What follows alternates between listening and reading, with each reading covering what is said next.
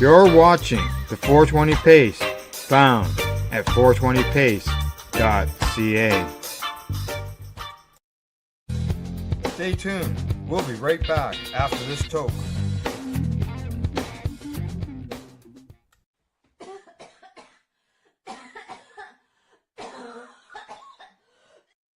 Listening to the Pace Radio Network here at paceradio.net. The views expressed by the individuals during this broadcast are their own opinions, and they may not be the same as those of their group or other organizations they may be involved with. All medical advice during our broadcast is not a medical opinion and should be checked with your medical physician.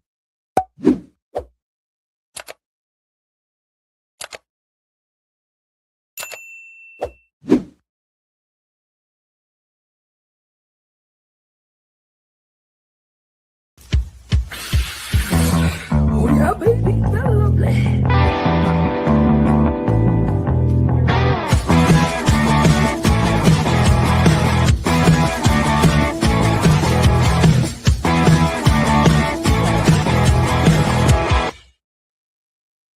Good morning. It is June the 15th. June is half over already. Wow.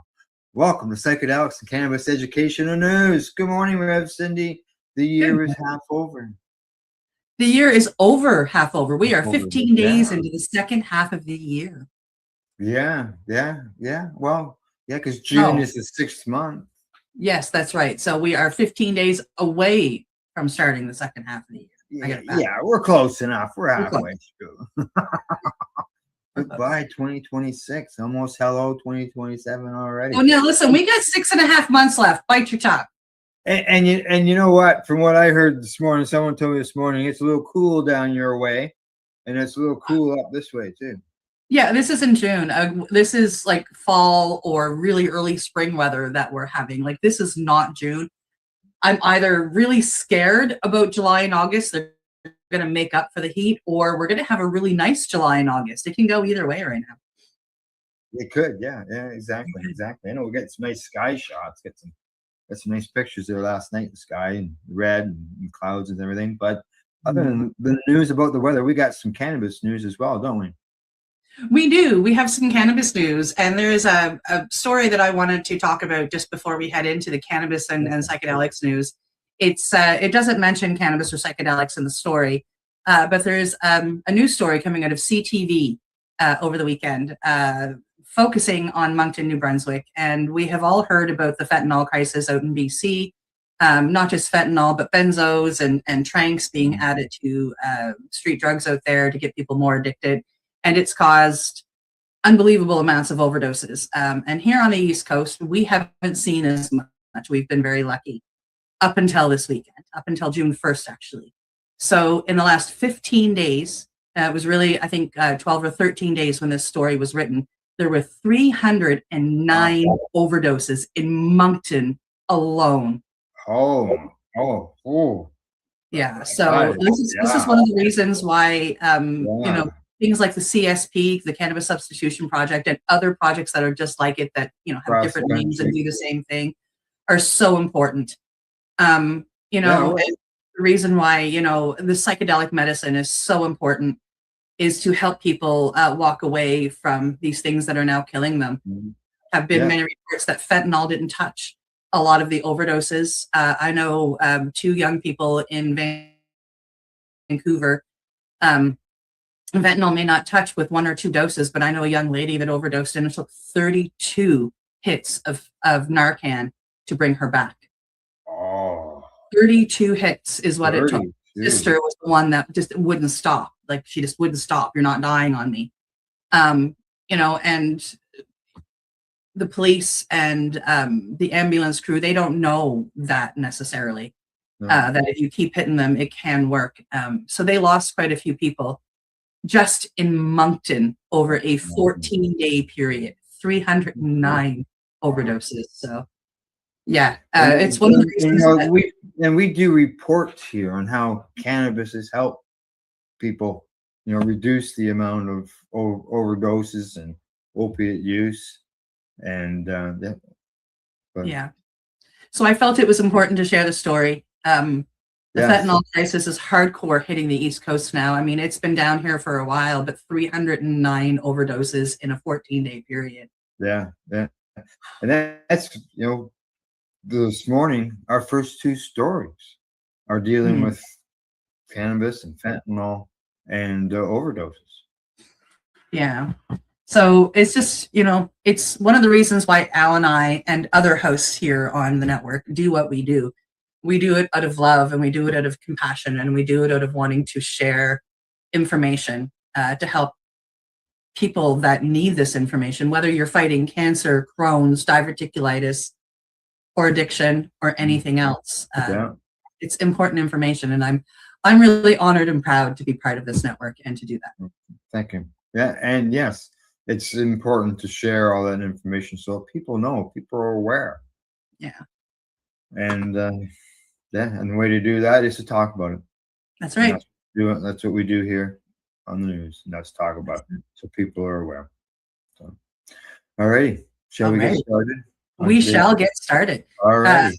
The first story of the day is coming to us from Normal, and the title is "No Evidence of Fentanyl Contamination in Unregulated Cannabis." And this has been an issue, a conversation that's been had here in Nova Scotia.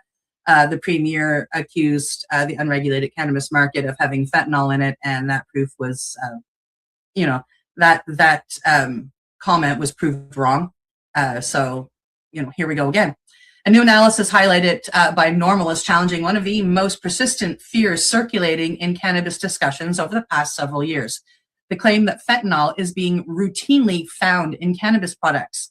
According to the report, researchers and public health experts reviewed available evidence and found no confirmed cases of fentanyl contamination in cannabis leading to overdose through smoking cannabis products. The analysis notes that while stories and social media posts about fentanyl-laced cannabis frequently generate headlines and public concern, verified evidence remains remarkably scarce. Experts interviewed in the report emphasize that fentanyl contamination has become a common explanation whenever unexplained overdoses occur, but investigations often fail to confirm the presence of fentanyl in the cannabis itself. In many cases, subsequent testing either finds no contamination or identifies other factors that contributed to the incident. The analysis does not suggest that illicit markets are safe or that contamination concerns should be ignored. Rather, researchers argue that public health messaging should be grounded in evidence rather than fear. Misinformation, they warn, can undermine trust in legitimate warnings about genuine drug risks. The report also raises concerns that exaggerated contamination claims may distract attention from the real drivers of the opiate crisis, where fentanyl contamination is overwhelmingly associated with illicit opiate supplies rather than cannabis. For cannabis consumers and policymakers alike, the message is straightforward: remain cautious, support testing and regulation where possible, but base public health decisions on verified evidence rather than viral rumors. What do you think, Al? We've been hearing this for a long time. There's been a lot of accusations thrown out there, and some of it has been used for political gain. There's been no what am I looking for? Widespread contamination or anything like that they keep worrying about and threatening about. Has it happened? According to the report in there, they say that the most found, the most frequently identified in seizures has been cocaine. And that's a rare instance. Yeah. Yeah. So it's, the police, I've heard lots of police say that there's been no signs of, fentanyl in it. Now, with all that said, our next story is disturbing. But yet, there's no answers. And we'll keep an eye on that in order to be able to get those answers. But did you want to mention any more before I switch over to the next story? And the only thing I wanted to mention was when it happened here in Nova Scotia and Tim Houston came out with that claim that there was fentanyl in illicit cannabis. I just want to give props. And as a cannabis activist, like this is really difficult to do. I want to give props to the police here in Nova Scotia, RCMP and police alike, who turned around and did testing on the illicit cannabis that they had and found no fentanyl, and were very quick to contradict our premier. Oh yeah, they jumped right on that. I completely agree. So yeah, I just want to give some props to the RCMP and the police of Nova Scotia for doing that and getting the truth out there. Yeah, exactly. Yeah. All righty. From there, we're going to move on to our next story. And the headline on this, and it is from, I should let you know, it's from Timmins Today. The headline there says, overdoses prompt Garden River Dispensary to close while cannabis is tested. Now, the owners of Garden River First Nation Dispensary that sold cannabis to 2 people who overdosed offered their condolences to friends and family of the victims, including the family of someone who died. They say, we would like to extend our deepest condolences to the families, friends, and community members affected by the recent overdoses here in Garden City, or Garden River, says Little Garden, Green Garden on social media. The Eniwishbek Police Service issued a drug alert for Garden River First Nation this week after reports of 2 suspected overdoses. Police said the 2 incidences happened on different dates at separate locations. Several people reportedly consumed what they believed to be cannabis from a bong at a residence. When one person who consumed from the bong was subsequently transported to hospital with symptoms consistent with an overdose and has since died. Many other people reported consumed what they believed to be cannabis from a bong at a separate residence. A youth who reportedly consumed from the bong was subsequently transported to hospital with seizures and symptoms consistent with an overdose. They remain in hospital at this time. Now, they say it has come to our attention that the cannabis purchased from Little Green Garden was present at both incidents, says the owners of the dispensary, which has since closed. Out of an abundance of caution at the request of the Eniwishbek Police Service, we have temporarily closed the store while the cause of these overdoses is investigated. The safety and well-being of their customers and community members are their highest priorities, the owner says. They say, we are committed to maintaining rigorous quality standards and providing a safe, reliable source of cannabis products. And to support the investigation, we have provided samples of every cannabis strain in our store to the police service for testing to confirm that the products did not contain or do not contain any harmful substances or dangerous items. Our hearts are with the families, loved ones, and all those affected with the tragedy. We stand by our community. We stand with our community during this difficult time and remain committed to supporting an ongoing investigation and ensuring the safety and well-being of everyone that we serve, is what the post says. Now, Cindy, as they say, they suspect it was cannabis. At this time, they obviously don't know if they're saying suspect. I don't know what else it would have been unless it was salvia or something like that. Somebody who I mean, back in my day of being a serious addict, like, I mean, I like to smoke my cocaine by times versus snorting it. And I would use bong with a little bit of cannabis in there, put the cocaine on the cannabis, and I'd smoke it. Mm-hmm.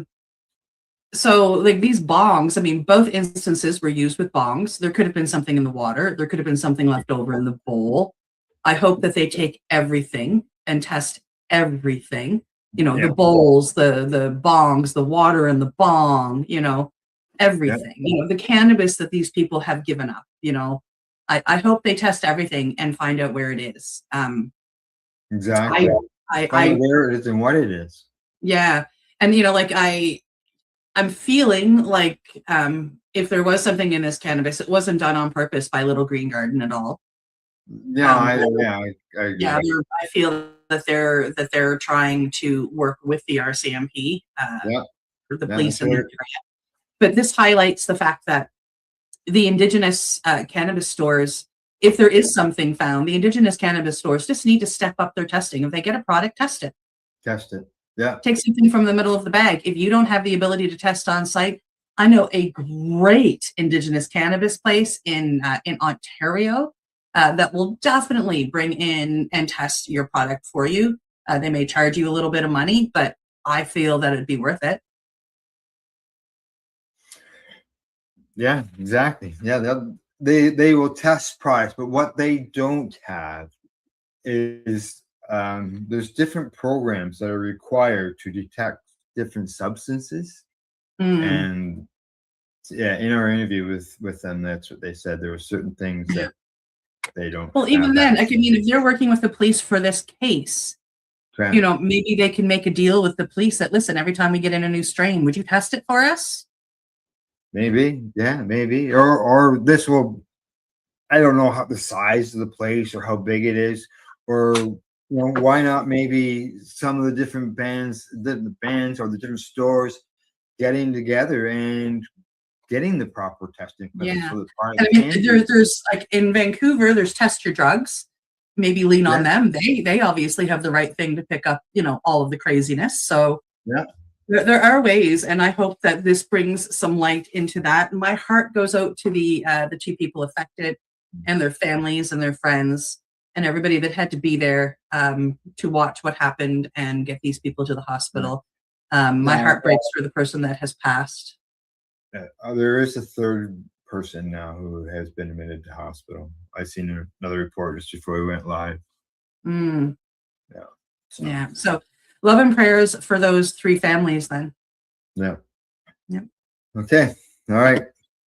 Good news, bad news. We bring it all. So you're up. Next story.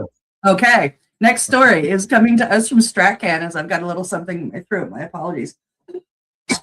The headline here says SQDC reports $809.5 million in sales last year. For the fiscal year ending March 28th, 2026, the SQDC recorded a total sales of $809.5 million with a net income of $132.4 million and a total contribution of $331 million to the Quebec government. I wonder what they're doing with the money. Total sales were up 9% compared to the previous fiscal year, while net income increased by 12%.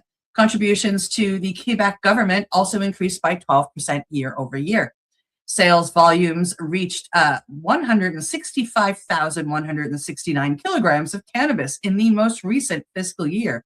Wow, compared to just over 149,000 in the previous year, representing an 11% increase.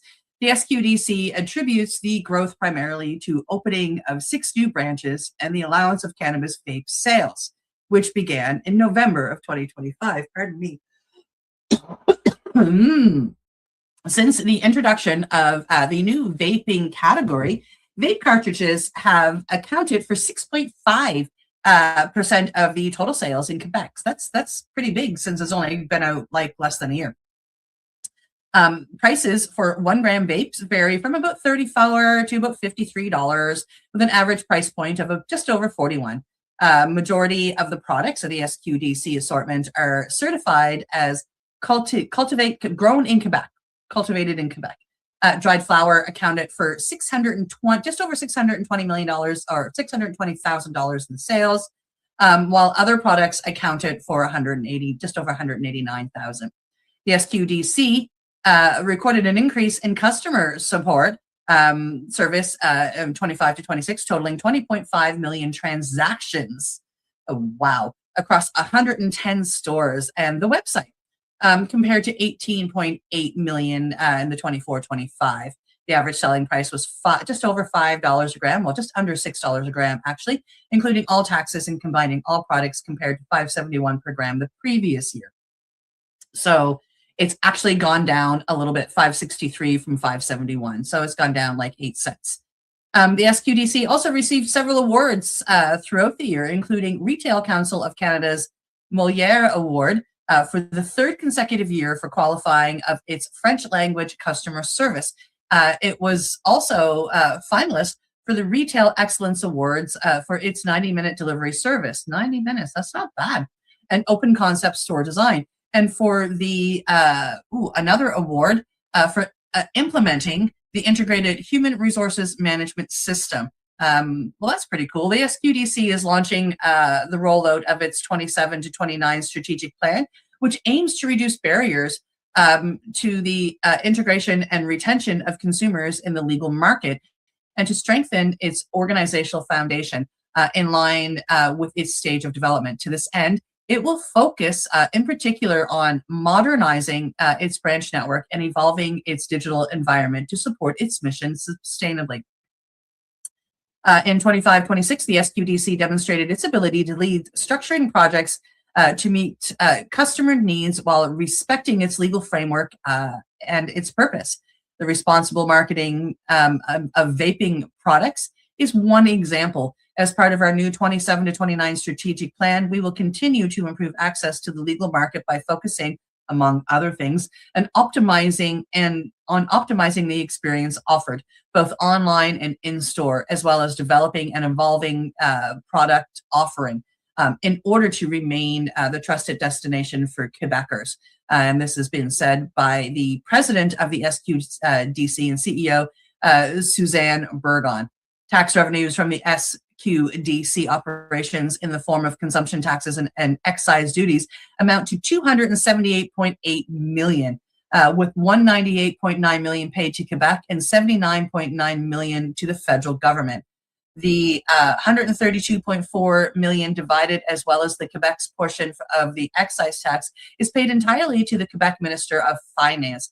This means that $250.6 million is allocated to the province's Addiction Prevention Fund, specifically for cannabis prevention and research, as well as for combating the harms associated with the use of psychoactive substances.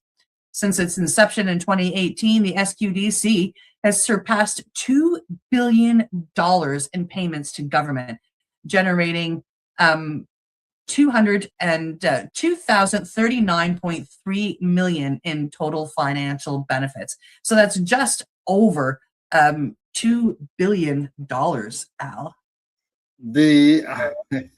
Lots of, they could increase those numbers if they had more stores.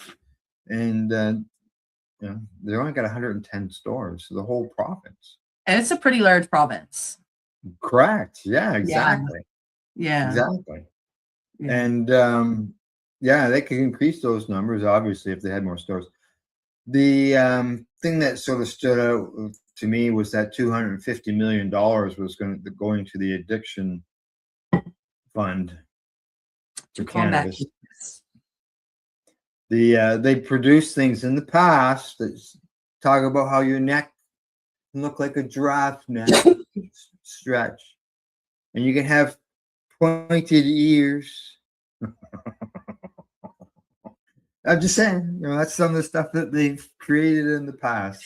Listen, I know a guy that can do the pixie ears for you. Oh, but yeah? It doesn't involve cannabis. No, exactly. Yeah, for the longest time, I had those photos of what they used as promotional material to keep people away from cannabis, as that educational fund or that addiction straight fund. Up, it doesn't work. Because go to Montreal. Just go to Montreal. Walk up any street. I don't care what street it is. All you're going to smell, cannabis. Cannabis. Yeah, exactly. So yeah, it's kind of funny. Well, yes. All right. From that, we are going to head to our next story. There's my mouse. Now I can see where I am. All righty. Here we go. Next story of the day. It is coming to us from StrapCan. Headline says, FIFA bongs met with World Cup scrutiny at Canada's cannabis industry greets the world. Correct. This is an update of what happened here in Canada with the World Cup and this trophy. We reported on it last week here at Psychedelics and Cannabis Educational News about these trophies or these bongs that look like World Cup trophies. And now we see that the World Cup has stepped in with FIFA. So here we go. As the World Cup begins, bringing tourists to Canada from around the world, many cannabis companies hope to engage in a new global audience. The owner of the cannabis retailer in Toronto, though, says he was recently sent a letter from the representatives of FIFA informing him to stop selling a World Cup themed bong. Sean Cady owns and operates Cosmic Charles with 2 locations in Toronto, and they are near where 6 matches will be played in June and early July. Now, in a Canadian Press article published on June the 5th, he discussed the bong he was selling in a shop shaped like the World Cup trophy. And this caught FIFA's attention, resulting in the letter he received on June the 12th, stating that he was infringing on FIFA's intellectual property. Katie tells Stratcan that while he wasn't all that surprised by the letter, he was understandably a little worried, at least at first. After speaking with someone from the organization behind the letter, which represented FIFA's interest, he says he was told he only needed to stop selling the products. In the end, he says it's still been good press for his store. Imagine it has been. Obviously, when you read the letter, you take a deep breath and go, "Oh boy, I hope I'm okay here and can comply." And it looks like we'll be okay. So we're relieved there for sure. Honestly, any press is good press, continues Katie. We've had lots of people calling the store since the story first broke.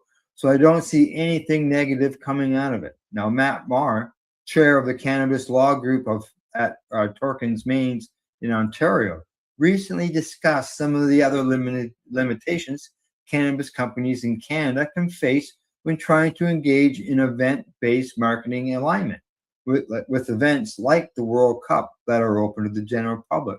He says, probably the biggest gray area would be where brands are trying to indirectly play off of the World Cup for their own advertising, as opposed to inking advertising agreements directly with FIFA. And whether the advertising they use is deemed to be offside, which he says is by virtue of the fact that it associates the brand with or evokes a positive or negative emotion about an image of or a way of life, such as one that includes glamour, recreation, excitement, and vitality, risk, and daring. So it looks, Cindy, like the Spong story has come to an end. That if you want to get your FIFA bong, he may not be able to get it. They can't sell.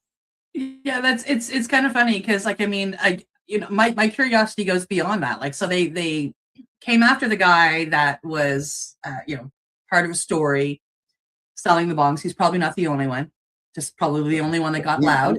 You got loud, you got public, you got it in the news, right? Yeah, right. So, but are they gonna, like, have they done anything? Have they sent a letter to the people that created the bong? I don't know. Obviously, Right. they did to the retailer who is selling them, but you would think that whoever's creating them for him sold them to him, so they've made money off of him. Yeah, and like legal stores, like, I mean, I know how it works here in Nova Scotia, but I don't know about other provinces. The cannabis part of the legal store, they're only allowed to order off Nova Scotia Liquor Commission. Mm-hmm. So they have one place that they can order. Oh, so okay. You know what I mean? It's not like they can go to other suppliers. They order from these guys.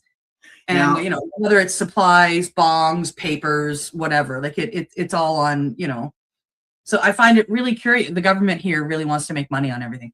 I find it really curious to, like, in Ontario, are they allowed to order from anywhere? Or was this sold to him by the Ontario government? as far as the glass products, I believe they can get them from almost anywhere. Yeah. I could be wrong. I know of a store that sells glass products. I think most of them probably do. I guess that's a question to ask next time we go into a store.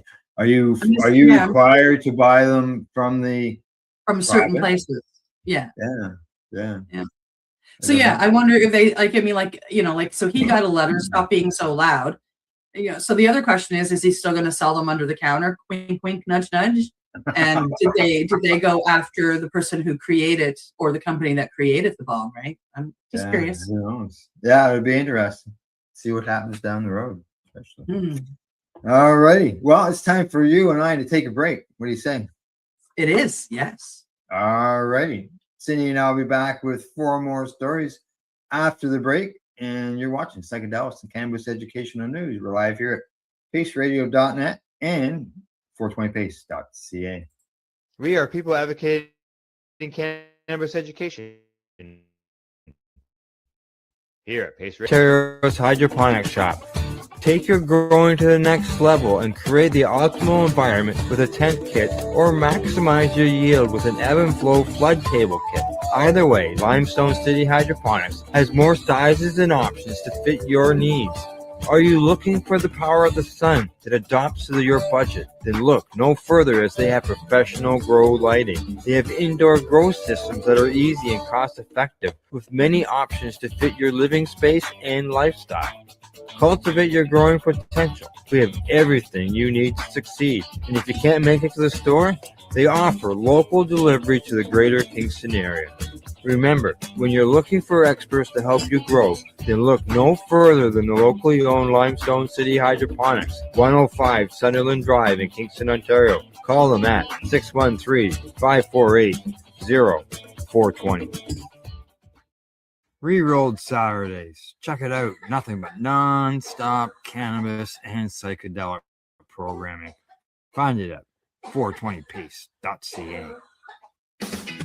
Enjoy the buzz of legalization with Campbellford Lifestyle Shop. From lights to plant nutrients, books, consumption accessories, and more, we've got all your basics to grow or consume cannabis. Visit our info center or take a look at our piercing services and body jewelry, now available in-store through Campbellford Lifestyle Shop, 17 Bridge Street West, Campbellford.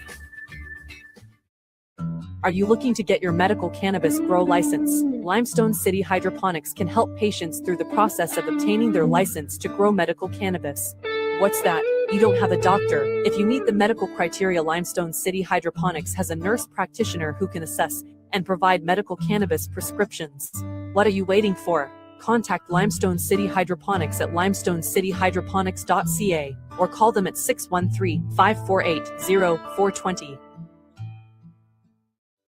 PACE Radio is the People Advocating Cannabis Education Radio Network.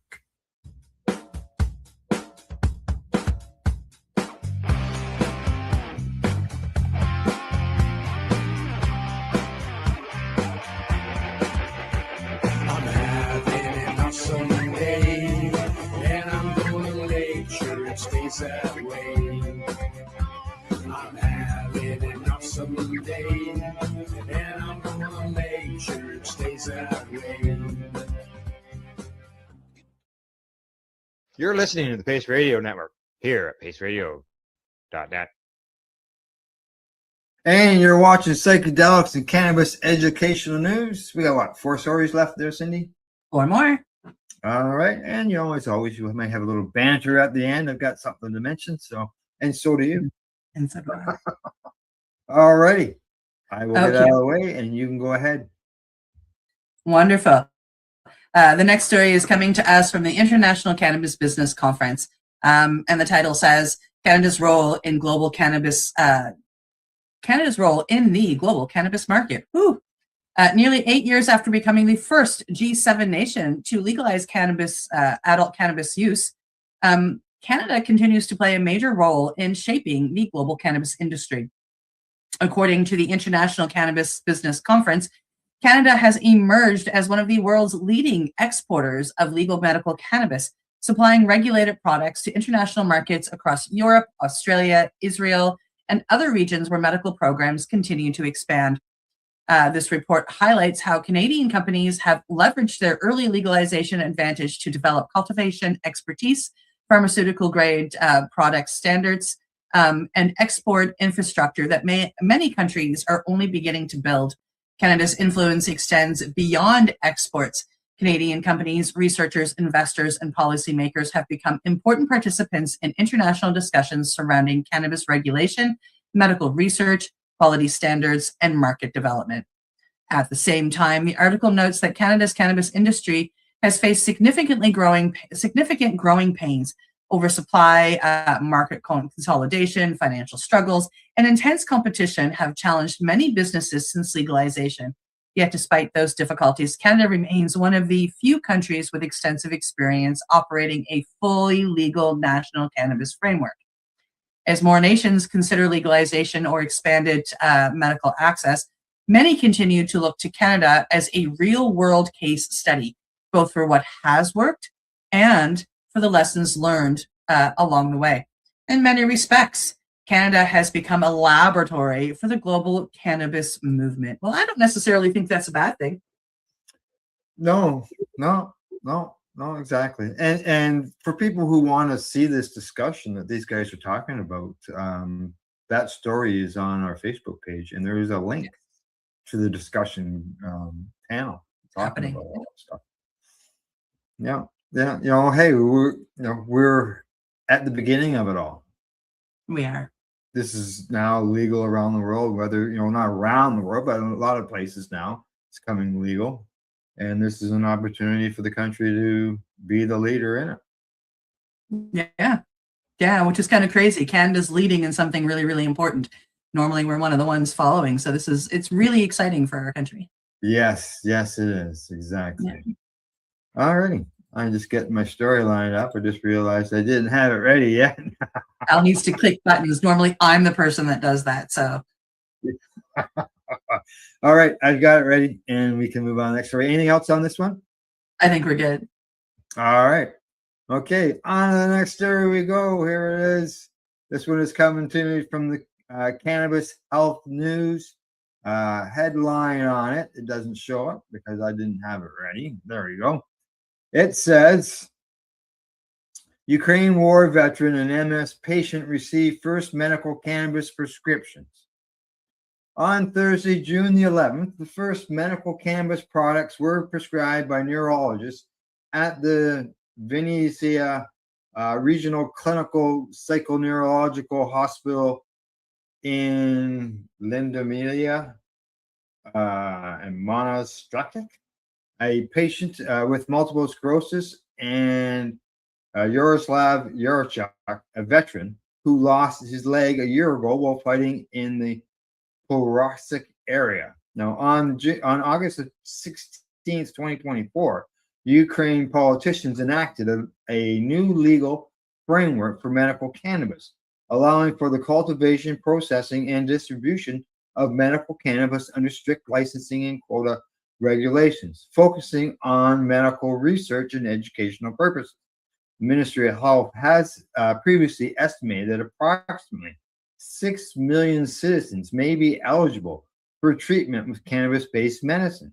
Now, certain formats can be prescribed by primary care doctors and specialized care physicians and can be obtained through selected pharmacies for the following conditions: chronic or neuropathic pain and or plasticity, nausea and vomiting caused by chemotherapy during the treatment of neuroplasms, Parkinson's disease, combined vocal tic and multiple motor tics, so that's Tourette's syndrome, refractory epilepsy, diseases that cause seizures in childhood, such as Lennox gastric syndrome. Good to see that they're going to do it with the children. Dravet syndrome and tuberous sclerosis. Weight loss is associated with anorexia in patients with diseases caused by human immune deficiency virus, HIV.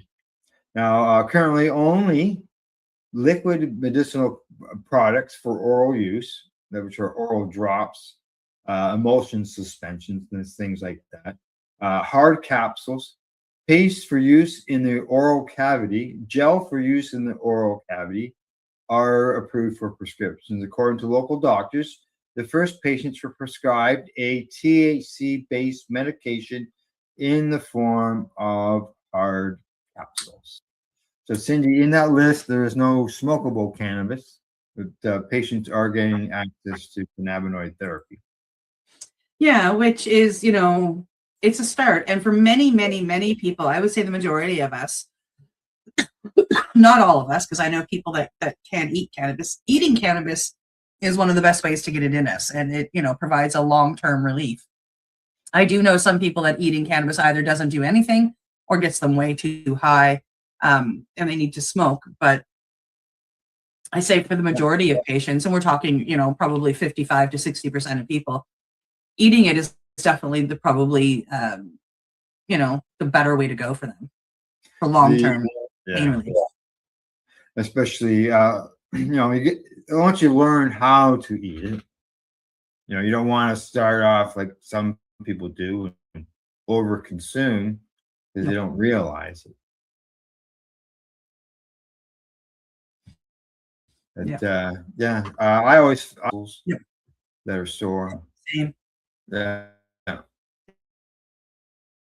Same. And not saying that I enjoy smoking my joints for both medical and recreational purposes, but medical especially.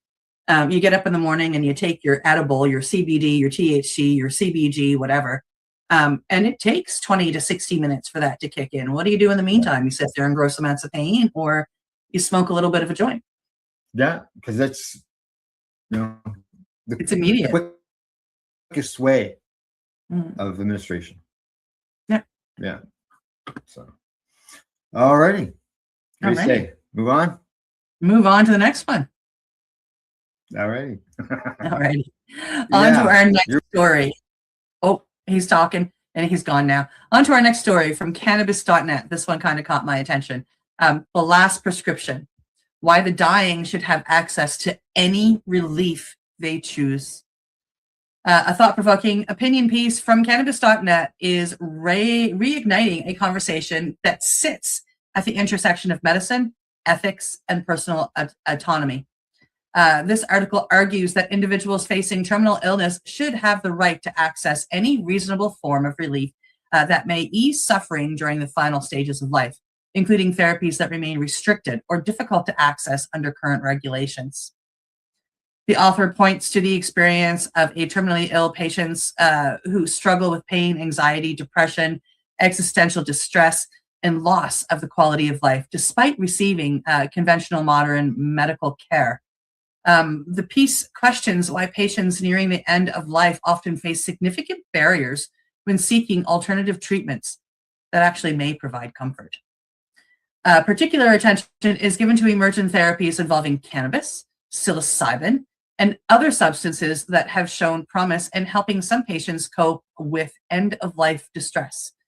The article argues that when cure is no longer possible, patient choice should play a larger role in determining treatment options.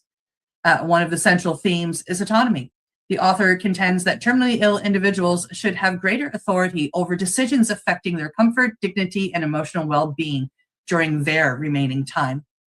The piece is clearly written from an advocacy perspective and acknowledges that concerns about safety, oversight, and evidence remain part of the discussion. However, it argues that these concerns should be balanced against the realities faced by people living with terminal conditions. Whether readers agree or disagree with the author's conclusions, the article raises a question that continues to gain attention as psychedelic and cannabis research advances. When time is limited, who should decide what forms of relief a person is allowed to pursue? And as more evidence emerges around palliative and end-of-life care, that conversation is likely only the beginning. What do you think, Al? People should have the choice and options. I have seen some in the news, and we've reported them right here, where patients have tried to apply for mushrooms through the SAP program and have been denied for that. And I just don't think it's right. No. If the doctor supports them in the decision, then why not? Yeah, it should be between the patient and the doctor, and really more so the patient. I can understand if maybe they were saying they wanted to, go out on a big head of fentanyl, but maybe stop that. But like, I mean, helping somebody come to terms with the end of life, helping them have a quality of life with their family and Yeah. friends, helping them, get rid of some pain, helping them with all of that, I think should be, front of the line. And as And I don't reported, think the government has any say in the matter, because when I get to that point, if I want to sit there and do 5 grams of mushrooms, I'm going to sit there and do 5 grams of mushrooms. I'm not just asking. just like that story that we reported last week with the lady with the Alzheimer's disease. Yeah. And Or the she did gentleman the 5 week gram before dose. who was fighting end of life, and they denied him for 13 months on the SAP Yeah. program. And Took them, 3 weeks to approve the MAID? Yeah, then that fella, he had already been under the SAP program. Yeah. And his approval had expired, so he was up for a renewal, and they said no. Yeah. But he continued without Craziness. the legal process. Yeah. Yeah, exactly. All righty. Time for us to go to the last story of the day. And here we go. This one is coming to me from the International Cannabis Business Conference. It says, which European country has the most cannabis consumers? What do you think? Take a guess.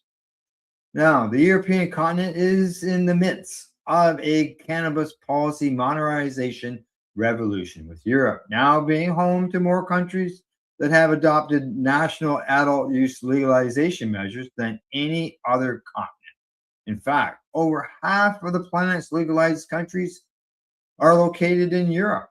Malta became the first country in Europe to adopt a national legalization in 2021, followed by Luxembourg in 2023, Germany in 2024, and Czechia. Legalization measures took effect at the start of this year. And the only other countries to adopt the national adult use legalization measures are Uruguay, Canada, and South Africa. Additionally, regional adult use cannabis commerce pilot trials are operating in the Netherlands and Switzerland, and most European nations have legal medical cannabis industries operating in some fashion. Europe is truly an exciting region for cannabis policy and industry. The European Union Drugs Alliance, the EUDA, recently announced the publication of the 2026 European Drug Report 2026. The annual report provides valuable insight into cannabis usage rates and trends within the European Union, which is useful information for current and aspiring industry members to consider. They say, cannabis is the most widely consumed illicit drug in Europe, with national surveys showing that an estimated 9% of European adults, that's 25 million aged 15 to 64, have used cannabis in the last year. Now, the EUDA stated about this year's findings, they said, in Europe, illicit herbal cannabis and cannabis resin remains the most widely available and consumed types of cannabis. However, new cannabis products and forms are available in both the illicit market and the consumer's good market. Now, when it comes to adults who report having consumed cannabis at least once within the last month, Spain leads the way with an estimated 10.5% of the adults reporting monthly cannabis use. But yet, that country just turned down legalization. Now, that was followed by France at 6.3%, Czechia at 6%, and the Netherlands at 5.5%. Spain also leads the way when the results are filtered by reported cannabis use within the last year.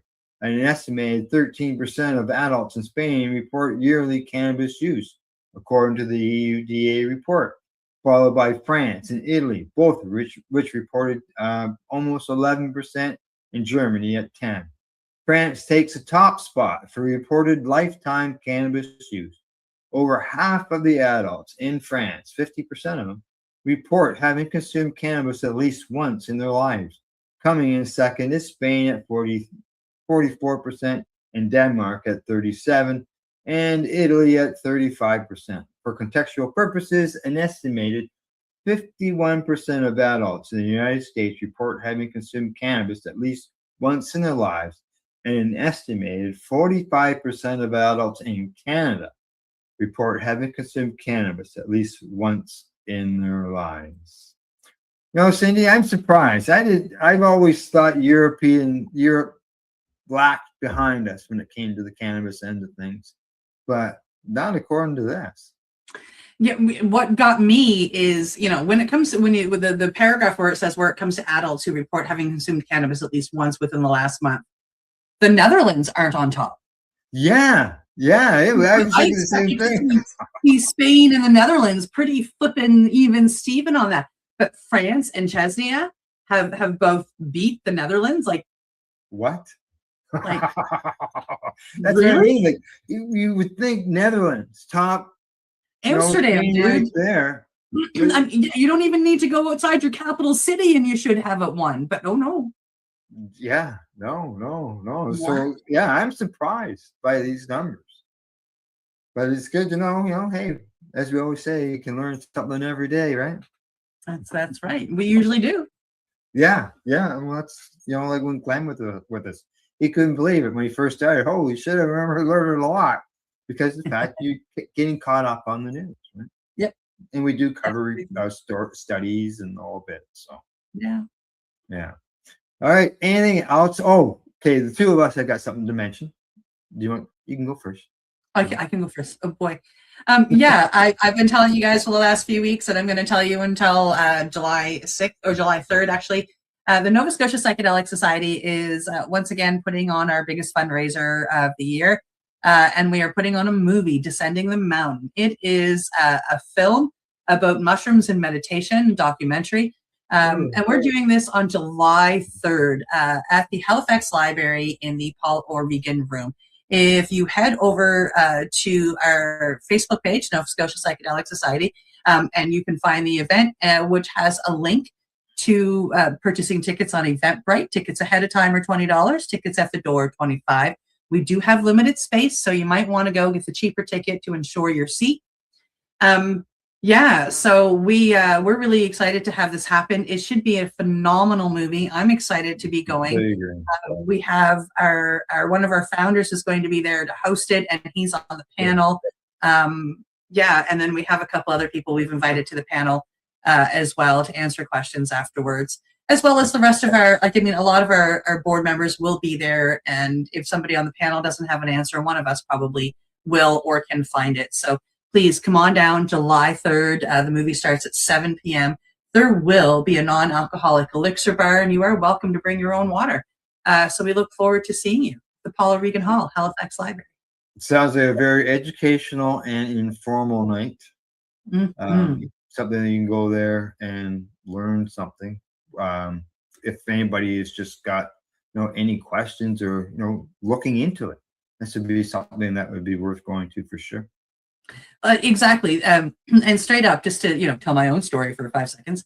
One of their movies, they brought in a number of years. They brought in Dose back in, I think, 2020, and they put the movie on, and it was my first time ever doing anything. They were the Halifax Society, Psychedelic Society back then.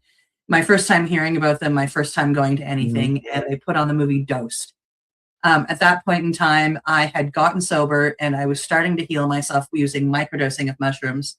And Dose was supposed to be all about, how to heal yourself from addiction with mushrooms. So I went and I watched, and I sat there and I took notes.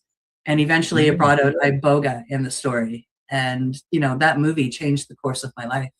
Yeah. Oh, yeah. So you can come and you can learn, and you can help to make changes in your own life with this. Yeah. Completely agree. Yeah. If I was closer, I'd be there. Love to have you here, Al. Bit of a drive, but 14 hours, but you could make it. Leave first thing on the morning of the 3rd, and yeah. Okay. Another thing I want to mention is this weekend I got to experience something I had never experienced before, and that is I went to a cannabis farm gate store. Here in Ontario. I believe we got 5 of them, and one of them is like 30 minutes from me, if that. And so I went down, checked it all out. They got their plants, just got the plants in the ground. I talked to the guy about, it was just an employee, and we talked about planting them, and that they're working with McGill University in Montreal. This is just so you know, it's Abide Cannabis, and they're working with McGill University on some experimental stuff, testing. Yep, they're there, and then they got a bunch of different products in the ground. This thing here, I believe he said it was some type of instrument, but I could be wrong. Somebody posted some information about it online, and they didn't mention the instrument, but it does take 8 people to operate. So it's quite the thing. Now this is it's one of their buildings, and not in the picture are the plants. I wasn't even thinking about that when I took the picture. This is just one of their working buildings, and then they have the store. That's the inside of the Here's store the there. instrument again. Yeah, there you go. That's the front counter. And just like with tobacco products, there's things in behind that you can't see, right? Little sitting area there with the fireplace in it. And then display cabinets on the history of hemp as well as cannabis. Very nice. Yeah, there's the building right there. Now, the owner of this facility has been in the cannabis industry for a long time. I had some friends over the weekend, and I said to them, "Have you ever heard of the papers Pure Hemp?" And they said, "Yeah, I've used them lots of times." And I said, "That's them. That's the same people." Yeah. Oh, that's really cool. Yeah. Interesting. So they've been involved in the cannabis community for a long time, obviously, if they've been selling those papers. Yeah, And, Pure Hemp's been around for a while.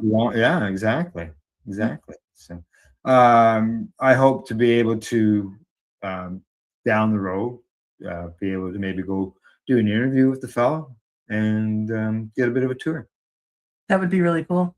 I mean, this area where it's at, I've been doing cannabis advocacy there for almost 25 years. So it's been, being how it's been changing over the years, and now they've got a store, a farm gate store there, and so I guess 3 stores basically to the community, but it is not located along some highway or anything.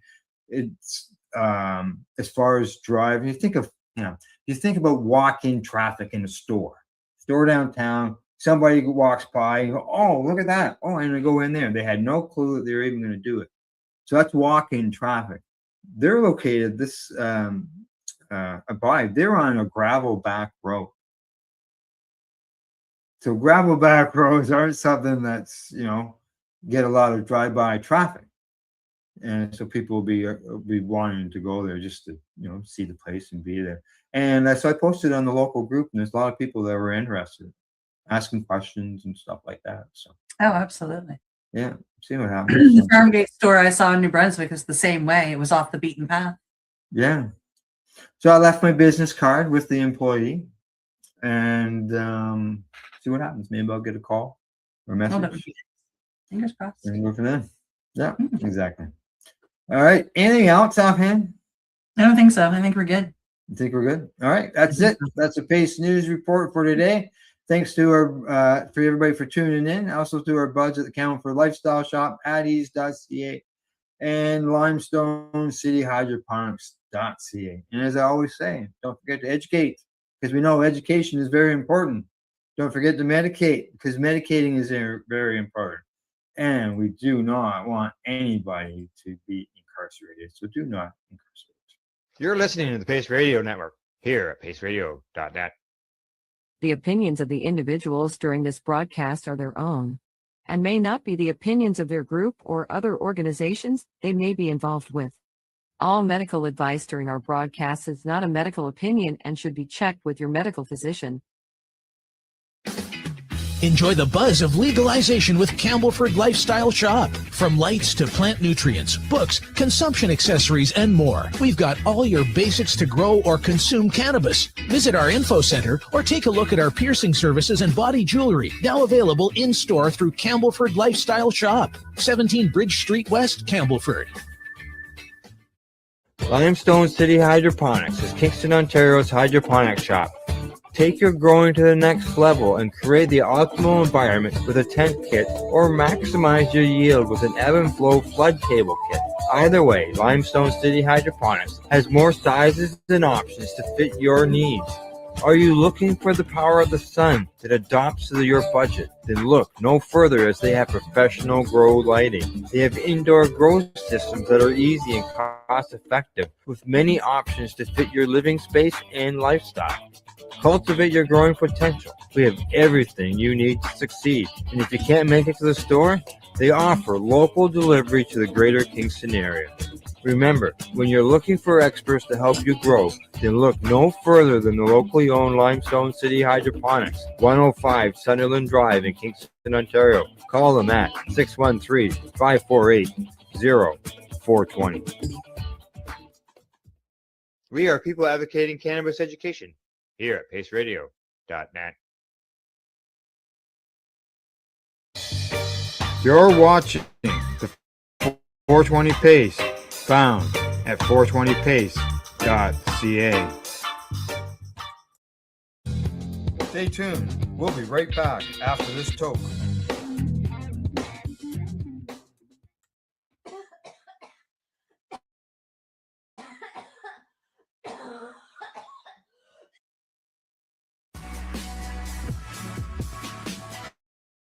Tune in Fridays at 7 p.m. Eastern Time on 420radio.ca.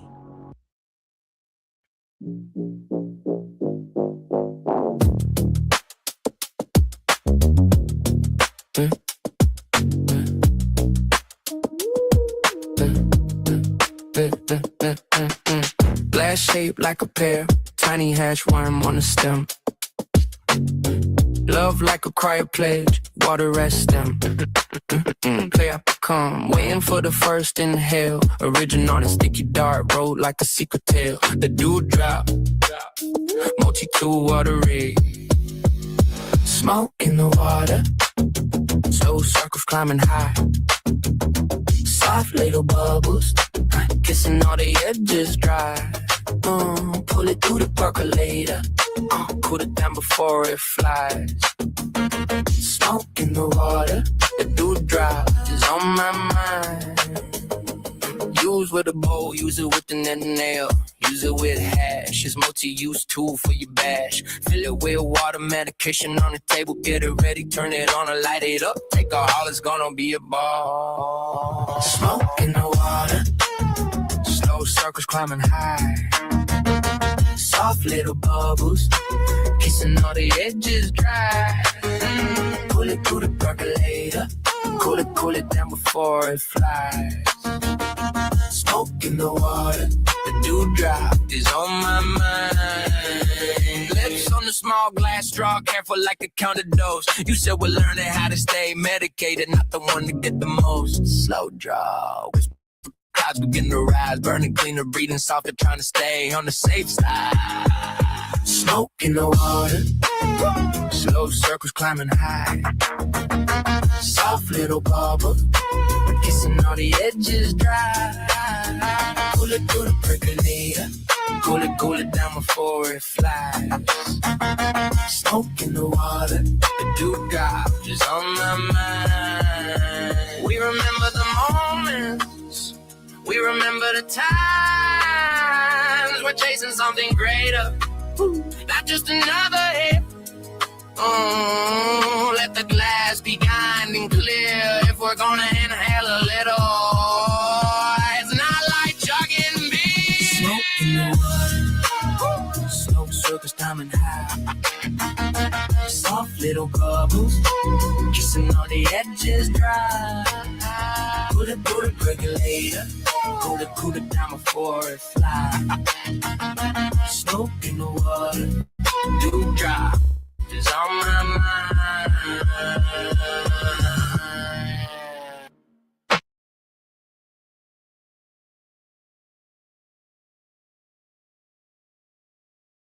The opinions of the individuals during this broadcast are their own, not be the opinions of their group or other organizations they may be involved with. All medical advice during our broadcast is not a medical opinion and should be checked with your medical physician. Wake up,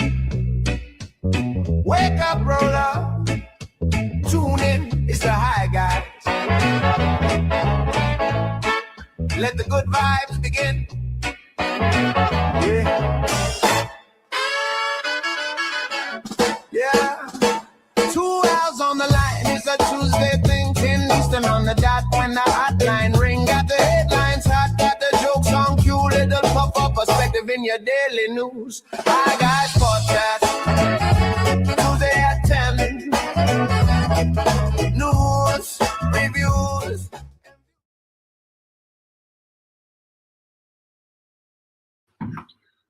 Hi, Guy. Hi, Guy. We're on the wrong side again.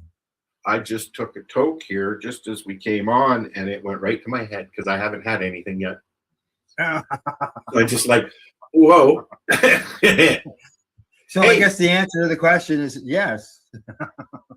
I saved, yeah, but not by much, but I saved a doobie for the show. Oh, yes. And I got one more pipe load after this, and then I'm empty. Oh, well, I won't tell you what I got sitting beside me then. Yeah, don't. But, you know, the good things are coming. So, yeah. Good. Good. I think. We'll touch on it during the show, but I went and did some, say, discovering on Friday. Looked into some things I'd seen online. Oh, really? Yes. And what else? Oh, I had a problem. I don't know if you saw that. I had a problem with my vape pen. Yes, I saw that. And did you contact Tribal? No, I haven't. You should, because they'll take care of it. Yeah. Well, they're a pretty big company, and Al, I just want to tell you and remind you, you're pretty well known. Yeah. Okay. Well, hey, look. I got it. I got my cartridge out. Did you fix it? I put it back in the hole. I took the cartridge that was on it. I got it off, and then I stuck it back in the hole. Just so not everybody knows what has happened, but the little thing right there in the center where the threads are and everything inside the battery, it popped right out. I had the wires hanging out. Yeah. I've had that happen, and the wires broke. Yeah. I've had it twice. I haven't had the wires break yet.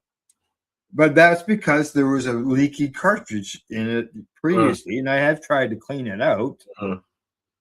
But cheap leaky cartridges, eh? Oh, well, I found a store actually that will give you a 7-day guarantee. If your cartridge 7-day guarantee. That's do they do that with weed too? Yeah, I believe so. Really? Yeah. So if you don't like it after 7 days, bring it back. Yeah, there was a sign there. I didn't ask about the cannabis, but I'm going to assume so. I asked about the vape cart because of the problems I've had in the past with them leaking, with them clogging. They said if it clogs anything like that within a week, bring it in. That's nice. And this is where? Where? Oh, at one plant here in Havelock. And okay, so speaking of dispensaries, and it was Eric over at Spirit Leaf in Camelford who told me to come in and see him about my battery. Are you in trouble? You have to go to the principal's office, Al. No. He wants probably do something good, whatever. I don't know. Talk to me about it. Well, hey, I never went in there, but I saw it. It's an old railroad railroad Yes, station. it's one plant. Yes, it's in the old Havelock Railroad Station. Right where they used to have the festival. The Jamboree was just up the road from the Jamboree. Yeah, Right. yeah. Well, Havelock. Yeah, that was huge. You know, when I lived, I had a friend. He's still a friend, but a friend of mine's father had been going to that Havelock Jamboree. He's like he was in his 80s, I would think, and he's been going for however long they've been doing it. Mm-hmm. And apparently, it's the largest, event of its kind. What? It's not. Yeah, I know. It got to the point where it was too much for the owners, I believe. Well, they got and there was fines. COVID came in, and then the owners decided it was coming too much, like you said, and they tried to sell it. They owed. There was a bunch of people that were owed money for tickets, and they had advance tickets that were sold. Drama. And so forth. So I know that the for sale sign is no longer up. It's been down for over a year. So I don't know what's going on with it. I did see a guy out there with a little small 4-inch wide lawnmower trying to cut acres and acres and acres and acres of feet of grass. But don't talk to me about lawnmowers, please. Okay, I need one too. I can't get mine to start. Well, mine starts no problem. My deck is cracking. There's only 50 fucking hours on the goddamn thing. It's brand fucking new, only 5 years old, and it wouldn't start. Oh, it may have just a gummed up carburetor. I'm thinking it's that.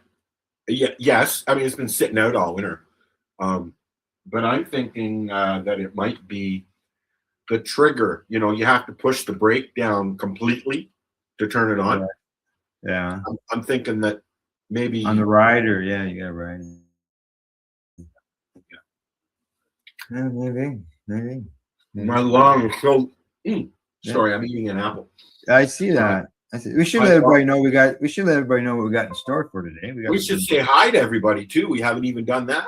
Oh, I just said hi, guy, when we started, and that was about it. So yeah, we got if viewers. you're listening, say hi. Say hi. Tell us what you're smoking. I'm just gonna let you know that. Did you go out and feed your mosquitoes this morning? Dude, don't talk to me about fucking bug bites. My arm has been itchy all week.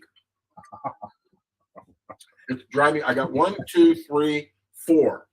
Yeah. One you can't see. I know I went out and fed the mosquitoes this morning.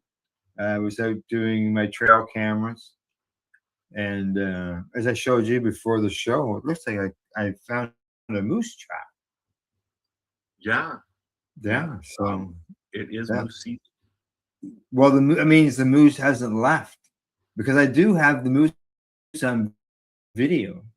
Yes, I saw that. Yeah, I got him like 2 or 3 weeks ago, or her, and so I seen the tracks this morning. So I've set up cameras down by the swamp. I'm jealous. I've never seen any tracks. What's that? Finding tracks are almost as exciting as finding the actual beast. Yeah, because you know it's been there. You know it's there. Yeah. I see my lawn, because I haven't done my lawn. It's really long. I haven't done it yet this year because I was waiting for the bees to be done with the flowers, right? With the dead. Yeah, and the lawnmower to start. And I just found that out like 2 days ago. So. Oh, okay. So I'm seeing trails through the grass. It kind of resembles the hill at the farm. Remember my hill at the farm? I left it wild. Yeah. It kind of resembles that right now. I've actually had neighbors come over and say, I'm doing my lawnmower if you'd like me to do it. And I'm like, nah, I'm good, man. Wait, the neighbors are offering. it's when they start knocking on your door and complaining that they're. You know what? The response, and I thought about that because we do have people from the town drive around and, you know, spit at you every now and then. I thought about that, and I was like, my response would be, well, come in back and get my lawnmower started, and I'll fucking do it. Period. The upkeep of your yard when you live in town. Yeah, like that's something that ends up on the old bylaw end of things. So you got to keep your yard. I've seen somebody. There's a gentleman on my street here that has a whole lot of skids and old wood in his backyard, and I've seen the town snooping around taking pictures because they want it out of there. Right? Yeah. It's. I get it here because, you know, bears are like the neighbor's dog here. Okay. I mean, I can't stress that. I mean, this is a daily occurrence, bears here. It's not like, oh, I see a bear. Oh, cool. This is a daily occurrence. They come on my deck. They roam around in my yard. I see them walking around in the park right out back here where the kids play. Okay. Yeah. Well, they've got the jungle gym back there, and I'm sitting there hearing the kids play, and I see a bear walk by. You know, like I'm in the forest. I am in the forest. Kids playing, and a bear walks by. Yes, but it's a common thing here. This is what people don't understand. It's a common thing. I've walked out of the grocery store, and everybody just keeps doing what they're doing. Last year. Excuse me 1 second. Yeah. Missy, what are you doing in here? Eating the cat food. Oh. Go away. Go lay down, please. Rosa, lay down, please. Like I said, I've walked out of the grocery store into a bear. I've walked out of my front door into a bear. I've been sitting on my porch and turned around, and there was a bear sitting on the lawn watching me. You know, so bears are our raccoons. Yeah, I guess. And it's, you know, they're hungry, right? I'm still waiting to see Tony Two Tags. Oh, right. Yeah. Last year. Yeah, man. Apparently he was not caught last year. But he's been around a while. He knows how to get. There was a trap right behind beside the house last year. They were trying to catch him, and he slipped in, left his feet on the floor, like on the grass, and slipped in, gathered all the food, and then slipped out and took off. And then a mom and a cub came along and jumped in, and they got the mom and the cub, not Tony. Tony was in my backyard eating the food that he had just cleaned out of the trap. He knows how to do it. He sends mom with the pup in there to get it and throw it out. We have an association here. Maybe you've heard of them, called Bear Wise. And yes. they do all the bear patrols. They work with the government. They actually do the trapping. They took Tony last year twice, 120, 150 kilometers away. And he came back. Oh. 3 times. 3 times. They took him twice, and he came back, but 3 times because he didn't leave the last time. Right. So, yeah, it's interesting. So like obviously he keeps coming back. Well, like you at the farm in Hastings, I would be just sitting there, and deer would walk right past me, or I mean, I sat at my fire pit many times, and a little what do you call them? No tail bobcats would just sit there and watch me. They would sit on the hill. They would sit beside me, you know, and just they didn't interact with me at all. They just sat there and watched. They were waiting for a meal. I know. One time Tim was in the trailer getting, and this big huge motherfucker walked up and just sat there like sat like a dog staring at me while I was at the fire. I think I'd be a little concerned at that And the point. birds are different. They're different down there. I mean, we've got ravens and crows. Obviously, you guys have them too. We have the seagulls. We have, the occasional robin or bully comes by. I don't see blue jays very often. No, Maybe it's too cold for them. I don't know. you're too far north. It's a Yeah, I long know. way. But there's a lot of woodpeckers, big ones Yeah. and small ones. You hear them. Yeah. I had a woodpecker at the farm, and he used to tap on my fireplace, on my barbecue. Ding, ding, ding, ding, ding. Oh, yeah, God, we hear the loons. We got loons. Loons and ducks. Herons. There's a herring, a gray herring, that lives in the park out back that I hear. It sounds like a prehistoric. Yeah. You asked me a question a little while ago. Okay. But what were we smoking? I have I saved a doobie. Right. And I have a hybrid dime bag pre-roll that I saved, and I've been sitting here waiting to smoke it. Well, as I mentioned, I got a cart. That's why I smoke in the house, right? And you know what's really nice about this cart? I think this is one of the first carts that the strain name is actually on it. Yeah, I know. I noticed that. You don't normally get the strain name on it, but this one does. It's got the right there, right at the top. There's one cart company that has it stamped on it. Is there? Yeah, I can't remember which one. It might be Tribal, actually. Tribal they have their name. Yeah, no, there's one cart that I got. I think, and it has a band around it, like a plastic piece that has the name of the strain stamped right on it. Was it? Oh, yeah. Yeah, I ran into that one yet. I think it's a good idea. Just saying this out loud, I think it might be a good idea and the reasoning behind not putting the strain name on the cart is because you get pulled over with a cart that's got a strain name on it.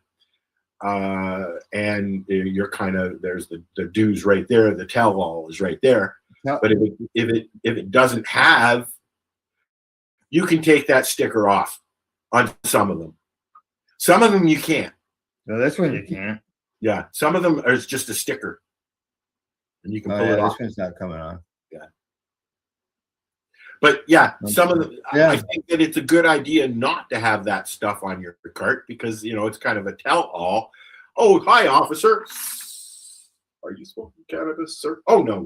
This is just this is a flavored nicotine pen. And the kind of flavor is called blah, blah, blah. Oh, look at that. You're talking about a rubber band? That's the shadow riser thing? No, this is that rubber band. Oh, it was the wrong one. I didn't realize it was a rubber band. I just thought it was part of the top. I remember back when carts were just starting, and we had our shadow risers for a while. And it sits right there. When I went to see Ozzy Osbourne with my sister down at the Budweiser stage, which is now the RBC amphitheater or whatever it is. And I had the idea I put my shadow-riser. This is before they allowed you to you can go down to the Bud theater there, and if if you go into the smoking area, you can smoke your doobies as well. Because in Canada, in most places in Canada, I'll just say, it's legal. If you can smoke tobacco, you can smoke cannabis. Okay. The thing that stops us here in Canada, Ontario specifically, with smoking is we have a thing called the Ontario Smokers Act. Smoke Free Act. Smoke Free Act. And they, at one time, they were literally trying to ban tobacco. It didn't work. So that's the closest they got to it. So I would, I took my Shatterizer and I put it into my diabetic test pack. Yeah. And they opened it and they saw needles and they said, nope. And they said, go on in. They didn't want to go into the pouch. Oh, yeah. So I had my Shatterizer with me at Ozzy Osbourne, and I was doing the.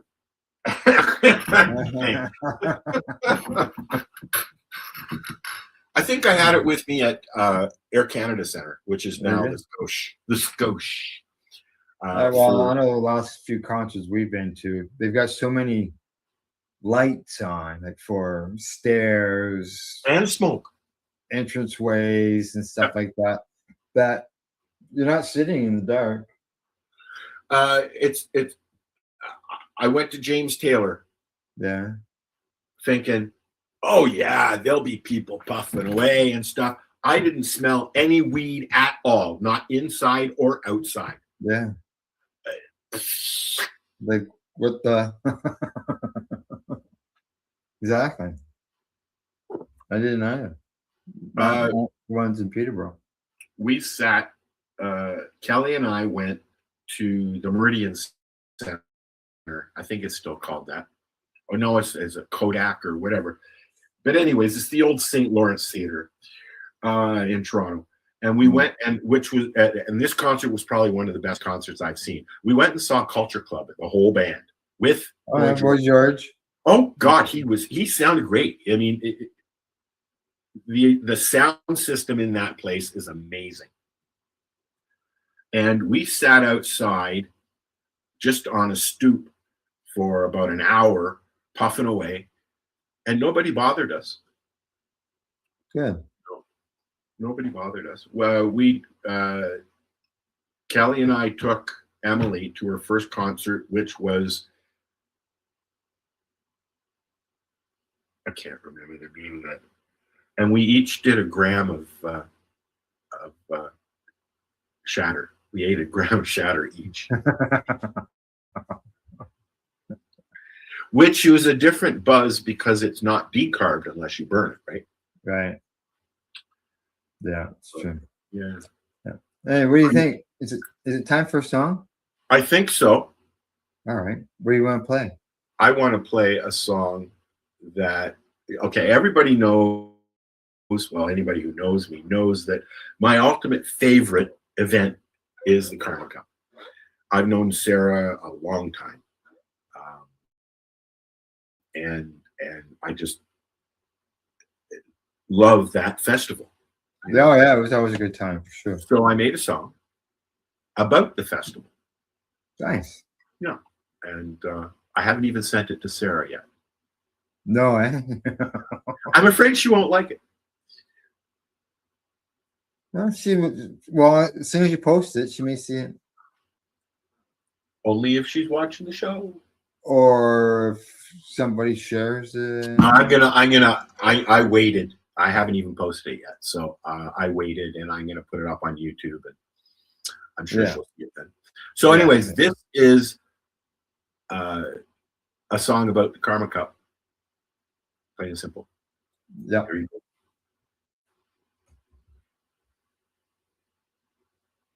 go. Raise a cup. Karma cup. You know what, Al? What?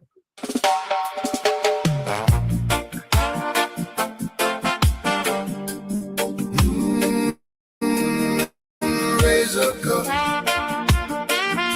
The Karma cup.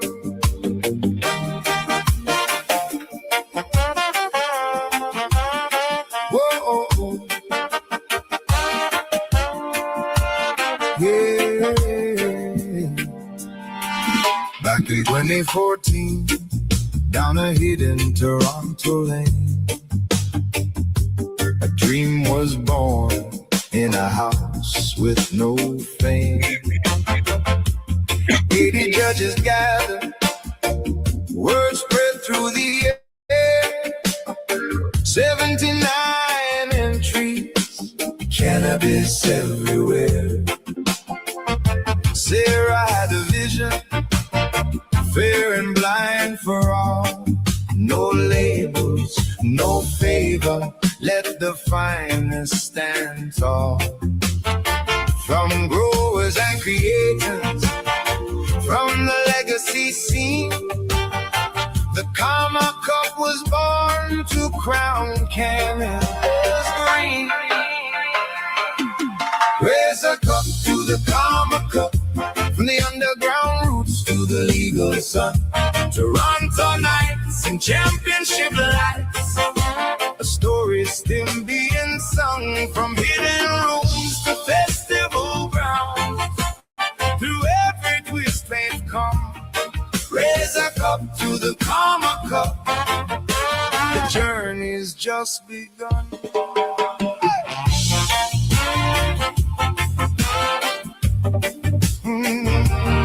Yeah.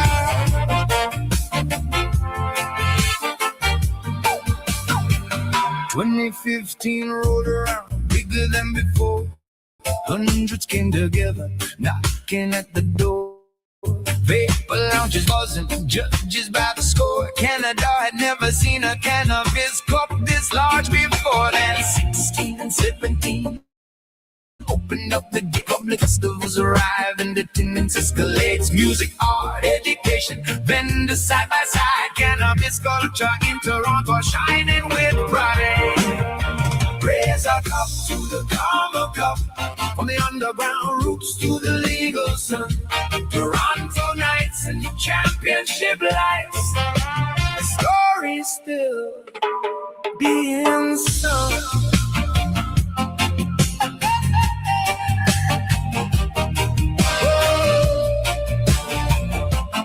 Oh, 2018 came blazing, 1 month before the law. The city felt electric, everybody stood in awe. Biggest festival yet, the movement growing strong. The legacy community knew they belonged. The legalization changed the game. In 2019, licensed producers entered a brand new scene. Old school growers mingled with the legal crowd. The cannabis community standing proud. Then the world stood still. 2020 came around, empty stages, quiet streets, silence all around. But Karma found a way through the digital age. Virtual cups kept burning through the darkest days.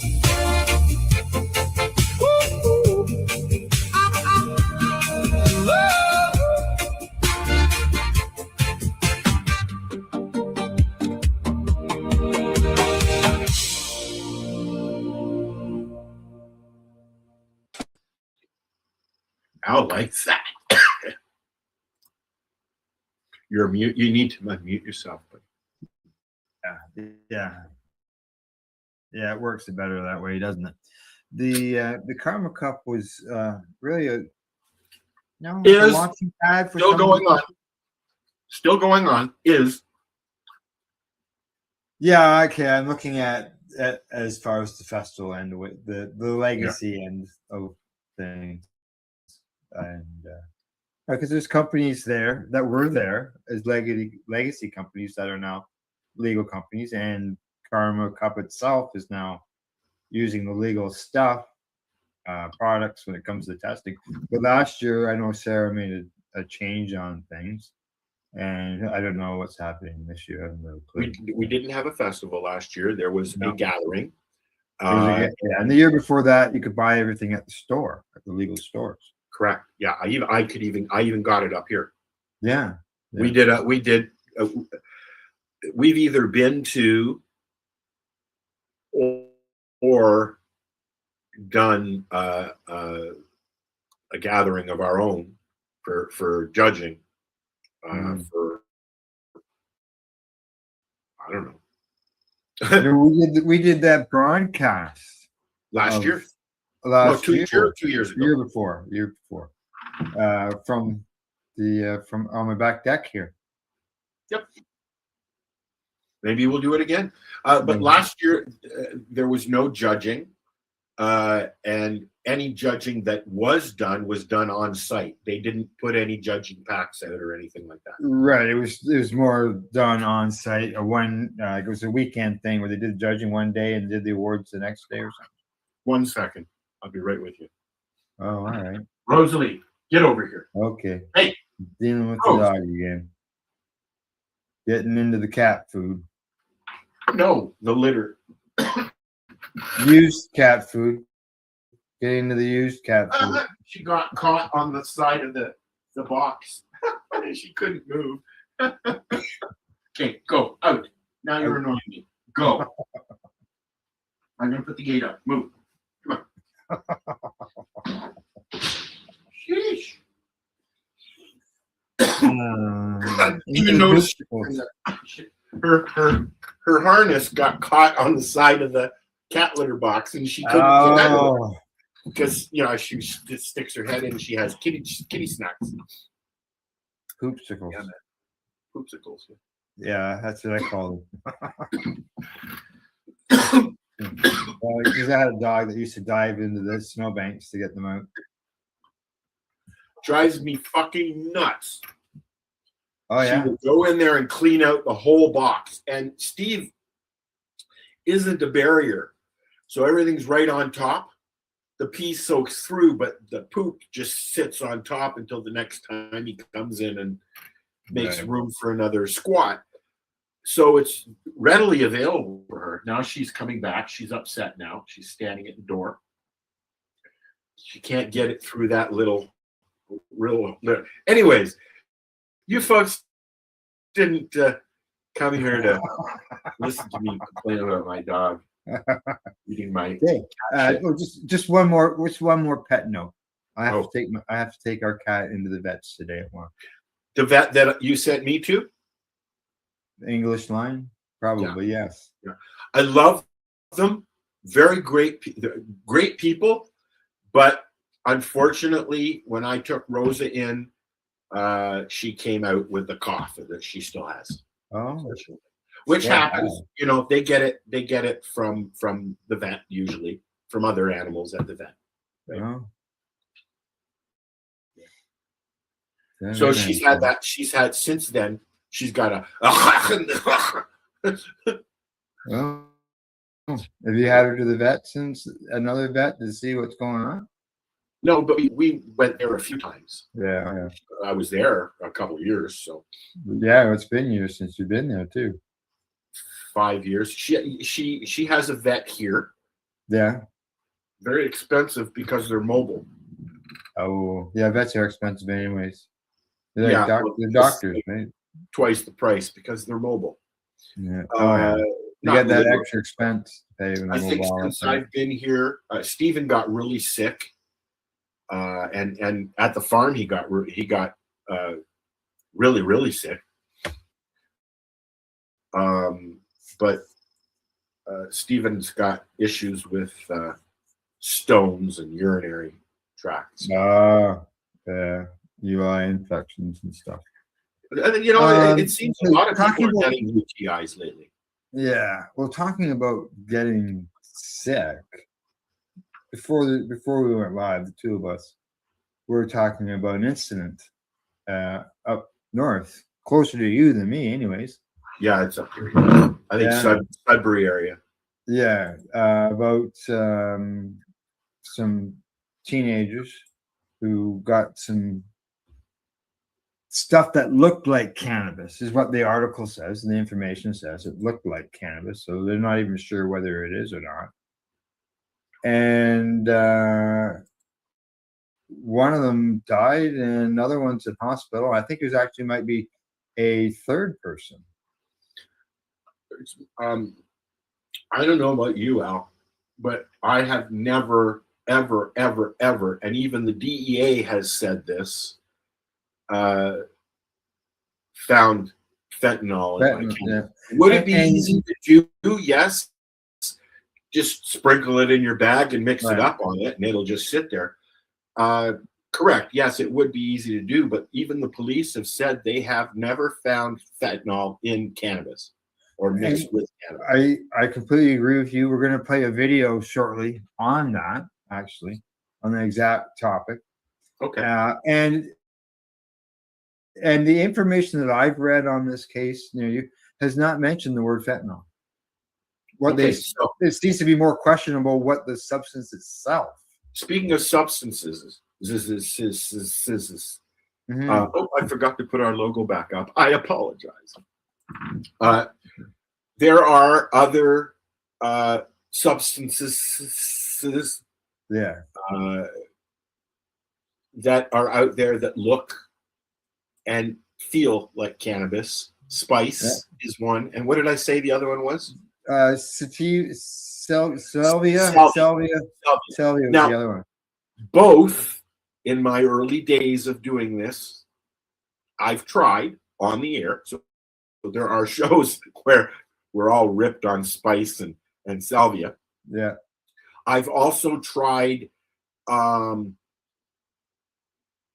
another one.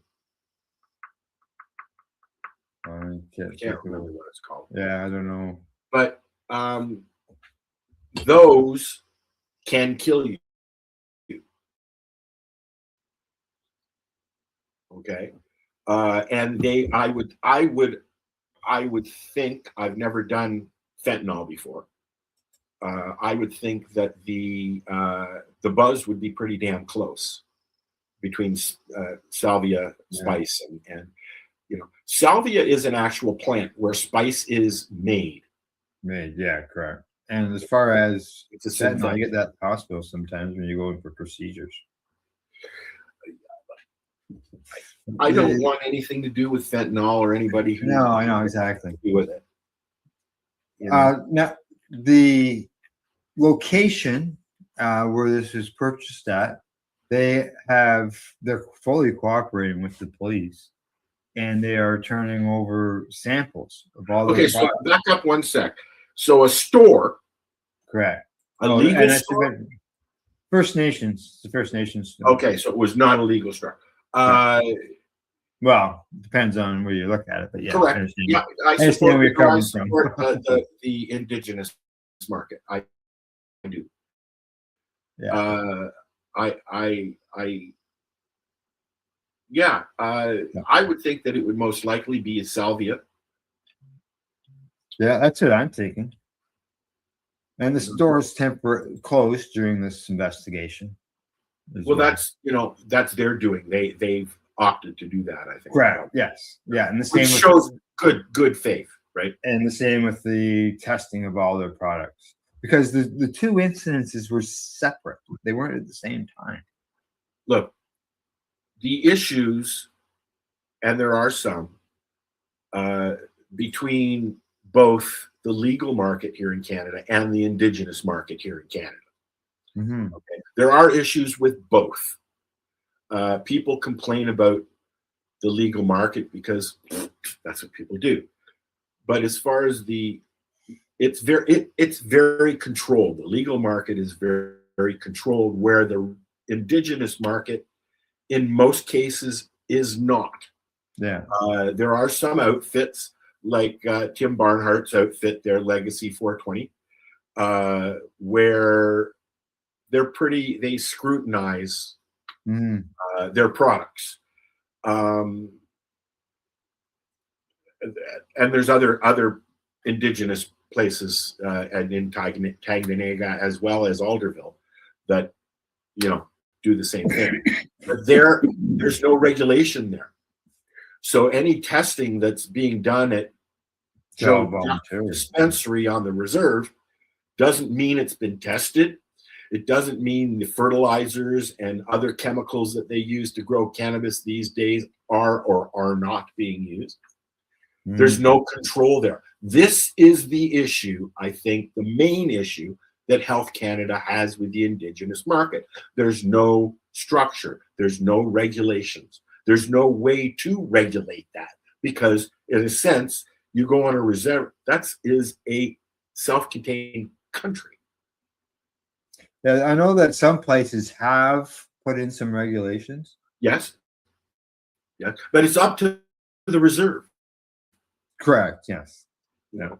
But now bringing back to the story we were talking about, up here in Northern Ontario, I'm in Terrace Bay, which is at the very northern tip of Lake Superior. I'm about 6 hours from Hudson Bay. That's how north I am. Okay. We don't have Indigenous cannabis up here. We have legal stores, but we don't have Indigenous cannabis because the issues up here with drug dependency and alcohol dependency, you can't go on a reservation and buy cannabis, just like you can't go on a reservations and buy alcohol. They have such a drug addiction issue up here north of me in Thunder Bay, which at one time was considered the murder capital of the world. Yeah. There's a lot of shenanigans that go up there because of where they are, you know. So yeah, we don't have Indigenous cannabis up here. We have legal cannabis, and that's it.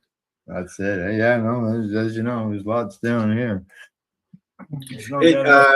From Sault Ste. Marie up, there's nothing until you get into Manitoba. Wow. Right. Nothing so there. you're looking at about 1,500 kilometers. Nothing other than legal stores. There's a place in Sudbury that I believe is Indigenous, but it's a legal Indigenous store. And there are those, yes. Yes. Yeah. And what I mean by that is legal stores opening on a reservation with permission of the chiefs and that, but it's controlled and legal store. So it's controlled by Health Canada and the OCS in Ontario. I don't know how it. I don't know. I know that there's a lot of reservations that have cannabis in Vancouver and BC, as well as some of the other provinces. Well, why don't we? This might be a good time to maybe play that little news clip that I had mentioned about. This is Al trying to get me to shut up. No. Cindy says the same thing. What was that? Cindy says the same thing. She says, "Okay, Al, shut up." Like, excuse me, can we move on? All right, go ahead and play your stupid video, and I'm going to smoke the rest of this. Okay, here we go. Let's make it full screen so people can. Yeah, this is from Normal. So here we go. The first story of the day is coming to us from Normal, and the title is "No Evidence of Fentanyl Contamination in Unregulated Cannabis." And this has been an issue, a conversation that's been had here in Nova Scotia. The premier accused the unregulated cannabis market of having fentanyl in it, and that proof was, that comment was proved wrong. So, here we go again. A new analysis highlighted by Normal is challenging one of the most persistent fears circulating in cannabis discussions over the past several years: the claim that fentanyl is being routinely found in cannabis products. According to the report, researchers and public health experts reviewed available evidence and found no confirmed cases of fentanyl contamination in cannabis leading to overdose through smoking cannabis products. The analysis notes that while stories and social media posts about fentanyl-laced cannabis frequently generate headlines and public concern, verified evidence remains remarkably scarce. Experts interviewed in the report emphasize that fentanyl contamination has become a common explanation whenever unexplained overdoses occur, but investigations often fail to confirm the presence of fentanyl in the cannabis itself. In many cases, subsequent testing either finds no contamination or identifies other factors that contributed to the incident. The analysis does not suggest that illicit markets are safe or that contamination concerns should be ignored. Rather, researchers argue that public health messaging should be grounded in evidence rather than fear. Misinformation, they warn, can undermine trust in legitimate warnings about genuine drug risks. The report also raises concerns that exaggerated contamination claims may distract attention from the real drivers of the opiate crisis, where fentanyl contamination is overwhelmingly associated with illicit opiate supplies rather than cannabis. For cannabis consumers and policymakers alike, the message is straightforward. Remain cautious, support testing and regulation where possible, but base public health decisions on verified evidence rather than viral rumor.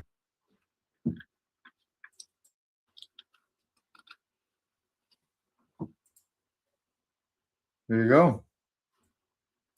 Wrong one. They're not finding any in the cannabis. Now, no.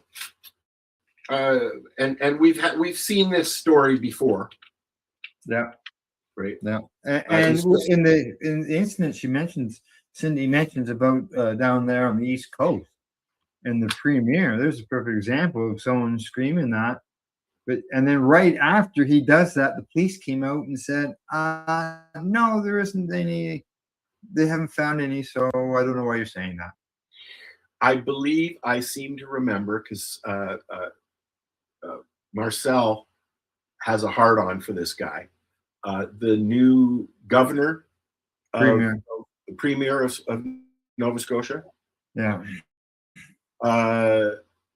openly said in a news conference that there was fentanyl or something like that found in cannabis there. Yeah, exactly. So I thought the police came out and said no.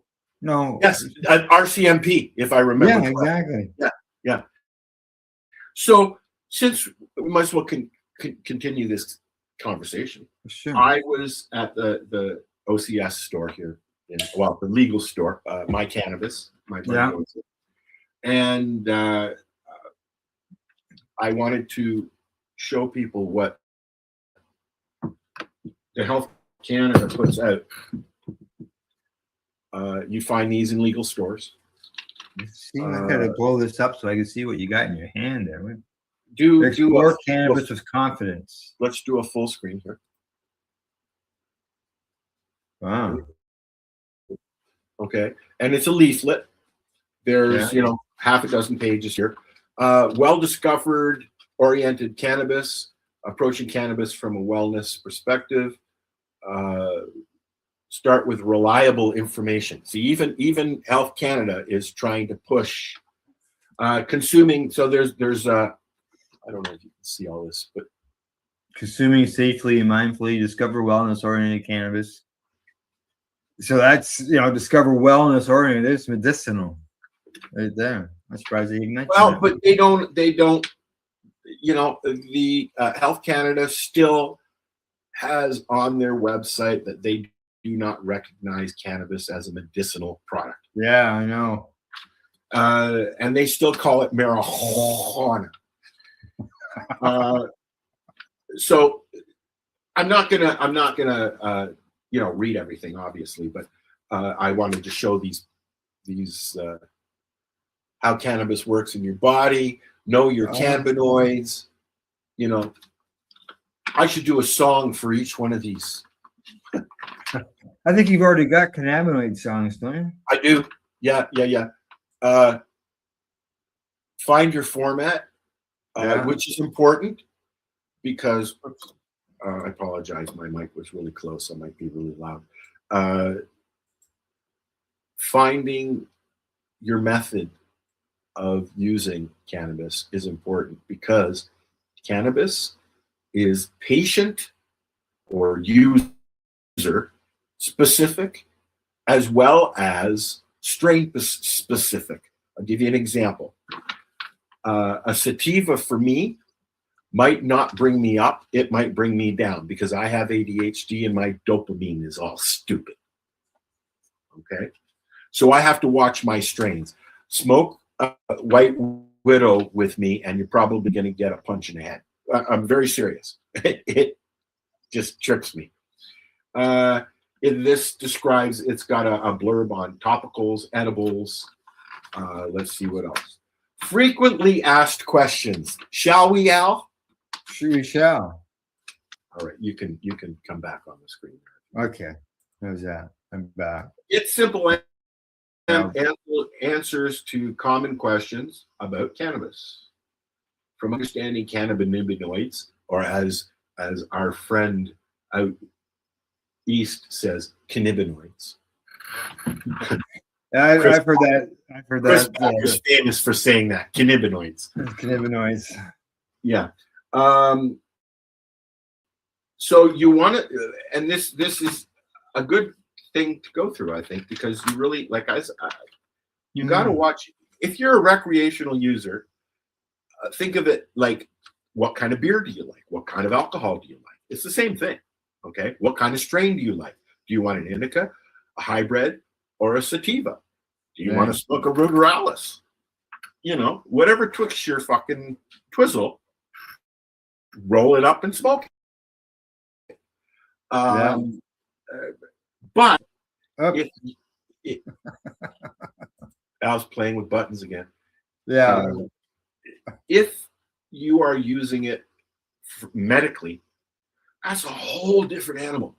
I stopped taking antidepressants. I use cannabis and psilocybin. Okay, works for me. Okay. I was feeling really depressed, not depressed, but just low yesterday. So as I said, I boosted up my brain battery, and I had, I think it was 2.2, 0.2.22. So that would be what, Al? Al's playing. I'm playing. I'm trying to find those little squinty eye. There it is. Yeah. There it is. There we are. What was I saying now? 0.02. Oh, yeah. A microdose is considered 0.2 of a gram, which is a 20th of a gram. Is that what that is? 0.2 or 0.25, so a quarter, basically, quarter of a gram. Yeah, which is not a lot.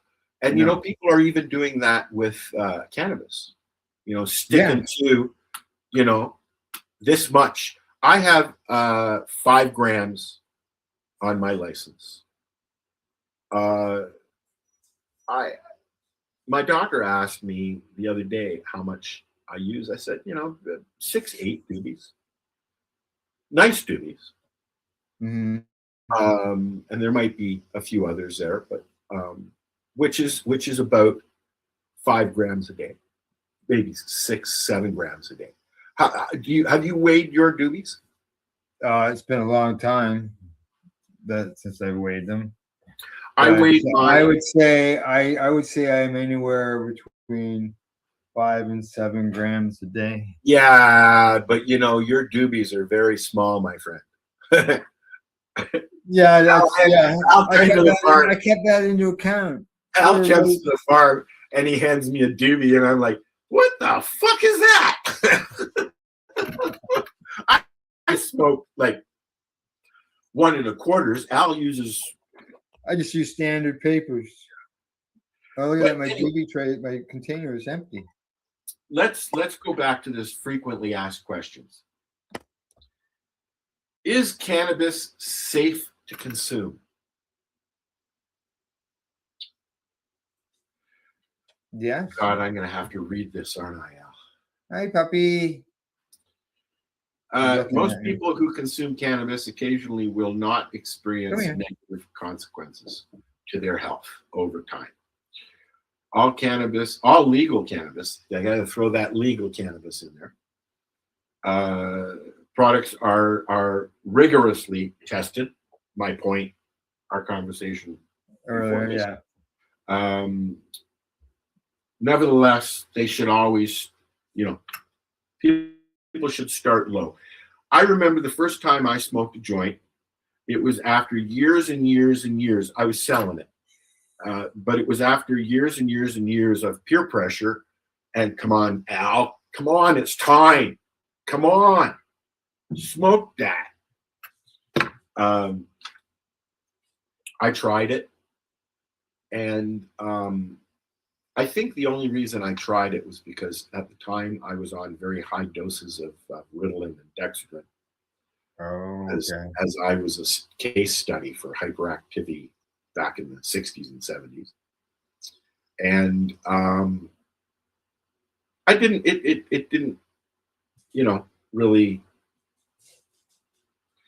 Then I went to my doctor and he told me that he asked me if I was smoking pot. And I said, no, my friends do.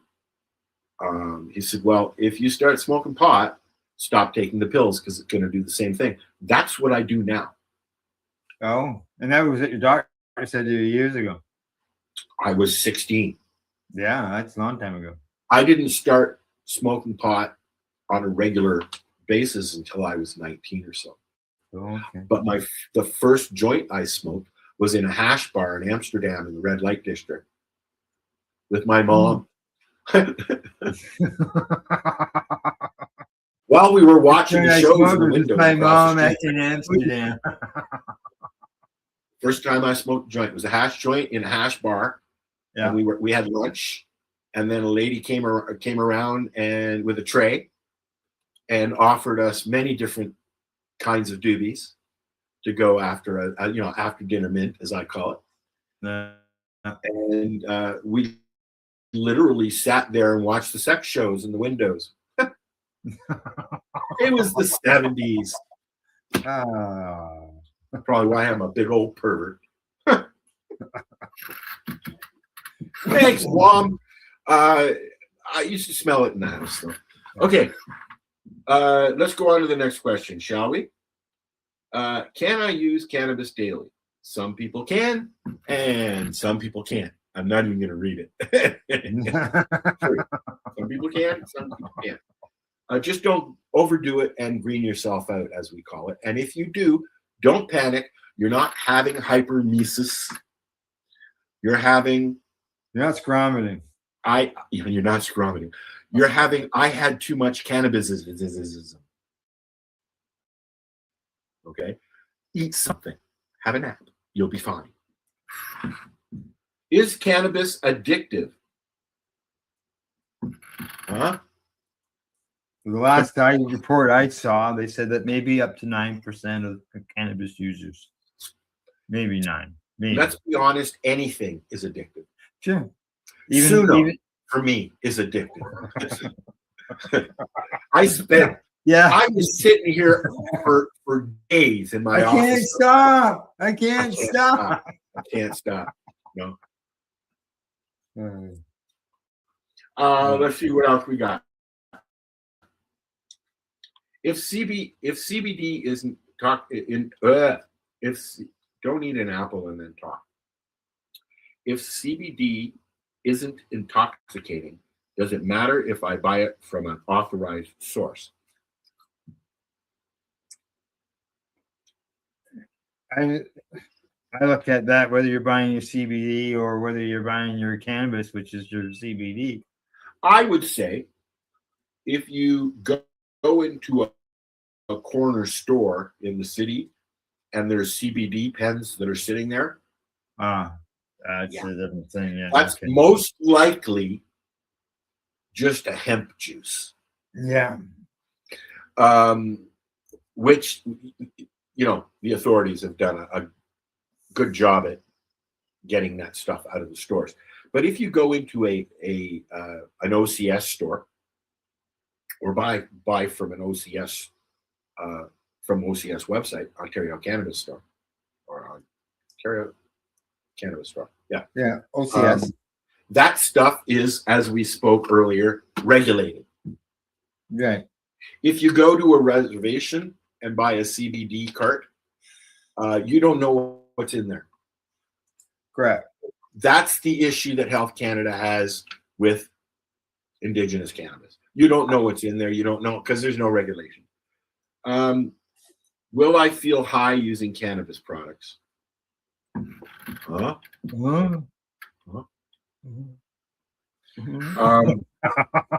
How do I choose the right cannabis product for me? I think we've covered that.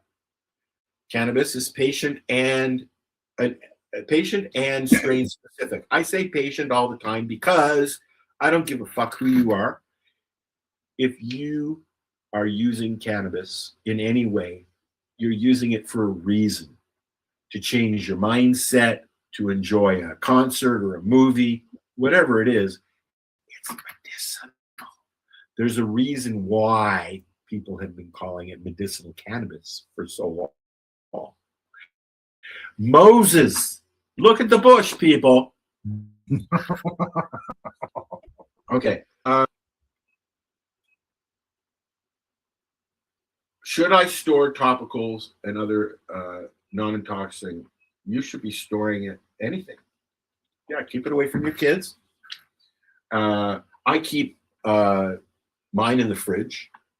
When I have, would you keep all hands moisteners away from kids? Well, considering most moisturizers have chemicals in it, yes, unless I showed them how to use it right. I mean, if David came to me when he was a young man and said I hurt my arm, I'd put some on, some rub. Sure, why not? Why not? I mean, yeah.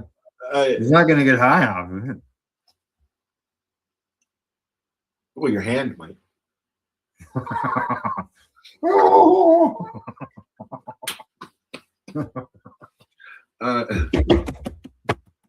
I store my stuff like that in the fridge. I have a little fridge for my cannabis stuff. How come you're blue? And you look blue on my screen. I look blue. Oh, okay. It's all right. I found it. Yeah, your circle was blue. I could see you, but I was looking through a blue screen. I'm going, what's going on? Okay, I want to read this last bit on the back. You can get this last thing on, and then I've got something I want to get to. Yeah, and we got other songs to do too. Yeah. Exploring cannabis is easier when you have trustworthy, easy to understand information at your fingertips. The legal market offers clear labeling, consistent quality. I don't know about that. And formats that support making mindful, confident choices. Do your research, people. Wherever you are, your willingness. Oh, okay. Wherever you are in your wellness journey. You see, yeah, it's not fucking medical, but you're on a wellness journey. Take it as go at your own pace. If you have any questions, ask somebody. Come and listen to us. Al uses cannabis medically. I do as well. Our guests, if we ever have any, as well. And that's on both of our networks. You know, I mean, I've had several conversations with Rick Simpson himself, the man that brought cannabis oil back to the forefront. That's been there for centuries, but the burning bush people, just saying. How do you think they lit it? I think I'm hearing the dog growling upstairs that she wants to go outside. Let's put on a song. Let's put on a song. All right. Do you want to play one or you want me to play one? You can play one. You haven't played one of yours yet? No, not yet. Okay. So I'll play one. This one's called Walking Billboards. And the reason it's called Walking Billboards is because I believe that every time somebody wears a cannabis t-shirt, you are a billboard promoting cannabis advocacy. And whether you are wearing that t-shirt walking down the sidewalk or whether you're wearing it in the grocery store, a conversation can be struck up and education can be spread. So as far as I'm concerned, t-shirts can be walking billboards, and that's exactly what this song is called. I don't like wearing my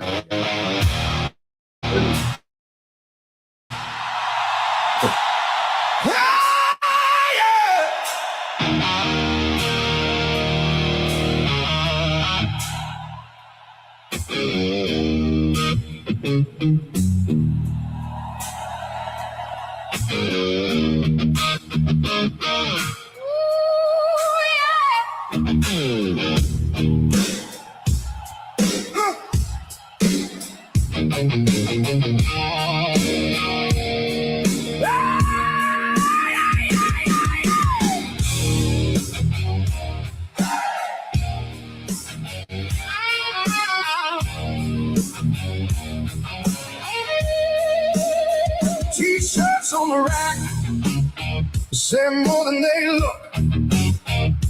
Front and back, like a little lesson book.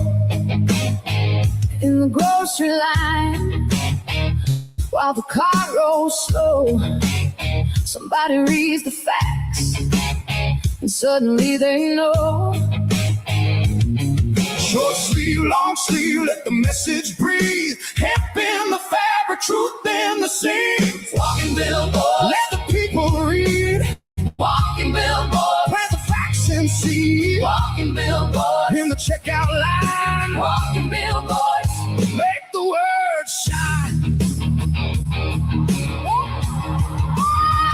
Cannabis divinity for the day and night. Educational info printed bold and right On a handmade shirt that feels clean and strong. Wear it to the crowd, let the knowledge move along. Short sleeve, long sleeve, let the message breathe. Hemp in the fabric, truth in the seams. Walking billboard, let the people read. Walking billboard, let the facts and see. Walking billboard, in the checkout line. Walking billboard, make the word shine.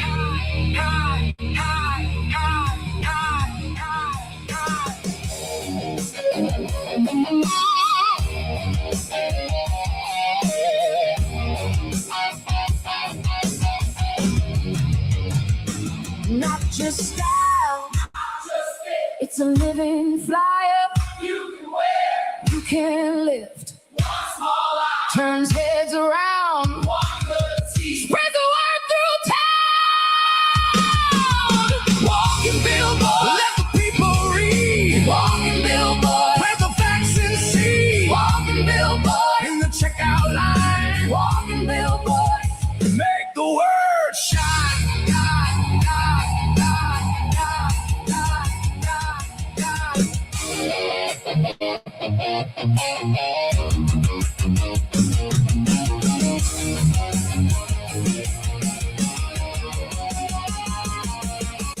T-shirts full of memories, full of history, a time gone by. educating on the fly. Time never forgotten. Cool kind advocacy.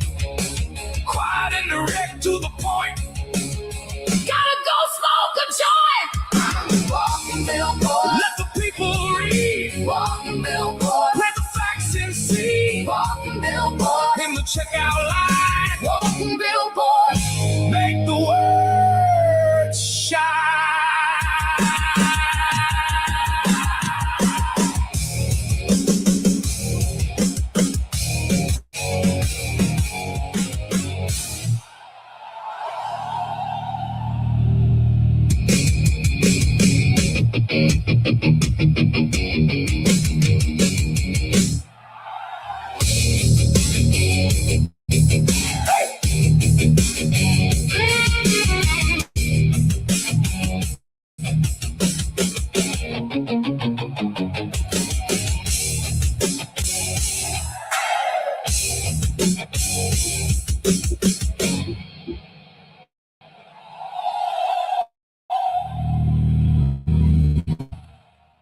I like that one. Yeah, thank you. There you go. Walking billboards. It's all. Those were all my T-shirts, and I have more than that. But 65 pictures is what I took. Holy. Here, anyways, I don't wear my hoodie.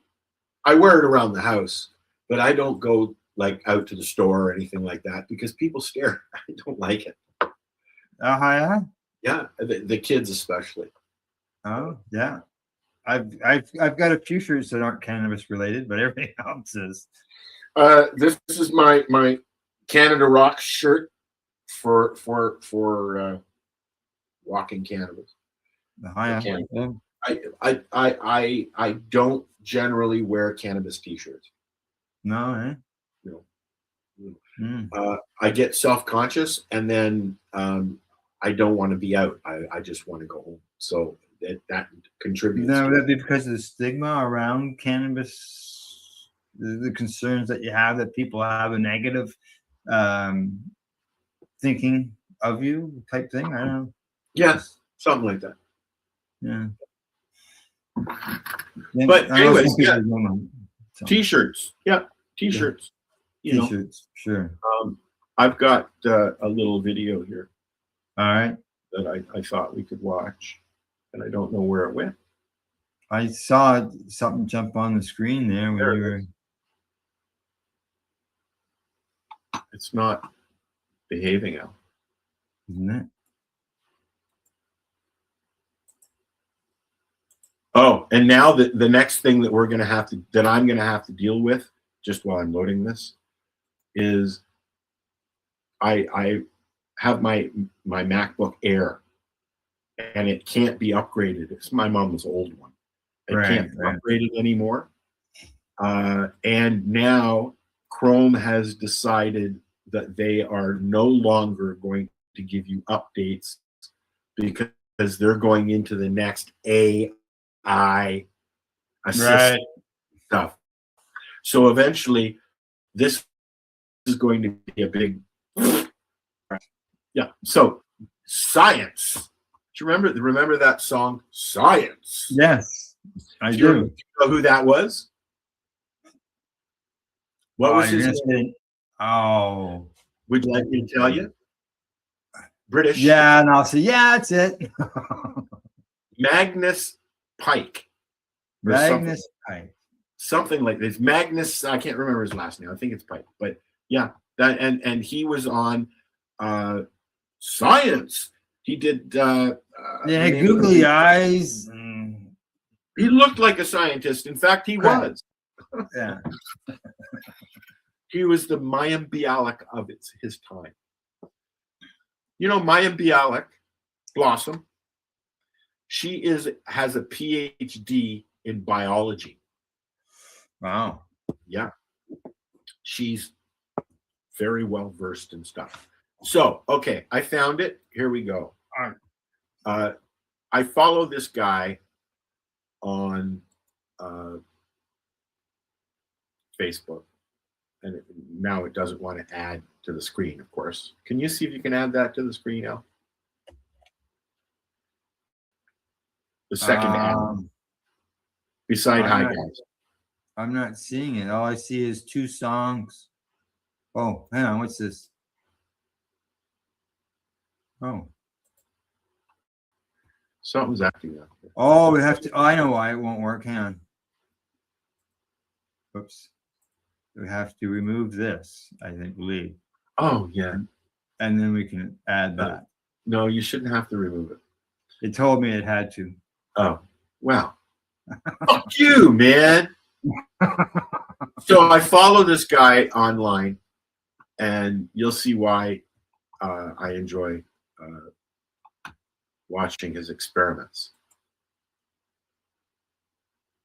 Put this together while taking a break from studying and only managed to shock myself twice. A glove taser. You know what I really like to see? Your face when you try to split your fingers apart. Well, let's try it myself. I have my Tesla coil here with a wire to the output and the ground of the Tesla coil, and I'm going to connect it to my fingers. There we are, and lots of clearance between the wire and my finger. Let's turn it on. Okay, now if I spread my fingers, get it up! Oh, I just need to put my fingers back together. Electricity will find the shortest path.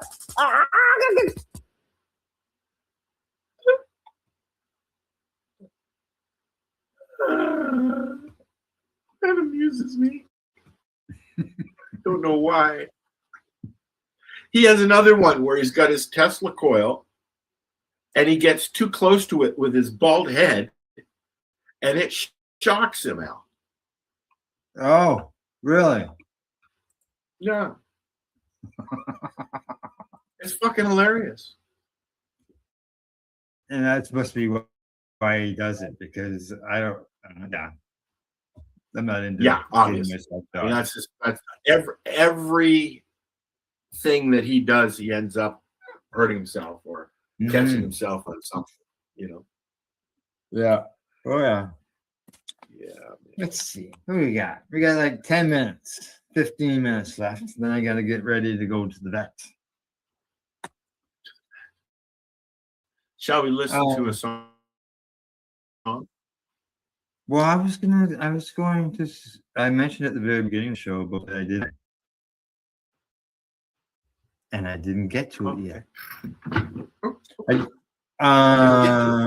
As you know, here in Ontario, we have access to like maybe 5 farm gate stores in the whole province. Oh, I know where you're going. And it just happens that one of them is near me, like half an hour away. It's in Campbell. And was near me when if I was there, still it would have been near me too. Yeah, well, it's 20 minutes to town, and then it's on the other side of town. It's down. It's about the same distance to your place from Campbellford as it is to mine. Well, to the farm. Yeah. So I went there last Friday. I seen a post in the local. Explain what a farm gate. Okay, farm gate store is at the location of where the cannabis is grown, and they can have a store at that farm. So there are a few popping up. The first one was just outside of Peterborough. No, I'm not sure. Yeah, I'm not sure exactly. There was a legal store that opened up, and he got expressed permission from Health Canada as long as there was a barrier and a glass, and it was all blah blah blah. You could go into and purchase your cannabis, and then look into the grow. Yeah, it was right there in the store. Right there. So that's what a farm store. Yeah. is. So this here's I think I got to take out our logo again because it won't let me do it with it there. Oh. So there. This is the store. You see it there. This is the store, Is this a reservation store or a? No. This is a legal store under the Cannabis Act, under the legal system, and it's down a gravel side road, and inside there is I don't think they've got any pictures or not. But here, as you can see, the fields of the cannabis. Everything is grown outdoors.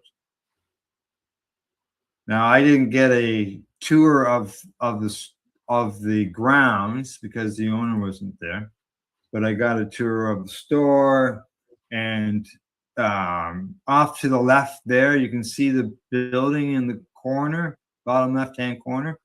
Out by there is where all those fields right here. So you can go to the parking lot. How many just acres? The store itself, and you can see the cannabis being grown right there. How many acres, Al? I don't know. No, it's big. You know, in fact, I may have driven past it while I was there. Well, it's not rated. No, I wouldn't have. Did you ever go to the cheese factory? It's down between Campbellford and Sterling, down the back road. Oh, okay. I know where it has cottages. It just has cottages on the back, down the back. You go straight. Instead of turning to go to Campbellford, you go straight up to Sterling. Oh, when you come out of Sterling, you would go head towards from Hastings. Oh, way I Hastings, would you'd have to go to Campbellford, and then you have to go from Campbellford to there, because the river is there. Yes. The river divides everything. So the in my quick conversation visit that I had with the employee that was there, that was working, he informed me of. He was really happy to see me. I walked in there. I had my Pace Radio Network T-shirt on, Reefer Reporter shirt, and he saw the logo and he was really happy to see me. He actually commented on the post that I had commented on it. There's an open house on August the 8th. So I said, I'll come down and check the place out on the 8th. And he commented, well, we're open now if you want to come down now. So they're open like Friday for 3 hours, and then they're open a few hours on Saturday and Sunday. And they have some products there. So I picked up some CBG pink press. Good night. Hash. Yeah. CBG hash. Good for sleeping and good for pain. Yeah. And then they had a variety pack of doobies. Five doobies in a variety pack of each of their strains that they grew. Oh, cool. Yeah. I like those. There was one field that I actually had to drive to as I parked. I passed it, and it was hemp, and they were doing an experiment with McGill University. Oh, nice. Yeah. So and the spacing, we even talked about the spacing between the plants, because I commented about, those look pretty close, and he said, when are you going for a tour? Well, I've left my business card with them, and hopefully I get reached out to, and we can set something up. So that would be cool. I would enjoy seeing a walkthrough of that, or even now. Just so you know, while I was there, it took a while to load any website. I could barely load YouTube. I was trying to show them some of our stuff on YouTube, and it just took forever to load. Like it's they don't have very good internet. Well, there's like, I was lucky to have, I had a bar on my reset for my, tell you that's how strong my reception was. It was only one bar. So I don't know whether I can do a live broadcast from there or not, because it's pretty weak. It wouldn't be very good quality, I don't think. So I may have to record it just on my phone. Yep. Yeah. Yeah. And inside the place, I went in, there's cabinets up against the wall, display cabinets on cannabis, as well as hemp. And in one corner, they've got a fireplace, some pictures on the wall, and a place to sit. I saw pictures on your post. Yeah, there's pictures on the wall. There's cannabis pictures on the wall as well. And then in the center of the thing is this great big, I thought he said it was an instrument, but I could be wrong. But it's great. It's a great big thing. And it's got all these wooden bars on it and wires on it. And it takes 8 people to work it. Wow. Yeah, it's huge. I thought it was an instrument, but somebody posted a comment and said that it was something else. 2 people. It took eight people. Can you see right there? That wooden structure in the. And it's an instrument? I thought it was an instrument. Or a press or something. No, because I don't know if you can see. Do you see the wires down here? Or no, not really, no. Oh, okay. Yeah. Your iPhone resolution sucks, man. Well, it's probably trying to see it through that little fucking hole view too, doesn't it help? So yeah, it's time to go down and take a look again, and Go for a walk. now, as far as their plants hadn't been in the ground very long, so they weren't very. They good. wanted you to wait until they come back. They're all lush and plumpy. Well, the owner wasn't there. The owner was out of the country. So now, the owners of this place, you may know of another product, and you may have used another product that they produce. And what's that? Pure hemp rolling papers. Oh, these are the guys from Pure Hemp. Yeah. I like Pure Hemp. Do you? Yeah. Yeah. So that's why partially why there's the hemp displays. There's awesome hemp stuff there. Yeah. They have some so, in there. So they produce the hemp there. They grow it right there, and they grow the cannabis there. They have a cannabis field and a hemp field. Yeah. How does that work when hemp is typically male? Maybe they watch for the harvest times. I don't know. But you can see the two windows on the side. If you look out those windows, you look into the hemp field. Is there a female hemp plant? I would think so. That's not cannabis. Yeah. Because I know that. What would produce the seeds? Well, they get hemp. Proper hemp product is from the bud. And who produces the bud? Normally, the female does. That's what I'm asking you. Does the hemp plant itself, not cannabis, the hemp plant? I don't see why not. Plant, I don't see why not. They do flower apparently. Yeah.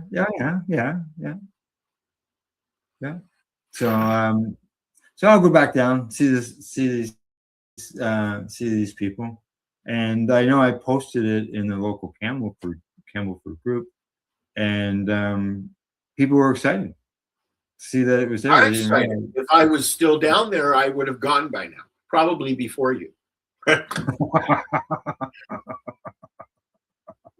I saw the announcement last week, so I thought, all righty. I've always said, check that out, and I had something Friday. I had some time, so I jumped down there. And I've always said that I like being able to walk into a store and say, "Hey, I'll take that." And now, my biggest complaint though is not being able to see the product. Like you go into an indigenous store and it's right there in front. Right. But now Health Canada has approved windows. Correct. I've seen them. I've seen them here. We have them here. But now here's another one. There's a product, I can't remember. I think it was not pure hemp, but pure something. Pure Sun. But anyways, there's a product that you can get that now has a window, so you can see your pot, you can do your squish test, and at the very top of the bag there's a little circle with a one-way air valve. So if you squish the bag, you'll get a whiff of the odor of cannabis of that specific plant. I like that. Now you would think that eventually, if it's only a one-way, air's coming out, eventually all the air would be out of the bag and nothing would be replaced. So hopefully it doesn't get over squeezed. Well, it's a good idea. Is it? Yeah, I understand. It doesn't work, but it's a good idea. idea. I wouldn't think a bag would be squeezed 100 friggin' times Up by the time. Until about 3 months ago, the only thing you could do was what I call the squish test, where you have a look at it. You can feel how much is in there, and you can tell if it's puffy. I typically won't buy a really hard nug because it turns into powder. Yeah. I like a puffy. I like my weed puffy. Little puffy never hurt anybody. All right, guy. I see it's the bottom of the hour. I've got to do a couple things before I take the cat to the vet. You have fun taking Odie to the vet? Oh, Garfield today. Oh, it's Garfield. Garfield is almost 19 years of age. Yep. So we just a little concerned he might be having a respiratory infection. Maybe. Stephen, as you know, has had that, and he has urinary issues. Oh yeah. We had a cat that lived, Susie, family cat, 21 years old, with the last 5 years of her life having full-blown feline AIDS, which is actually quite common in cats. In older. Really? Yeah. Yeah, and it's the same. It's the same evil thing. Yeah. But in cats, it's not transferable between human and cats. But it deteriorates their skin, everything. Yeah. Well, I don't think he has that. He's still got his hair. You got his hair still. Yeah. Susie did not. All right. All right. Alrighty. I guess I'm heading. We got other songs for another day. Correct. Oh yeah, we got lots of music. And actually, before I go, I should mention that I am actually for show on a music should be coming up soon. Cool. I haven't figured out when I'm going to start releasing it yet. So cool. All right. If you're interested in hearing our songs, go to the 420 Pace YouTube page, and you'll see music by Al. That's right. Yeah, exactly.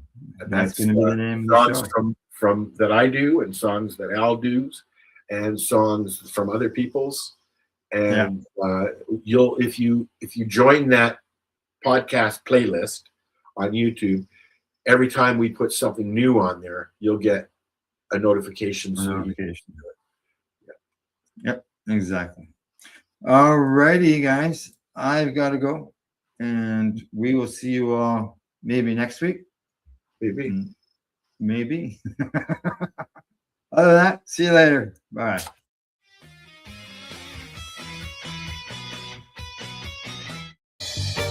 You're watching the 420 Pace, found at 420pace.ca.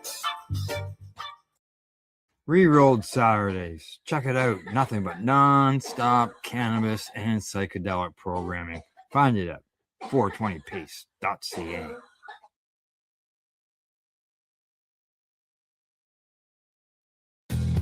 Stay tuned. We'll be right back after this toke.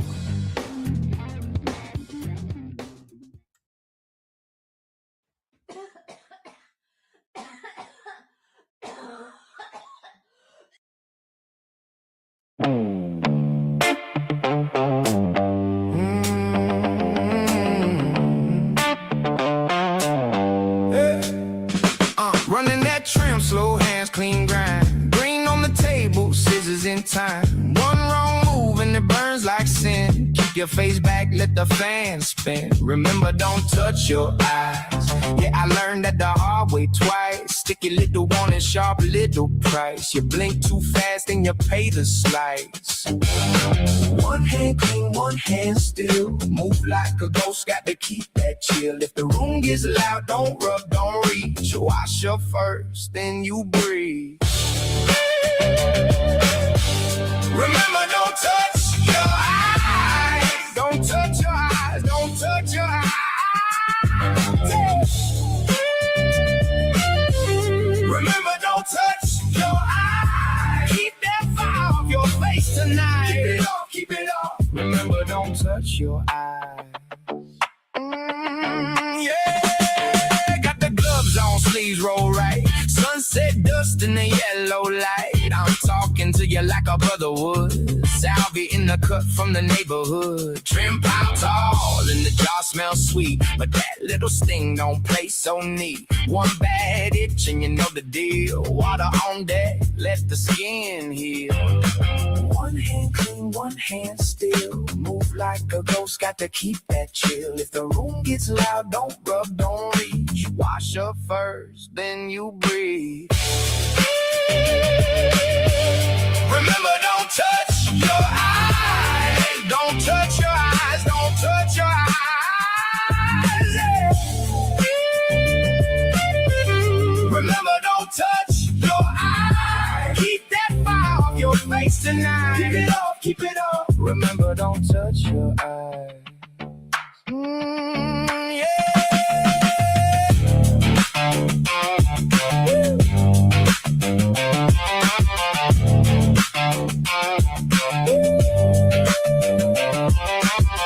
Yeah, I seen that red come quick. One straight touch and it hits like grit. So I pause, let the moment pass. Rinse it out, don't make it last. Hands low, mind clear, that's the call. Take it slow on the tender road.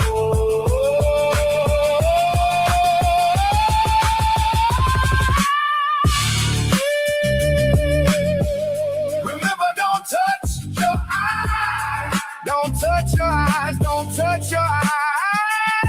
Yeah. Remember, don't touch your eyes. Keep that fire off your face tonight. Keep it off, keep it off. Remember, don't touch your eyes. Remember, don't touch your eyes. Yeah, don't touch your eyes. Wash up first, then you breathe.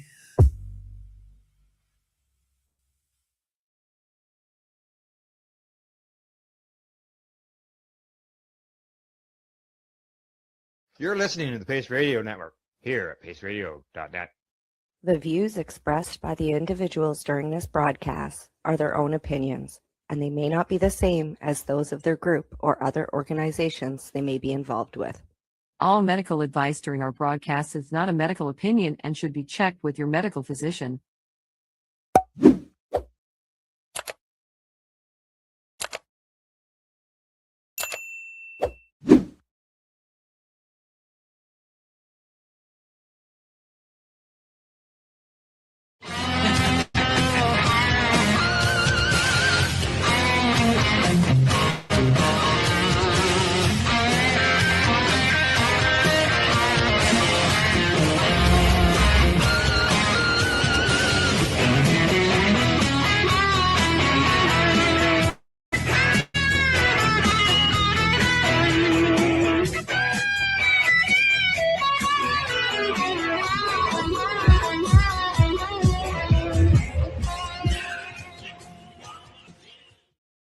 Good day and welcome to the Sweet Pea and Mayhem podcast for today, Tuesday, January 16th, 2026.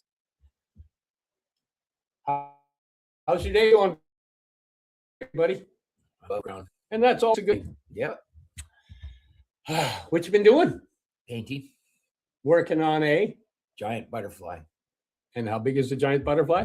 8.5 by 8 feet. Ah, so if they come to your Facebook page, they can see little shots of you as you're slowly putting this monstrosity, beautiful, incredible piece of art together. If it falls on me, my bio will be crushed by giant butterfly. You'll be the first person in documented history. We have no idea what happened. To die by a butterfly. Well, hope everybody out there is having an awesome springtime. We're going to be coming up in summer, like next week, 2 weeks, something like that. It comes on. Who knows? When you're retired, every day's summer. One day. Except every second Tuesday. Yeah, because but this isn't work. It's not work if you're having fun. No. No. Today, we're going to take you for a walk in the woods with an incredible forager. Unfortunately, she's from the East Coast, and we're like West Coast guys. But that's okay. We'll take you out to the East Coast for a moment. So if we go down in a plane crash, it better be on the East Coast then. Because then at least we'll know how to forage properly out there. Okay. Or hopefully one day we can get her out here and she can forage here. A, vegetarian, so they don't eat you. and B, East Coast. Okay, got it. We got it. Okay, ladies and gentlemen, please welcome to the podcast the one, the only master forager from the East Coast. She's not the one and only master forager out there, but the one and only on our podcast, Jessica Gobbin. Good day. That was Hey, guys. Hi. Well, I had to put on my announcer's That voice. was very loud. That's my Bruce I'm Buffer scared. voice. You scared me. You scared me. How you doing, Jessica? Pretty good. It's been raining almost every day over here. We're digging it. Yeah, we're in drought conditions already. Oh, goodness. We're on phase 3 water conditions already. Wow. Yeah. And meanwhile, you're out there in the springtime. Now, I have to tell people, I got to meet you in person when I was out in Nova Scotia, New Brunswick, and PEI. I'll name them all. And it was awesome actually getting to meet you in person. And we went out and we had a bite. And then you went, "Hey, there's a place just down the road. You want to go foraging?" And of course, we had to say hi or say yes.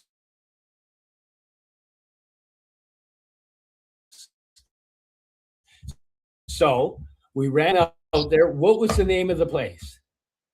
It was at the back end of Irishtown Nature Park. It was actually the very beginning of the springtime, and I have over the little things and the things you were pointing out that honestly, when I'm out looking, I don't even see half of those things you were pointing. Some of the tiny little ones that you're pointing out in the corner, unreal.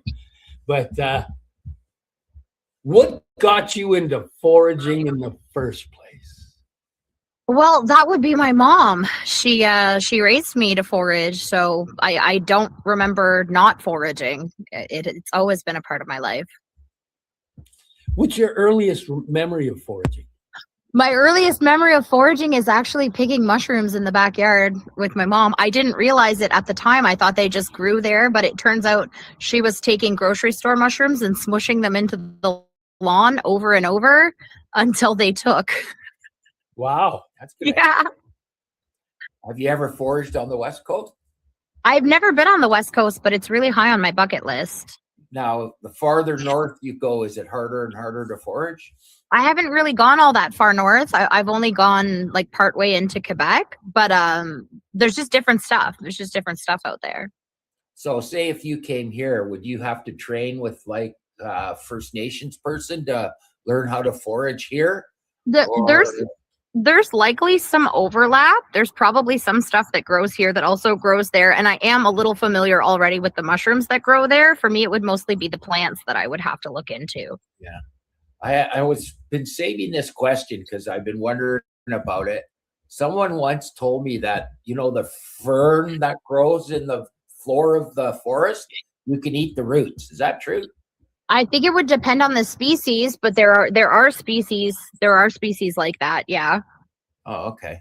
Now, what about because the fiddleheads come from a fern as well, right? Yeah, they do.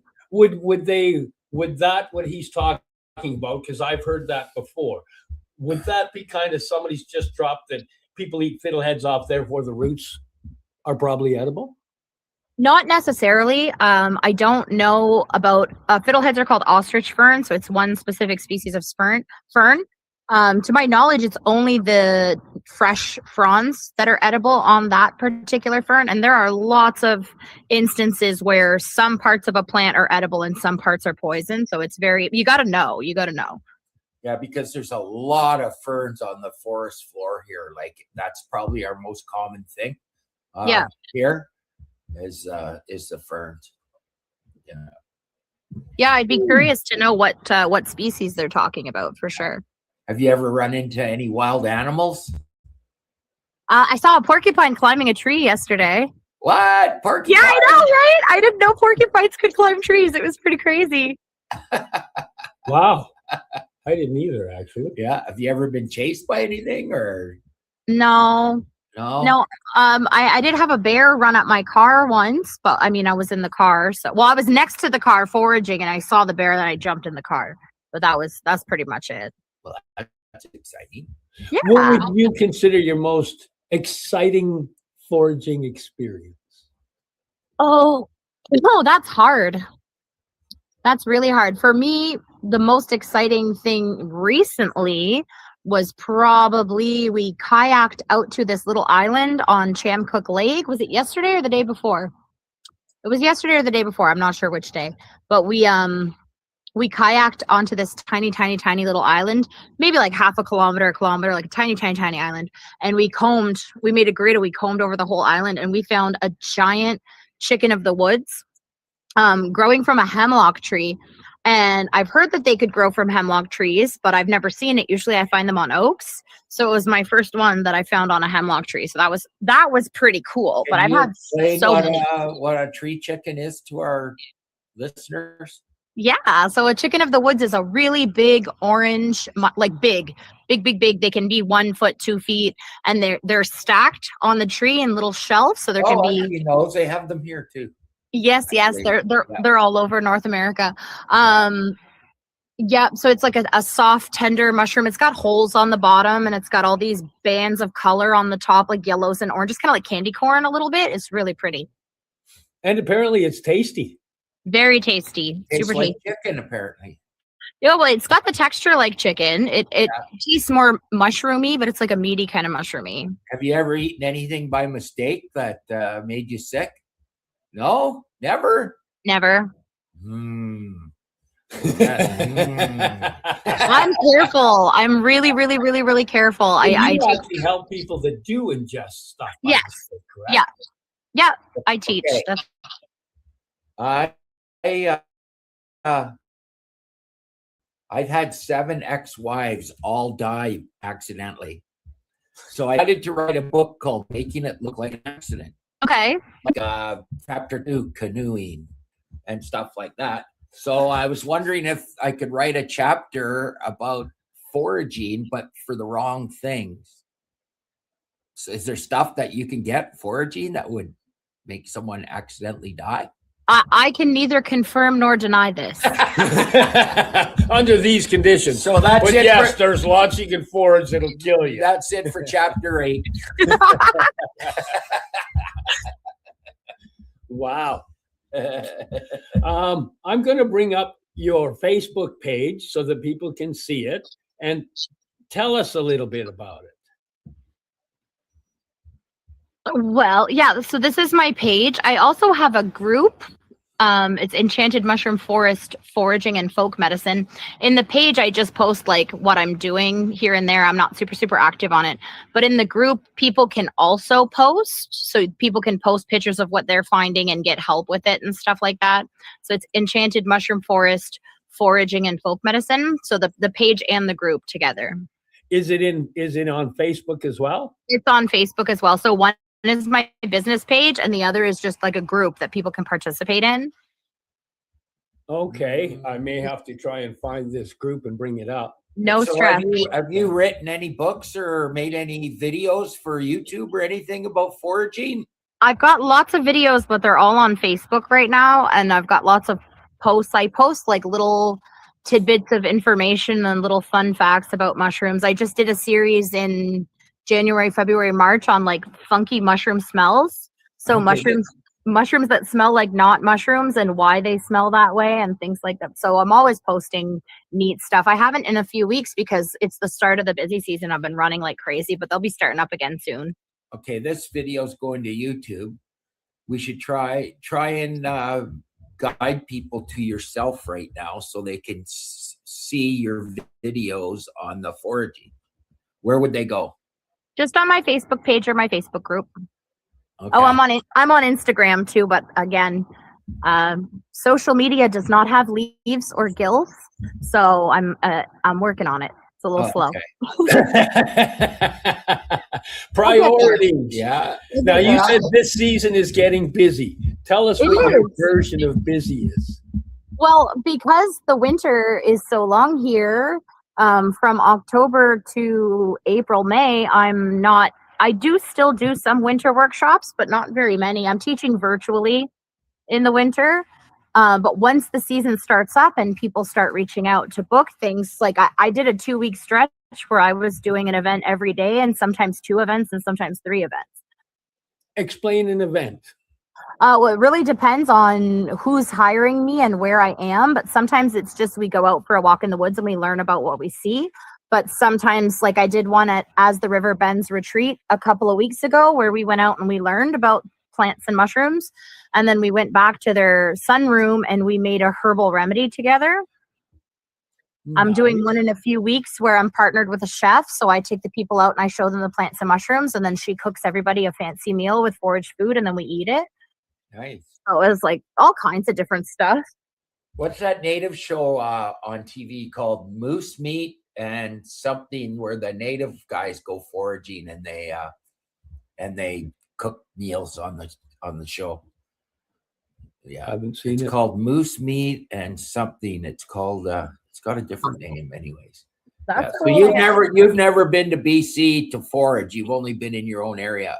Yeah, I have been to Winnipeg and Montreal, and then up all along Probably the top of. Slim pickings there in Winnipeg, I'm guessing. Actually, I found a lot of stuff, and I was there in November. So it was starting to get cold and things were starting to freeze and die, but I found so much stuff. Wow. Yeah, I was Just surprised. I got sent out there as a kid, and I just visualized dead. Foraging mosquitoes. Yes. You can forage lots of mosquitoes. If you eat 10,000 of them, I hear you could live for another day. I've got your email address up there and the Facebook thing, so that if anybody wants to get a hold of you and look into doing some of these tours which you've got going, they can reach out this way to you. So you don't just organize your own tours.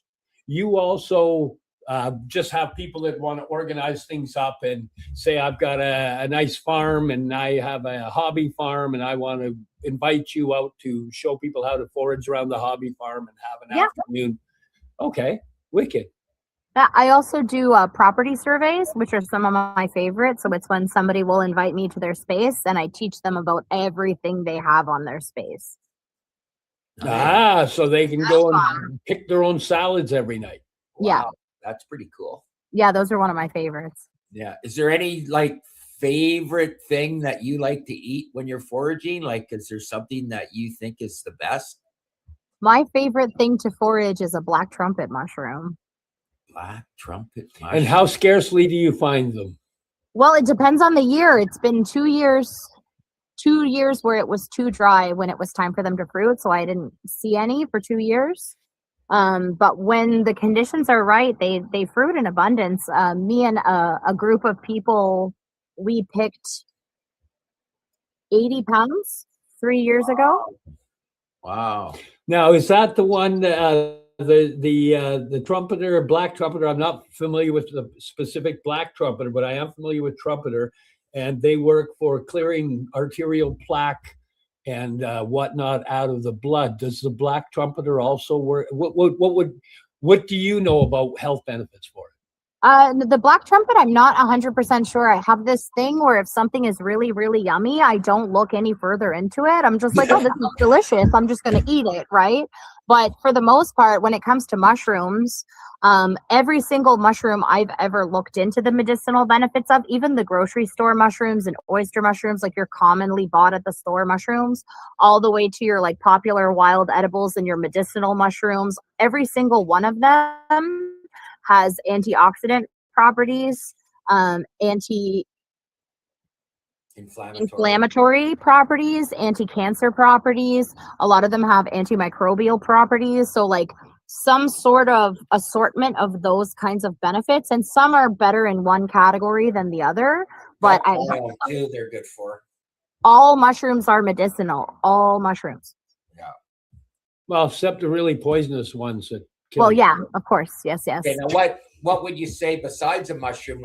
Is there a favorite berry that you like, or what is the favorite thing? What is the favorite berry that you like, and what's the favorite thing you like to cook and make after foraging? Okay, so my favorite berry is called a service berry or a Saskatoon berry or a June berry. It's all the same. It's the same name for the same fruit, but it's actually really exciting to mention that because they have started to fruit and the fruit is ripening. So it's going to be maybe 3 weeks, maybe 4 weeks, and then I can start gathering them. And it's Ours are ready. I've been eating them. Nice. It's the tastiest fruit Not even the tastiest wild fruit, but the tastiest fruit I have ever had, ever. It's kind of unique because, I'm also a raspberry strawberry guy. And when I saw them, I was like, oh, I haven't seen these in ages. And then I started eating them, and they're it's not, if you're expecting just super raspberry type sweet, you're not getting that. Oh, they're the yellow raspberries. that Yeah, grow that- wild. that- Yeah. The old stuff. So what do you like to cook to make though? Like, Honestly, I usually just eat them, the service berries. no, but I No, mean, but- like, is there a meal that you like to prepare out of your foraging that you think is your favorite meal from foraging? That's a tough one because it's constantly shifting. But right now I'm into dandelion fritters. So Dandelion fritters. it's really simple too. I just use pancake batter. So like a box of pancake batter. So I just take the dandelion and dip it in the batter and fry it in the frying pan, and it's so tasty. It's so Really? tasty. You wouldn't Like think the it's orange tasty. part of the dandelion, everything. Yeah, just the flower head. Just Yeah, the top. not the milky stem.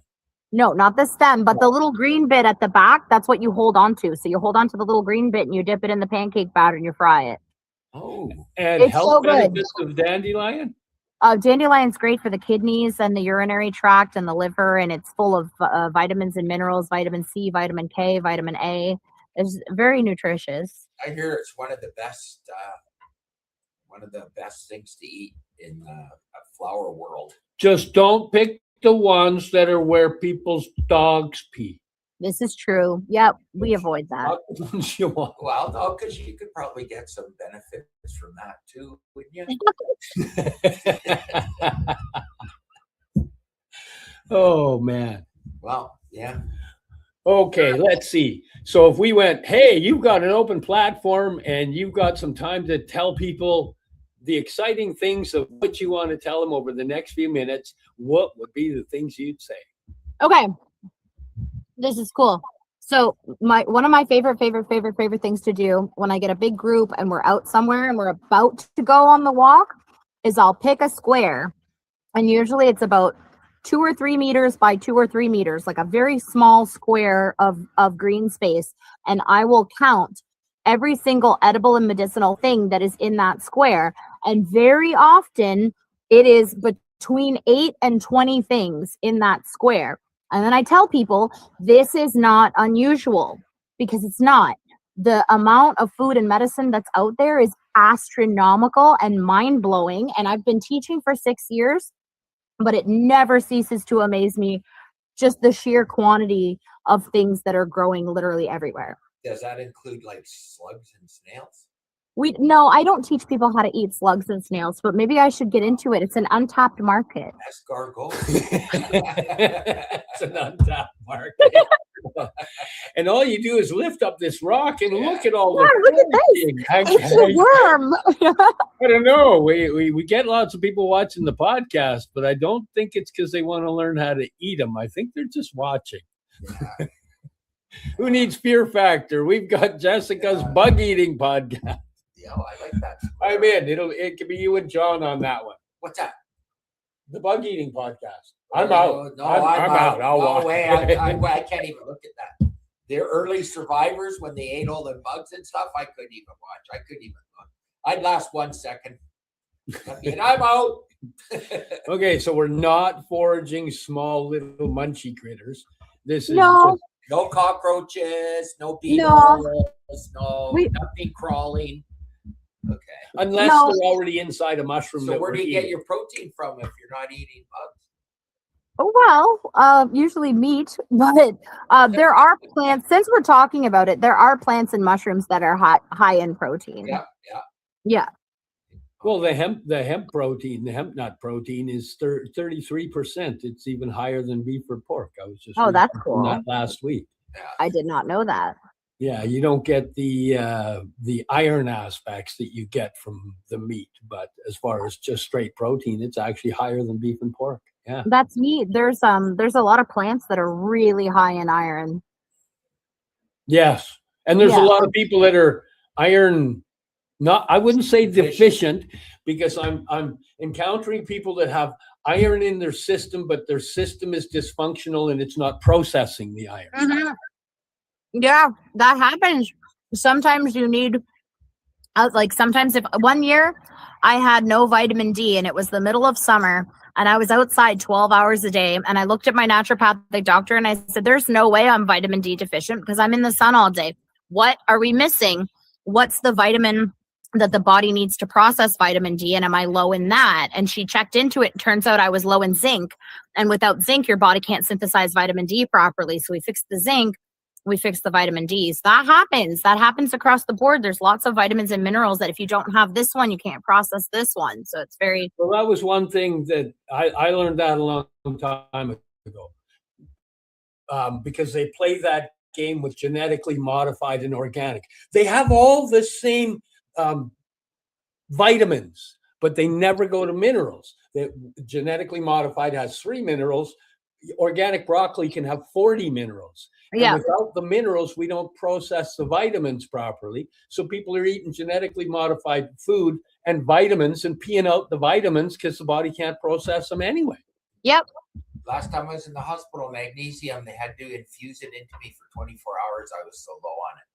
Yeah, that's another one. Our population is quite deficient. And in it regulates my heartbeat, and I have heartbeat problems. I have a pacemaker. Yep. So magnesium. So if we were foraging, what would we look for to find magnesium? Do you know? Not offhand. I would have to look into that. I supplement with magnesium because, like you said, a lot of us are magnesium deficient. So I get the magnesium flakes and I make this spray. And we've got it in some of the microdoses. We have magnesium L-threonate in there. Yeah. Yep. Yes, I eat that every day. Okay, let's see. What would be the most important things you would say to somebody if they were, one, had done a little bit of studying for foraging and were heading out? Just don't get cocky. That's like everybody's everybody, especially when it comes to the mushrooms, everybody's under the impression that there's like deadly pairs, like deadly lookalikes, and there are deadly lookalikes. But the issue isn't that they're so convincing that it's impossible to tell them apart. It's the issue is there are fine details that if you don't know what you're looking for, it's almost like you don't even see it. So you got to do your due diligence. You got to take your time, double check your important features, know if there's a deadly lookalike and check that. And just always ask for backup from somebody who knows more than you when you're starting out. What's the one that the girl in Australia poisoned her and killed her family in a beef Wellington? What kind of mushroom was that? That was the death cap. Okay, now where can we get those? In the well, on the west coast, they grow everywhere. We don't have those over here on the East Coast. We have destroying angels, but it's the same chemical, just a different mushroom. Yeah. The nervous system attacks, I think. Oh no, that attacks that attacks the walls of your cells and damages your DNA and it's it causes multi-system organ failure because of the DNA damage. Okay. Yeah. Let me write this down. Chapter 8.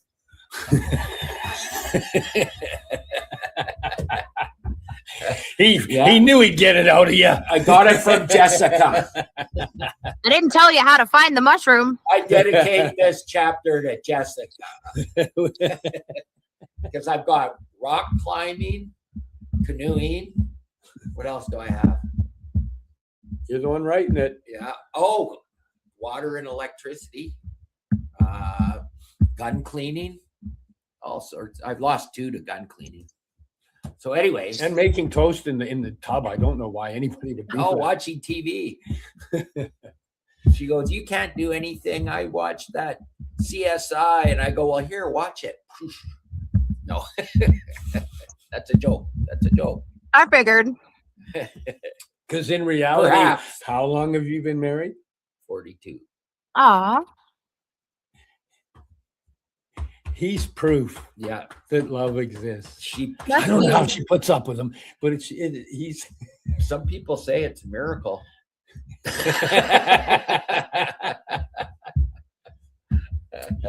Well, we are coming close to the end. So, any last words before we go? Well, another thing that happens to a lot of people is they start looking into it and they get overwhelmed because there's a lot of plants and there's a lot of mushrooms. So my last piece of advice would just to be pick one or two at a time and focus on those till you got them down and add one or two more. Cool. That's really good. What would you take if you were about to head out and do some foraging? What were the things you would go, you want to have these with you? Gosh, I'm awful for going out with absolutely nothing and like carrying mushrooms in my dress. Paper bags are good. Scissors are good. Camera is really, really good. Tiny little shovels, probably good. A brush, a paintbrush. Apps are awful. Apps are good. apps are okay as a research point, but they're wrong anywhere from 20 to 50% of the time. Yeah, that's what I found. Don't rely on them. Yeah. Wow. Just ask, use it as a tool when you're doing your research, but it's not your final say ever. Okay, cool. Wicked. So if anybody wants to get a hold of you, they can get a hold of you at jessicagavin@gmail.com. You've got the Facebook page, Queen of the EMF. That's actually kind of funny. What is EMF? Well, EMF is actually some radiation that's not so good for you. But in her world, but I thought it's the enchanted mushroom what did forest. that big tree that you're in front of there, what did that taste like? Hang on. Let me bring it. What big tree? What did that tree taste like? I don't know. I didn't taste that tree. Just joking. Just hung the fairy up and said, I'm getting a picture of this sucker. The fairy was there. It was already there. Oh, really? Somebody put it there. It was cool. So we took a picture. That actually makes it even funnier. That's nice. Yeah. Okay. Well, we're going to say goodbye. Yeah, and I can't Thank you for coming on. Thank you for having me. I hope you write a book. I hope so too. And if you do, we'll gladly promote it. Yeah. And maybe one day, when Cindy's making her journey out here, she can drag you along and we can do a West Coast forage. I would love that. It's a bucket list thing for me. See, I forage aisle 7 at Safeway. But cereals. Oh, I found a really good gluten-free cereal, and I just found a really good gluten-free bread, and I'm happier than hell because we've been looking for years for a good gluten-free bread, and I finally found one. So I'm very happy. Yes. And on that note, we're going to say goodbye. Thank you for joining us here on the Sweet Pea and Mayhem podcast with our awesome guest, Jessica Gavin. Thanks, Jessica. Thank you. Thank you, guys. Bye. Everyone. Yeah. You're listening to the Pace Radio Network here at paceradio.net. The opinions of the individuals during this broadcast are their own and may not be the opinions of their group or other organizations they may be involved with. All medical advice during our broadcast is not a medical opinion and should be checked with your medical physician. Enjoy the buzz of legalization with Campbellford Lifestyle Shop. From lights to plant nutrients, books, consumption accessories, and more, we've got all your basics to grow or consume cannabis. Visit our info center or take a look at our piercing services and body jewelry, now available in-store through Campbellford Lifestyle Shop, 17 Bridge Street West, Campbellford. Limestone City Hydroponics is Kingston, Ontario's hydroponic shop. Take your growing to the next level and create the optimal environment with a tent kit or maximize your yield with an ebb and flow flood table kit. Either way, Limestone City Hydroponics has more sizes and options to fit your needs. Are you looking for the power of the sun that adapts to your budget? Then look no further as they have professional grow lighting. They have indoor grow systems that are easy and cost effective with many options to fit your living space and lifestyle. Cultivate your growing potential. We have everything you need to succeed. And if you can't make it to the store, they offer local delivery to the greater Kingston area. Remember, when you're looking for experts to help you grow, then look no further than the locally owned Limestone City Hydroponics, 105 Sunderland Drive in Kingston, Ontario. Call them at 613-548-0420. We are people advocating cannabis education here at paceradio.net.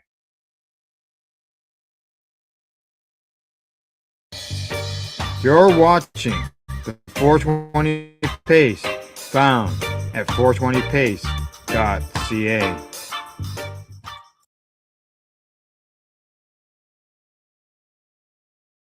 The first story of the day is coming to us from Normal, and the title is No Evidence of Fentanyl Contamination in Unregulated Cannabis. And this has been an issue, a conversation that's been had here in Nova Scotia. The premier accused the unregulated cannabis market of having fentanyl in it, and that proof was, that comment was proved wrong. So, here we go again. A new analysis highlighted by Normal is challenging one of the most persistent fears circulating in cannabis discussions over the past several years: the claim that fentanyl is being routinely found in cannabis products. According to the report, researchers and public health experts reviewed available evidence and found no confirmed cases of fentanyl contamination in cannabis leading to overdose through smoking cannabis products. The analysis notes that while stories and social media posts about fentanyl-laced cannabis frequently generate headlines and public concern, verified evidence remains remarkably scarce. Experts interviewed in the report emphasize that fentanyl contamination has become a common explanation whenever unexplained overdoses occur, but investigations often fail to confirm the presence of fentanyl in the cannabis itself. In many cases, subsequent testing either finds no contamination or identifies other factors that contributed to the incident. The analysis does not suggest that illicit markets are safe or that contamination concerns should be ignored. Rather, researchers argue that public health messaging should be grounded in evidence rather than fear. Misinformation, they warn, can undermine trust in legitimate warnings about genuine drug risks. The report also raises concerns that exaggerated contamination claims may distract attention from the real drivers of the opiate crisis, where fentanyl contamination is overwhelmingly associated with illicit opiate supplies rather than cannabis. For cannabis consumers and policymakers alike, the message is straightforward. Remain cautious, support testing and regulation where possible, but base public health decisions on verified evidence rather than viral rumors.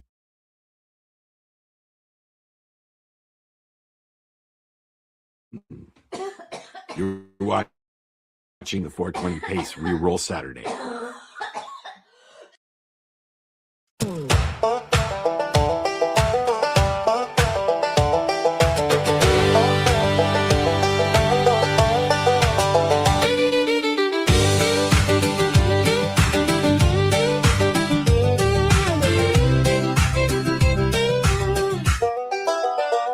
Twist up another rollie, pass it down the road, ash in the mason jar, bare feet on the floor.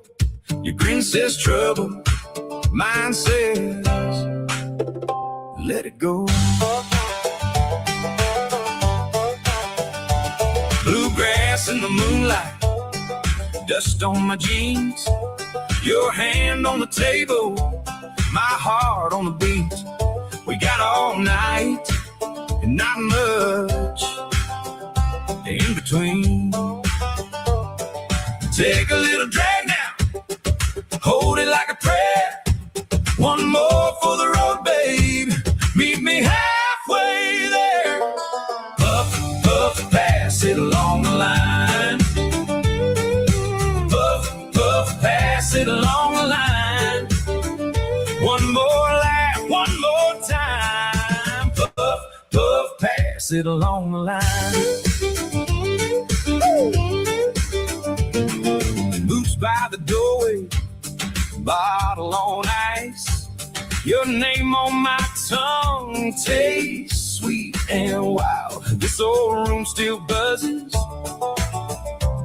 when you get this high. Take a little drag now, hold it like a prayer. One more for the road, babe. Meet me halfway there. Puff, puff, pass it along the line. Puff, puff, pass it along the line. One more laugh, one more time. Puff, puff, pass pass it along the line.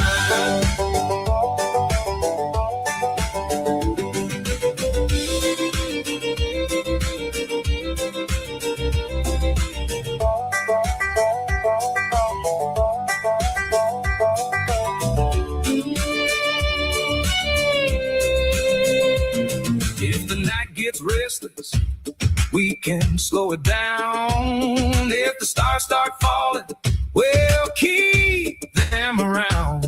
One spark, one circle, one more round. Puff, puff, pass it along the line. Puff, puff, pass it along the line. One more laugh, one more time. Puff, puff, pass it along the line.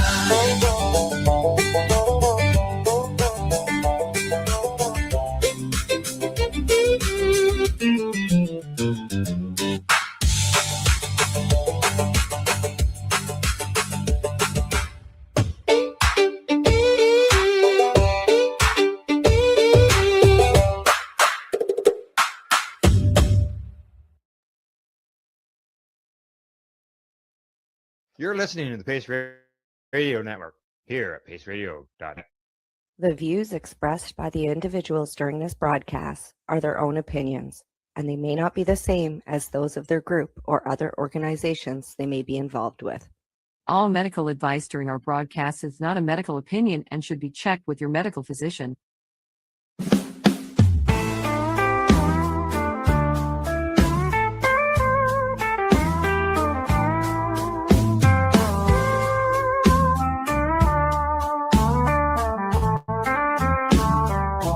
Look at all that money, yeah, the money that they've spent.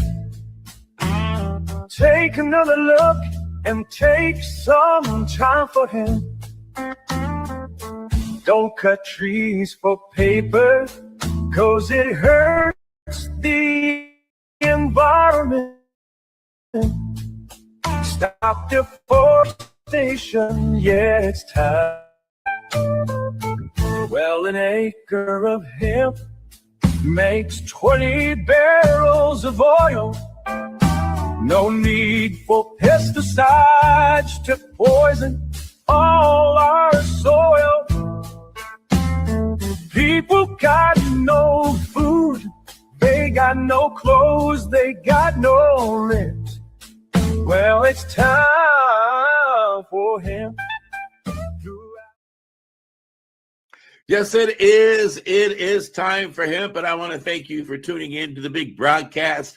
I am your host, Casper Leach, and you can find other broadcasts like this at timeforhemp.news, and it's all free to download. We got videos there, we got audios there, we got great music there.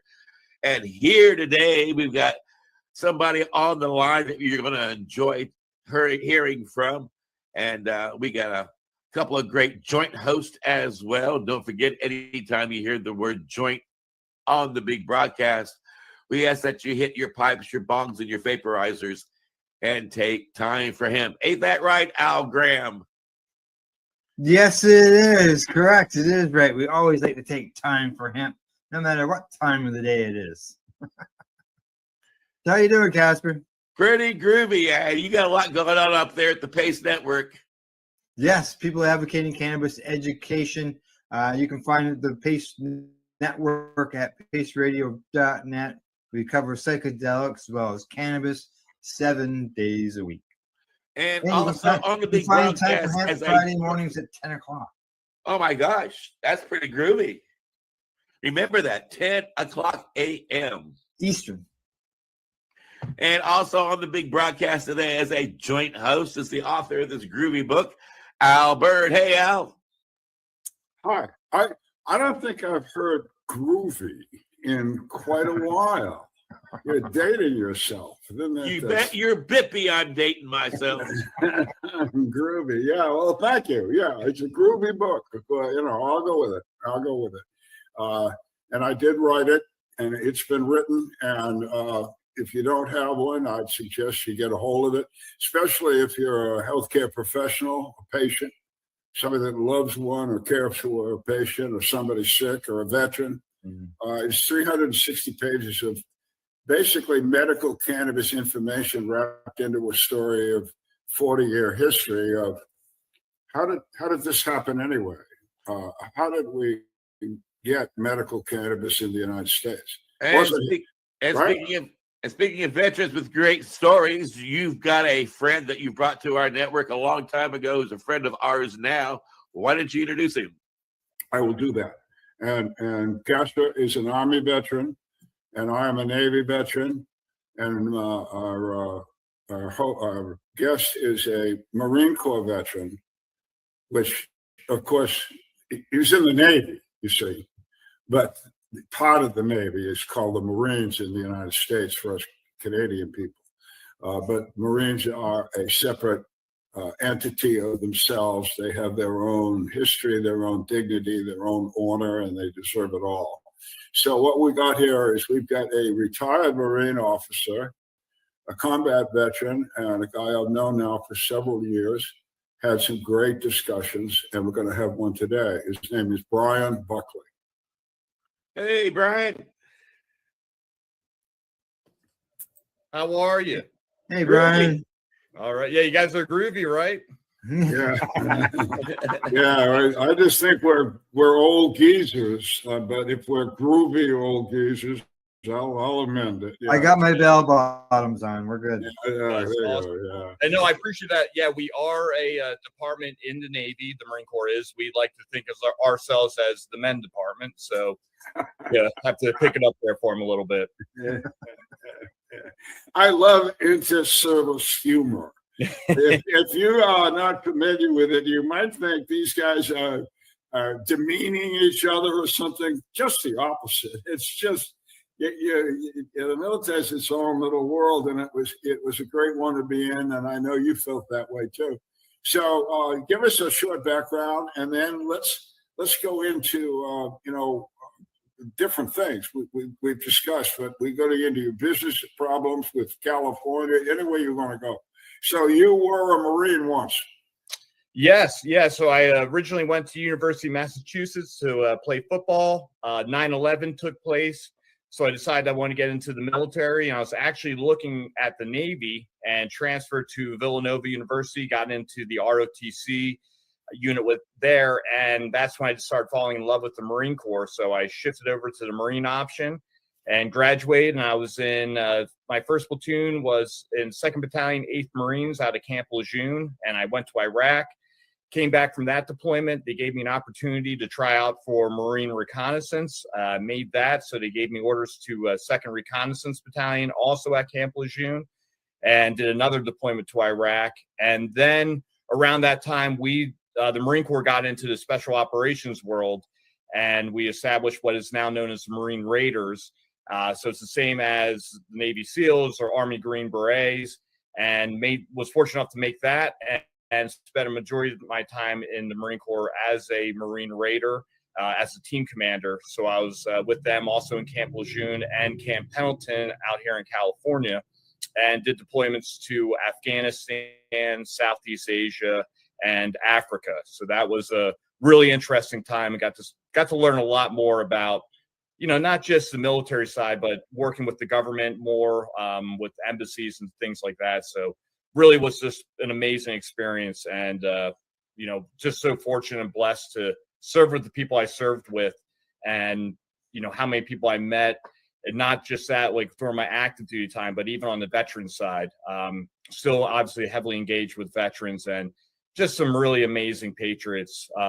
So yeah, I could talk for days about that stuff. Well, you got a huge slice of the world. I mean, the environment that you were moved around in allowed you to see a variety of aspects of poverty, pain, human nature, culture, that probably opened your eyes to a new way of blending the human race together. Sure, absolutely. It was just, very interesting seeing all these different cultures. It really made me feel so blessed, winning the lottery, being born in America, and just, obviously we're not perfect. There's a lot of things we can improve upon, but I still think one of the best experiments out there is the United States of America. And yeah, you know, I just kind of reflect on some of the places I've been and the people I've met. And, you know, I've seen the very best in people and I've seen the very worst in people. But Well, yeah, definitely eye-opening. It's some of the worst in people that you've had to deal with that has now brought you into the environment that you're working yourself into now, your own organization and your own approach to dealing with the problems that society hands veterans when they leave the military and they have a lot to deal with, a lot of baggage.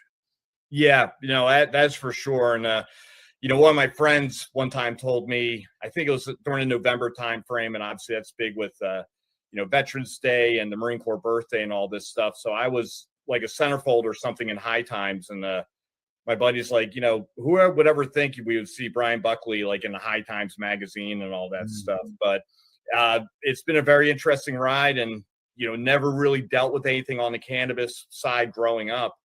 But now being a veteran and dealing with the things I'm dealing with and seeing what other veterans are dealing with, it's just amazing what cannabis can do for people. And, you know, we're making progress, but still it's kind of baffling at times where we're not making fast enough, I think, improvements that we could to our But health. you've reached the understanding that cannabis brings peace of mind to those who have to wrestle with a lot of demons. Absolutely. Both, not just on, you know, what you're going through like everyday life, but also on like, you know, the physical side of the pain relief and things that cannabis can do versus opiates. It's an amazing Swiss Army knife, if you want to put it that way. I think you've done at least 2 positive actions to get involved with the things you're talking about. Why don't you tell the audience about the foundation, your Growers Association, whatever you want. Yeah. So what originally it was around the 2016 timeframe. I think that's, you know, I got out of the military in 2013 and was just kind of head down in the corporate America world, just making money. Right. And, you know, not only was I dealing with some demons, but I started kind of seeing what was happening with veterans. So I decided to start a nonprofit called Battle Brothers Foundation. And originally I was just using it to, you know, help out veterans with their VA disability claims. And it just kind of grew from there. And again, saying I was dealing with some demons, one of my friends said, hey, why don't you try some cannabis? You know, obviously a little bit apprehensive at first, but, you know, I kind of felt desperate. I'm like, hey, I'm willing to try it out.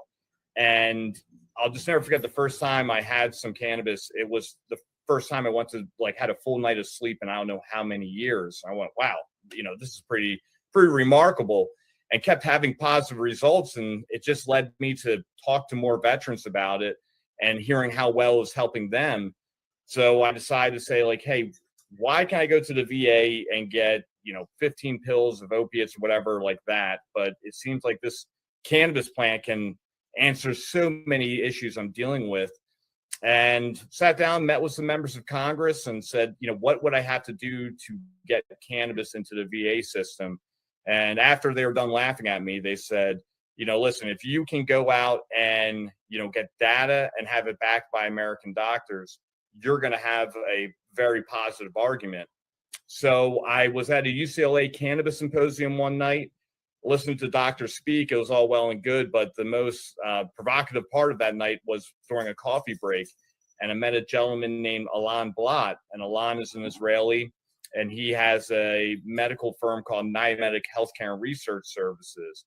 And they really kind of got onto the map way back when Dr. Sanjay Gupta did a series on CNN. He actually flew over to Israel, and he was with Niametic, and they were showing what cannabis was doing for the senior citizen community. And when I had discussions with them, they're like, you're going to need to get this thing called an institutional review board, or an IRB. And that falls under the FDA. And it means you have been cleared to whatever you're researching, you can now use it on human subjects. And they're like, listen, it's going to be very difficult to get. It's very serious business, obviously, whenever you're testing something out on a human being. And in America, it's a Schedule I narcotic. So they're like, you know, we'll see what we can do here. And I was trying to think like, how can I make money to get this thing going? and also spread the word about what I'm doing. So I decided to start a company out here in California called Hellman Valley Growers Company, or HVGC. And those 4 letters are significant in the Marine Raider world. It originally meant the Hellman Valley Gun Club, and you were able to get an HVGC tattoo if you were a Raider and you served in the Helmand province. So I wanted to, kind of pay tribute to all the men and women who did time in the Helmand. And also I thought it was a kind of a, cool way, a cool name, if you could, a cool brand. So I established that company, and with the money we made off of that, with our profits, we put back into the nonprofit to help raise money to get this IRB going. And that IRB cost about $150,000. So once we had that money, we went forward, put together a plan of action, went to the IRB, and basically what IRB is, it's a panel of doctors, and they're going through everything, making sure your I's are dotted, your T's are crossed. And we got approval for it. And once we got approval for that, we were able to get the University of California at Irvine to come on to be our principal investigators. They're strictly in an observational role, so they're not going to be touching any THC. So they were cleared to participate in that. So essentially, we would have Israeli doctors working with U.S. veterans and having American doctors kind of in the background validating, like, yep, that happened. And away we go. So right now, we're still in discussions with Congress. We have on their desk, and we're hoping by next summer we would get the approval to get the first study going, which will probably be about the $2 to $3 million range. And once we have that data, we would have a recommended treatment protocol and a formulation. We would move it into another state outside of California just to prove that it's repeatable and accessible. And if that goes well, which we are very bullish it will, because the Israelis have had very positive results with it, that's when we start going to the double blinds and so on and so forth. And hopefully, at some point, we actually have Hellman Valley Growers Company product in the VA system where veterans can have it prescribed, being the key word, to help out with what their ailments are. So let me just interrupt. So if you're out there with a couple of $1 million and a really, really effective place to put your money as a donation is philanthropy, you might want to get a hold of Brian. This is a program of would mean so much to the veteran community. I can't tell you what it would mean to us. And for a lot of you, a couple of $1 million isn't a lot of money. I know that. And if you could reach out to Brian or me or somebody, we'll be glad to take this money. And I tell you, I know this man. It will be spent appropriately. Any idea what state you're looking at next? We've looked at Colorado. Basically what I've learned is kind of how the VA systems are broken down. They essentially have like districts, and one area in Colorado, they're trying to become a more progressive VA system where not just cannabis, but they also want to look at the psychedelics as well and see how it goes. And they're actually, more or less recruiting medical professionals who are open to that idea of cannabis and psychedelics. So that might be a spot we would like to go next. But, we've had this plan, like I said, since like 2016. So here we are almost coming up on a decade. So I think once we get through that first study and we show this is what we did, I'm hoping we have a lot of options and VA systems raising their hands saying we would like to try it out here. Well, I know one of our joint hosts is pretty much into psychedelics, aren't you, Al Graham? Yeah, yes, we cover psychedelics on the network. But and it's great. The stuff I'm seeing in the news with the veterans and psychedelics and getting, going through the process. I think it's fantastic what we're seeing, and if you can branch into that, then that opens up a whole new door for you. Well, and part of it too is that everybody knows that Canada is like one big party country. It's like spring break 12 months out of the year, so you're all psychedelics and smoking pot and woohoo. Well, they're sitting on frozen lakes. Beer theoretically fishing and just getting wasted on moosehead ale. That's what they're doing. And I think it's great too because we need options. I tell people like, listen, cannabis is not a silver bullet where it's going to heal everything. And some people might not need cannabis. I mean, we do see that it could enhance if you, it could make some things a little bit worse on some people. But you look at the psychedelics, that might be more the answer. I was working with an Army veteran and he was saying, hey, I think I need cannabis. And it's like, man, I don't know if that's going to be appropriate for what you need. Maybe the psychedelic path might be more appropriate for you. So I just think having the options out there for that veteran is going to be paramount. You started this interview talking about your friend that went to an ayahuasca retreat or ceremony in order to help him out. So the benefits are there, and doesn't seem to me to be the stigma around the psychedelics as it does around the cannabis end of things. Whether it's just because it's not smoking or what, I'm not sure. But I think you're going to see the psychedelic end of things accelerate. I agree with you. It seems like that has more momentum, and I'm not sure why, but whatever. That's all good. But it seems if I had to pick which one will get across the goal line first, I think it's going to be the psychedelics would be the first thing to kind of get that big approval here in America, and then I think cannabis would shortly follow after that. Well, I told my story before, but I had these terrible migraine headaches, and I tried cannabis to alleviate it, and it really didn't do anything at all for me. They call them cluster headaches. The pain is freaking incredible. And they had it for 20 years. They gave me all kinds of pills. I used to carry around an oxygen bottle. I had one in my truck. And that would help. If the thing was coming on, I could feel it. If I got enough oxygen in, but nothing worked. And then a doctor that we all know, buddy of mine, called up and said, "Listen, have you tried psilocybin mushrooms for your cluster headaches?" And no, it worked.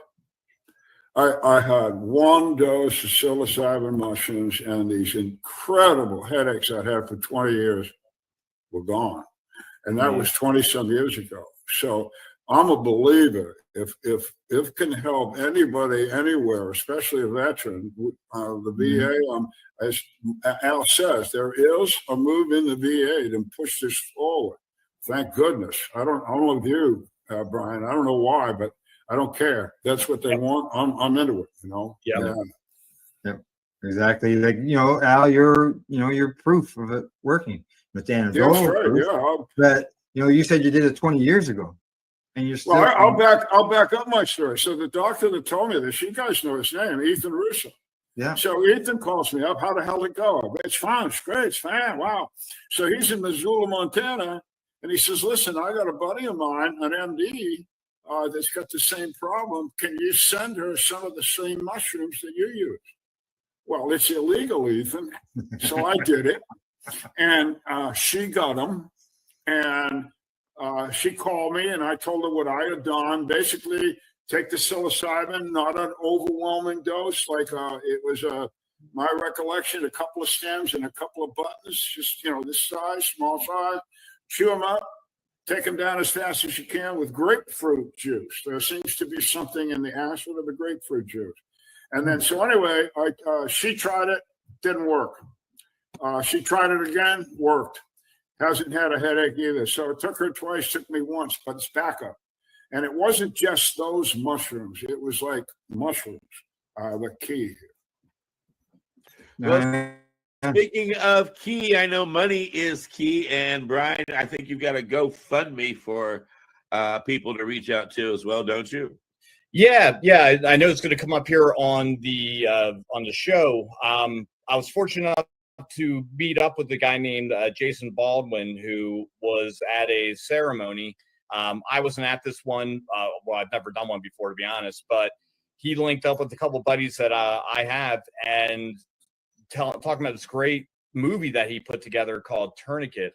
And it's an amazing script. I think he got motivated after the I said a quote unquote withdrawal of Afghanistan back in the late summer of 2021, which was a really rough time for a lot of veterans. And it's just, I think we really got an issue that us veterans know about, but I don't think society has really understood of how big of a problem we're having with the suicides in the veteran community. Well, listen, the movie, although we're making some fun here, and it is fun to do that to a Marine. The other thing is, this movie is a pretty serious subject. Not serious subjects I've had to deal with in my lifetime, and it goes on every day and every night, everywhere, and we got to stop it somehow. So one of the approaches, apparently, and I'm going to let Brian tell you about this, is he has an acquaintance, a friend, and they have a movie. And Brian Buckley, please explain to us where you are and where this is. And I think Al Graham, you can bring up something on there. Yeah, here we go. I'll do that. Yeah, go ahead, Brian. Go ahead. Yeah, no problem. So, friends of mine that I served with in the Marine Corps were doing an ayahuasca ceremony, and they met this great Army veteran named Jason Baldwin. And Jason has been in, the acting industry, if you will, for quite some time now.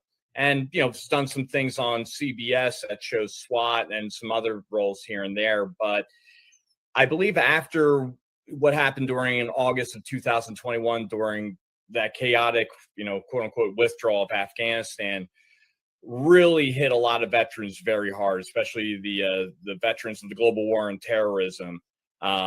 Essentially we went into Afghanistan and, we leave 20 years later and it's probably in a worse place than it was when we got there.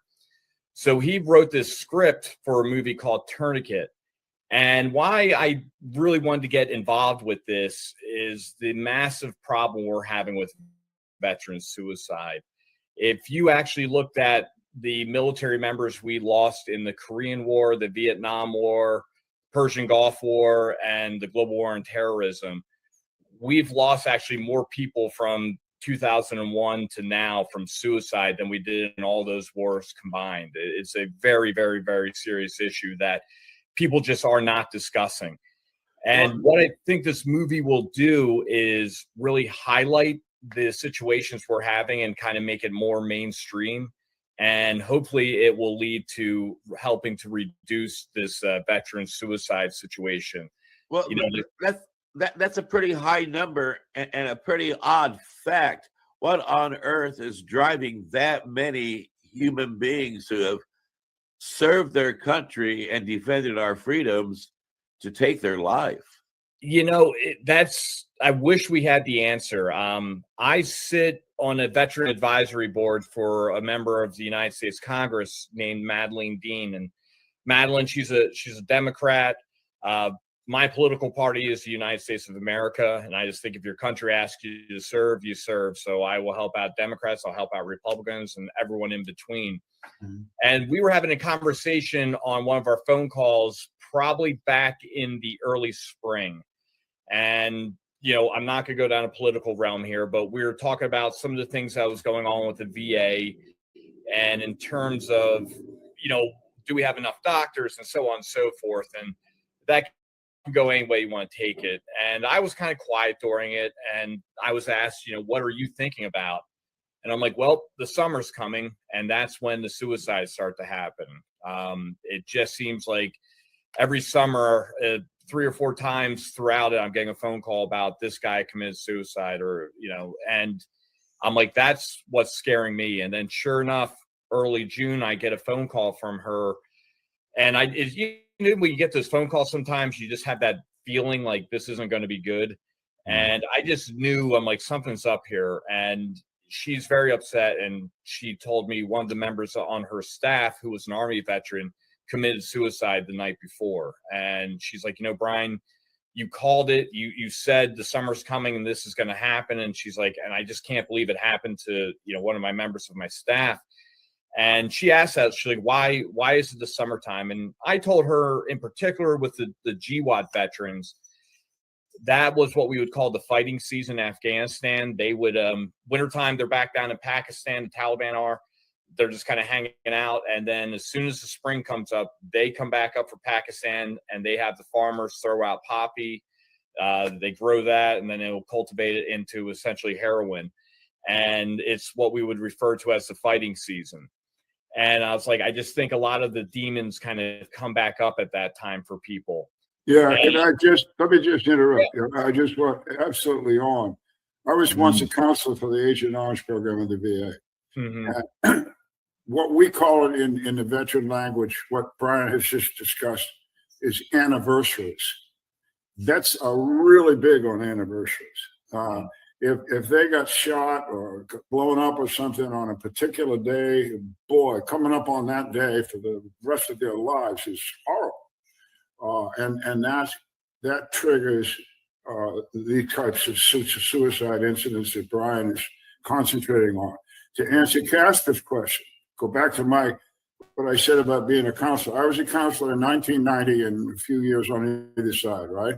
So that's 15 years after the Vietnam War, where we had 58,000 and a few more killed, KIA, down. They're not coming home.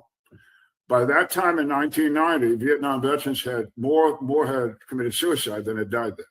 Yeah. 15 years later. So the numbers as we go forward with all these other different combat vets like Brian, it's so this movie, so the name Tourniquet, I mean, right there, it's like, what's that about? Yeah, it's I really like how he presented it, because it's about a son. There's a father and a son. So the son served in Afghanistan, and his father served in the Vietnam War. And try not to give away too much of the movie, but different wars, but kind of same issues. And you'll see during it, one kind of gets reminded by the demons and starts going down a dark path, where the other starts to find redemption and starts to, build the courage to live and, not just kind of go down a path of destruction. And it's just anyone, Al, I can send you the script and you'll read it, and it will just blend right into like a personal story for you. It's a very personal, I think, to all veterans that we can all relate to. And it's really captivating, I think, for the audience. My wife read the first page of the script and was just totally sucked in by it. He does a really great job. And that's where, again, we just want to kind of present something that this is like your next door neighbor. This could be your cousin, your brother, your sister, a loved one. It happens to a lot of us. And I just think this is going to be a very powerful kind of, after you see this movie, you're going to sit there for 30 seconds and not say a word and you're just going to be thinking, what the heck did I just see? But, I think we got to start making the suicide discussion more mainstream. I think it was one of those things we just don't like to talk about, and we kind of hope it kind of goes away, and it's not. And I've really faced this hard in the Raider community, where we've lost a lot of guys to suicide, and we lost 3 guys last summer. And these are guys who were not like, they're sitting in a bar and just drinking their life away. I mean, these are guys, one guy got an MBA from Columbia University and was doing great. There were no big, like, traditional red flags. And I wanted to talk about that after this. But we decided that we're like, hey, listen, instead of just saying like, oh man, suicide's a bad thing, we got to really kind of get in people's face about it. And one thing we all started talking about was, you're giving the enemy a victory. That bullet, it might have just took that bullet 15 years to find you, but the enemy did essentially kill you. And, talking about the collateral damage, that fine, you hit the easy button, you killed yourself. But for the rest of the lives of your friends and family, they're going to be tormented by thinking, what could I have done? Could I have done more for them? And that's truly the horrible part of it. And it's like, hey, pick it up, put that ruck back on your back and get forward with life. I mean, don't just sit there and kill yourself, because that's just the easy way out, and you're giving the enemy a victory. And this summer was the first summer in a while that we didn't have one suicide. So we don't know if that was maybe just having that kind of hard discussion about it where, oh, please don't kill yourself. You got so much to live. Well, no, we kind of turned it back and saying you're letting the enemy win if you're going to take your life. And maybe something like that triggered something and just kind of got things out there for people to talk about. And, you know, everyone always asks, you know, why is it or what is it? Like, how do you know if someone's going to do it, or is there any traditional signs? There isn't. And a bunch of the Raiders I've served with, we're all in this one big Signal chat. There's probably like 50 of us on this thing. And we started talking about the suicides. And one guy said, he's like, you know, he's like, I want to share something with you. He's like, I got up one morning, all the bills are paid, life is good, not an issue in the world. I made a cup of coffee and I'm ready to walk out on my porch and just take in a beautiful San Diego morning. And he's like, as I walked outside and sat down, a voice in my head said, today you're going to kill yourself. And he's like, and I put my coffee down and I was ready just to walk in my house, walk up my stairs, grab my gun and do it. But as soon as I opened that door, he kind of went, whoa, whoa, whoa, what the heck?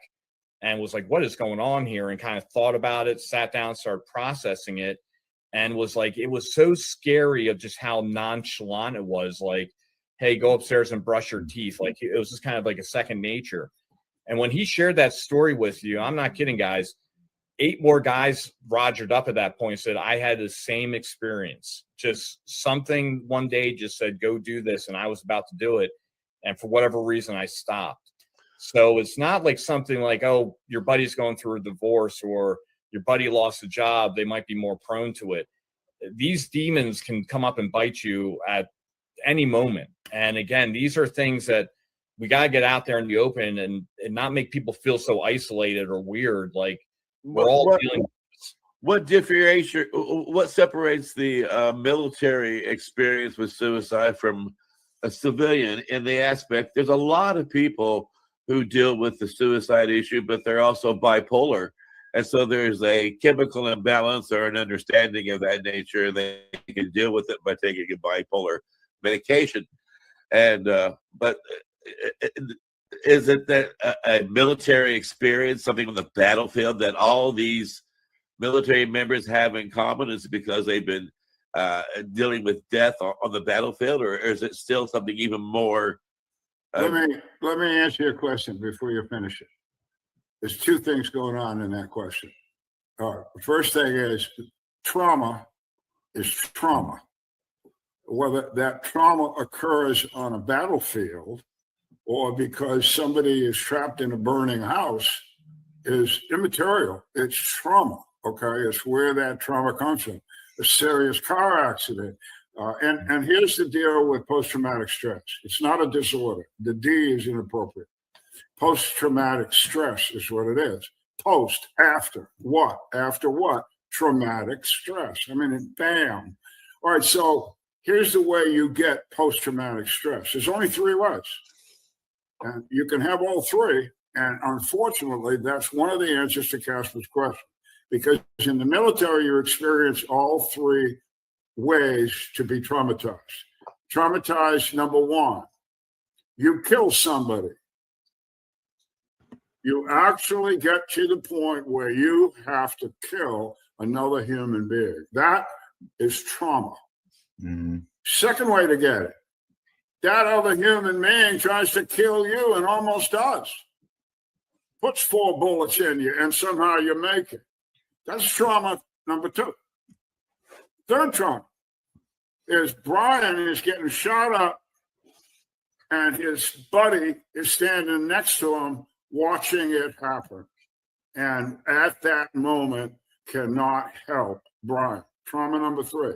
So in combat, the soldier, the sailor, the airman experiences all 3, sometimes at the exact same moment. So their post-traumatic stress can be serious, but it's all serious. The other thing we found as counselors back in the day, and we dealt almost exclusively with Vietnam veterans, combat veterans of Vietnam, not guys that sat on ships, but guys that rode the boats in the river, and the Marines, we have Army, whatever. 60% of the men and women diagnosed with post-traumatic stress after Vietnam had post-traumatic stress before they even went in the military, which is, I've talked to some researchers at the University of Texas about a year ago about this, and they went, what? What did you just tell me? So what you got is you got some kid that was grown up and beat up by his dad for his whole friggin' life. He's already got post-traumatic stress. Or a girl that comes into the military and she's been raped or abused somehow, she's got post-traumatic stress. Then they put them in the military and shit.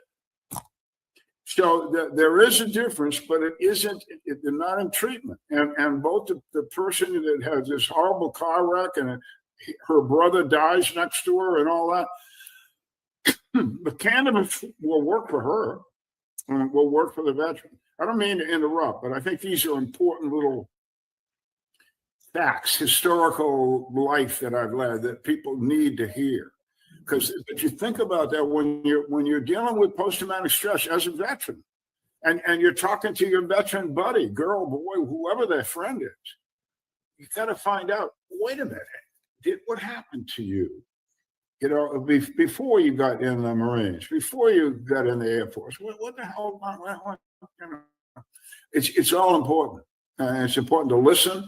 And as Brian says, it's important to talk. You have to talk to each other. Veterans have to talk to each other. Civilians that have been traumatized, you need to talk to your husband, your brother, your father, your priest. Talk to somebody. It helps. It really does help. And it helps to avoid these anniversary problems.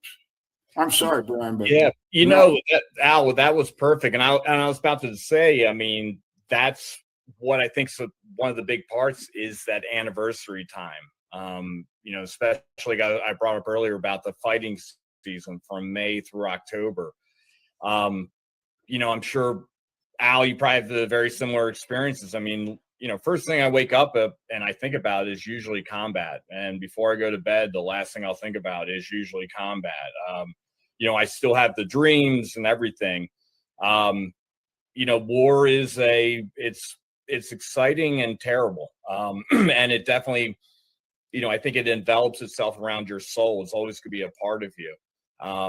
Even when I first got into Marine Corps, and I don't care what people say, when you see people with a bunch of medals and all this stuff, you're like, man, that looks so cool. And I want to be like that. And, you get into these units, and trust me, I loved going to combat. I loved being in the infantry and reconnaissance and special operations. Like, I wanted to do that. There is no play a little violin for me, like what they do to you. No, I wanted that. But it comes at a cost. And you're just never going to be the same person again. And I think, to Al's point, you got to talk about and have these conversations. For me, it's very therapeutic just to have conversations with people and talk about things I experience. I know other people, they don't like to, and that's fine. That's their journey. But it's definitely something that will always be with me. It's always going to be with every veteran. And you're going to have these demons that you're never going to beat. You just have to learn to live, to fly above them. And it's literally one day at a time. So I think having these conversations and getting it out there that, hey, you're not some weirdo or you're isolated and you're the only one.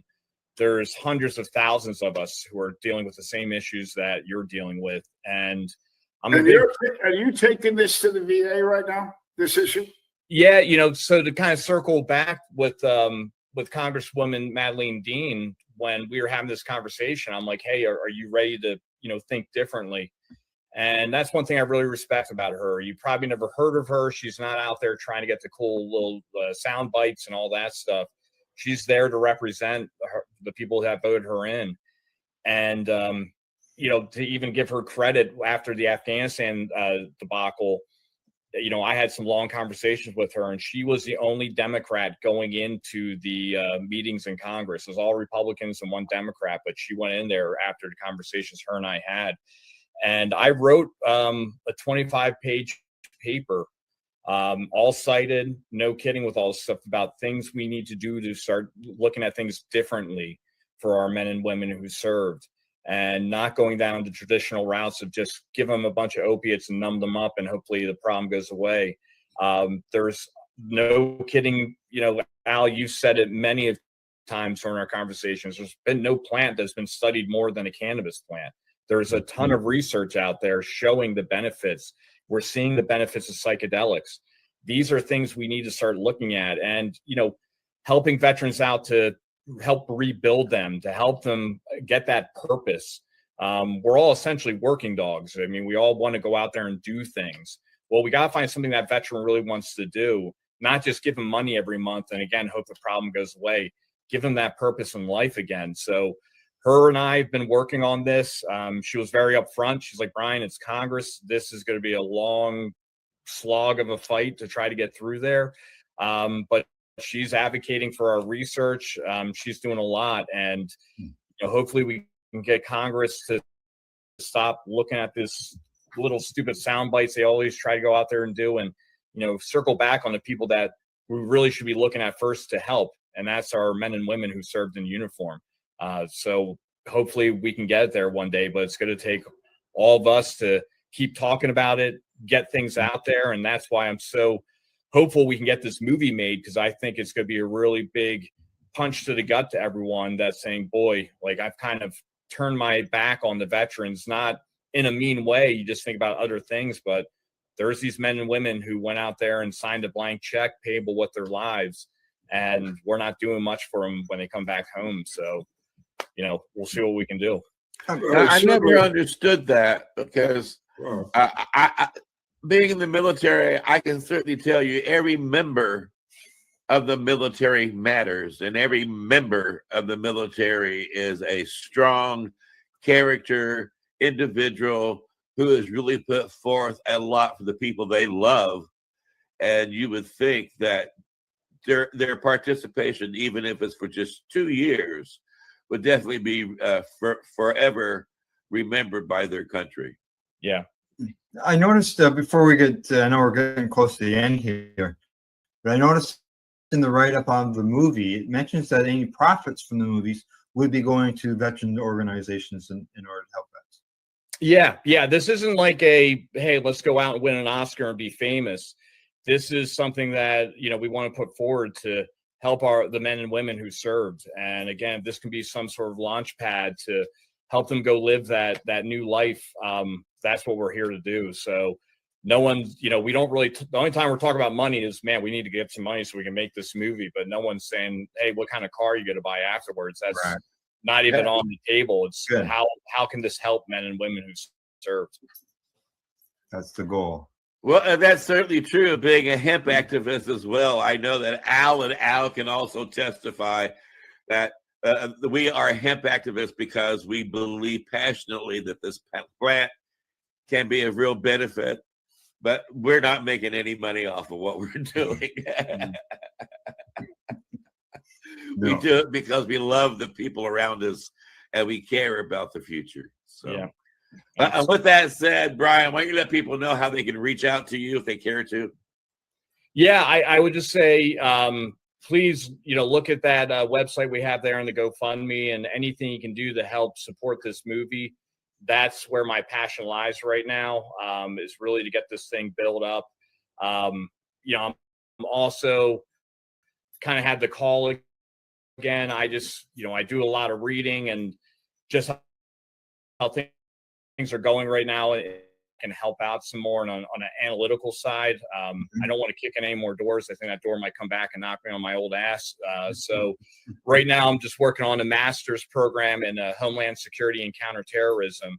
And I'm actually using my VA benefits to help pay for that. So there's a lot of things out there to all the veterans. There's a lot of money on the table that you can use that you more than deserve. And I'm going to Penn State, and they actually kind of really helped me find the right bucket of money to pull from. I'm a 100% disabled veteran, a Purple Heart, got shot up in Afghanistan, and I was going to use what they would call your Chapter 33 benefits to pay for school.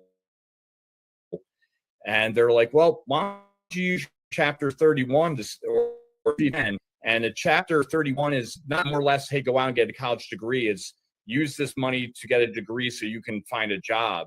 And I need to get this master's degree so I can go work for Homeland Security or one of the other agencies out there. So I'm actually using my Chapter 31 benefits that I really know exist in life if I want to get a PhD or things like that. And there's also things that like my family can use off of this as well. You know, my wife can go get another degree. My kids, their schooling will be paid for. So there's a lot of benefits out there. So I just really advocate for people to go out there, go meet with a counselor on your VA benefits, and just find what is out there. Because unfortunately, the government will not advertise the money you can get. But if you work hard at it, you can find ways to get that taken care of. So, and just in case anybody's worried, every benefit that Brian is talking about, cannabis will not interfere with it. Right. Cannabis has nothing to do with anything. The VA doesn't care about your use of cannabis other than they want to know therapeutically how well it does for you. But you won't lose any benefits. So we just have to repeat that. So that means that they can, if they're out there listening, that means they can also be for country and cannabis, right? Absolutely. There you go. Yeah. And for country and cannabis. And in order to read this, they're going to have to be able to keep the pace of the educational system around them. And to do that, there's a groovy network that can help in Canada, right, Al? Yes, there is. Pace Network. Find us at paceradio.net. Oh, here we go. Cameo appearance. Yep, this is cameo appearance. Yeah, I gotta bring the dog up. Yeah, with dog people, we everybody on this screen, folks, has a dog or more. What do you got? You got two of these guys, right? Yeah, this is Juno, so they're a poodle. So his sister is literally jumping on us right now. Pull her up. Yeah, well, they are adorable. And this is Chewy. And yeah, the girl's got, what, she got a pink or a purple collar. Oh, Yep. She's a girl. That's a girl. Yeah. But she is the most fiery one of them all, though. She was the runt of the litter, and I think she just wants to prove her toughness every day. So she jumps on the attacks and everything. So, right, Chewy? There you go. Very pretty. Very pretty. Well, and I want to thank our audience for tuning in today. Remember, the next time you see me, you'll know that it's time for hemp.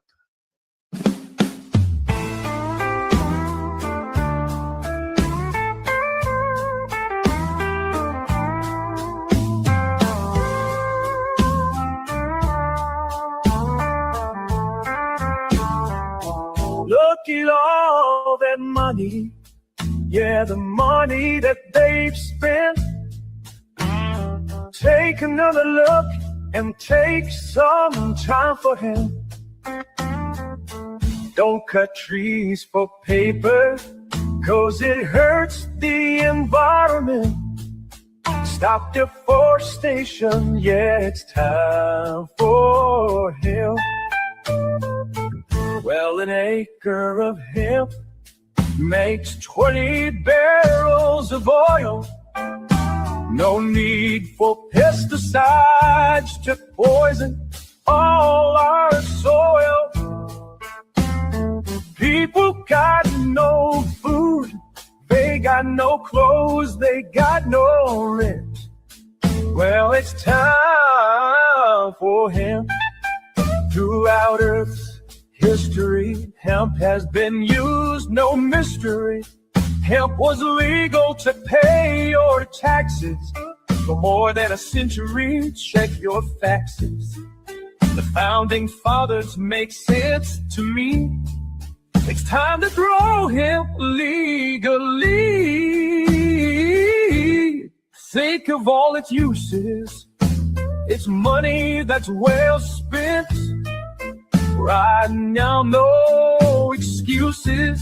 It's time for hemp. Sustainable green industry, that's our intent. A better place this world will be. It's time for hemp. Fuel and food and clothes and soap. Housing, cars, yeah, cars, no joke. Henry Ford built a car of hemp. It's time for us to do it again.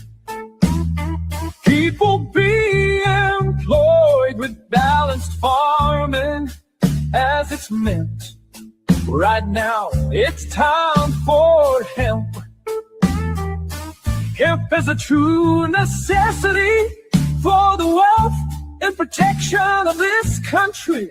These are words of Jefferson Thomas. It will help. Why not us? It's time to lift the hemp band. It's time to lift the hemp band.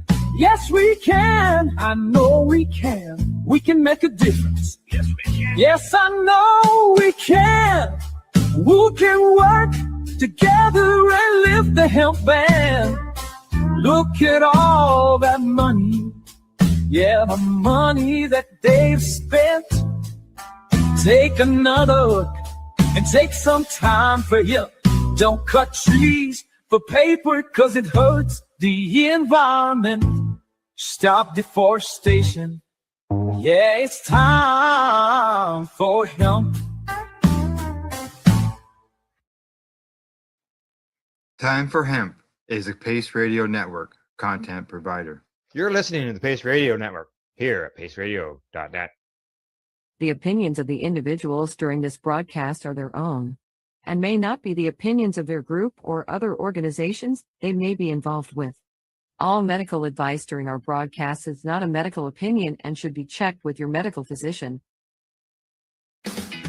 Enjoy the buzz of legalization with Campbellford Lifestyle Shop. From lights to plant nutrients, books, consumption accessories, and more, we've got all your basics to grow or consume cannabis. Visit our info center or take a look at our piercing services and body jewelry, now available in-store through Campbellford Lifestyle Shop, 17 Bridge Street West, Campbellford.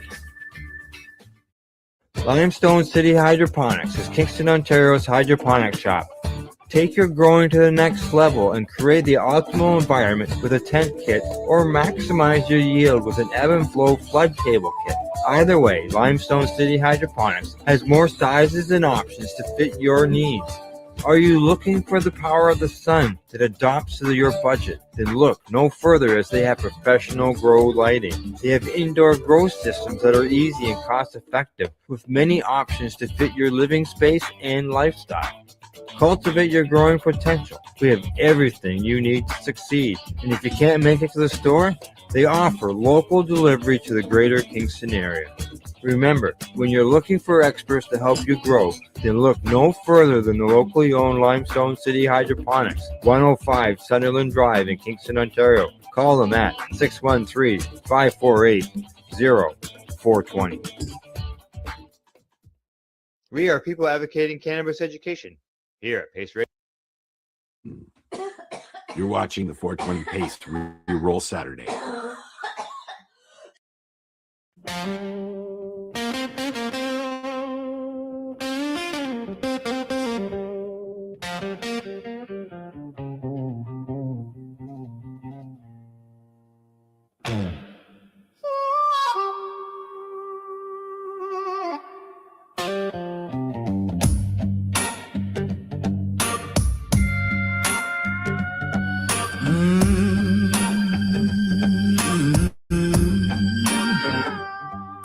Fields of green grow wild and free. Whispers of hope in every tree. Gold in the fiber, strong and true. Hemp holds the magic we never knew. Roots run deep where the sun will shine. Leaves so bold breaking through the line. It's not just a plant, it's a beating heart, giving us strength to make a fresh start. Hemp pilots rise and soar, a brighter future knocking at our door. Wrap the world in threads of gold. Hemp's a story waiting to be told.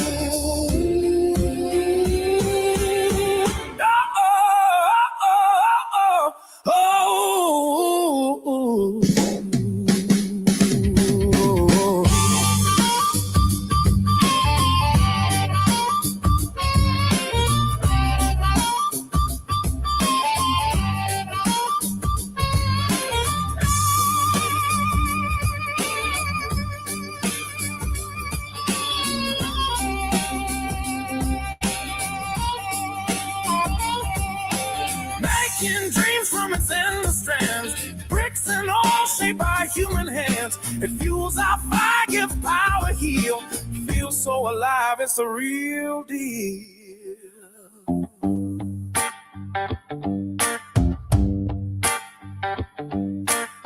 Here comes the wind, it's blowing our way.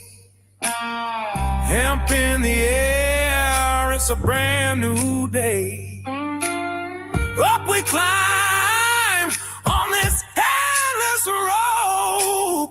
Hemp keeps weaving a world full of hope. Hemp pilots rise and soar, a brighter future knocking at our door. Wrap the world in threads of gold. Hemp's a story waiting to be told.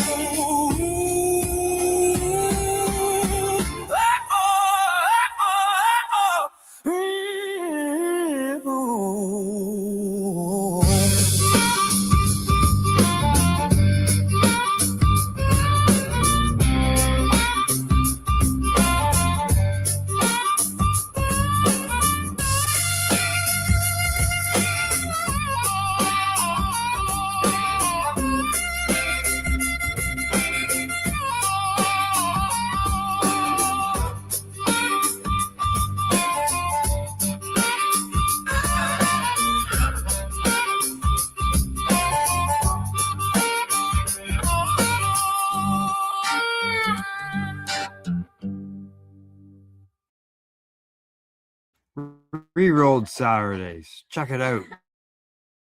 Nothing but non-stop cannabis and... You're watching the 420 Pace, found at 420pace.ca.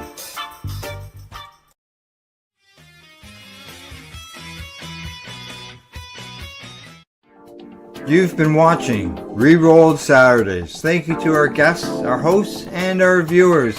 Up next, Rerolled Saturday Nighttime Edition. It gets started at 4 p.m. See you then.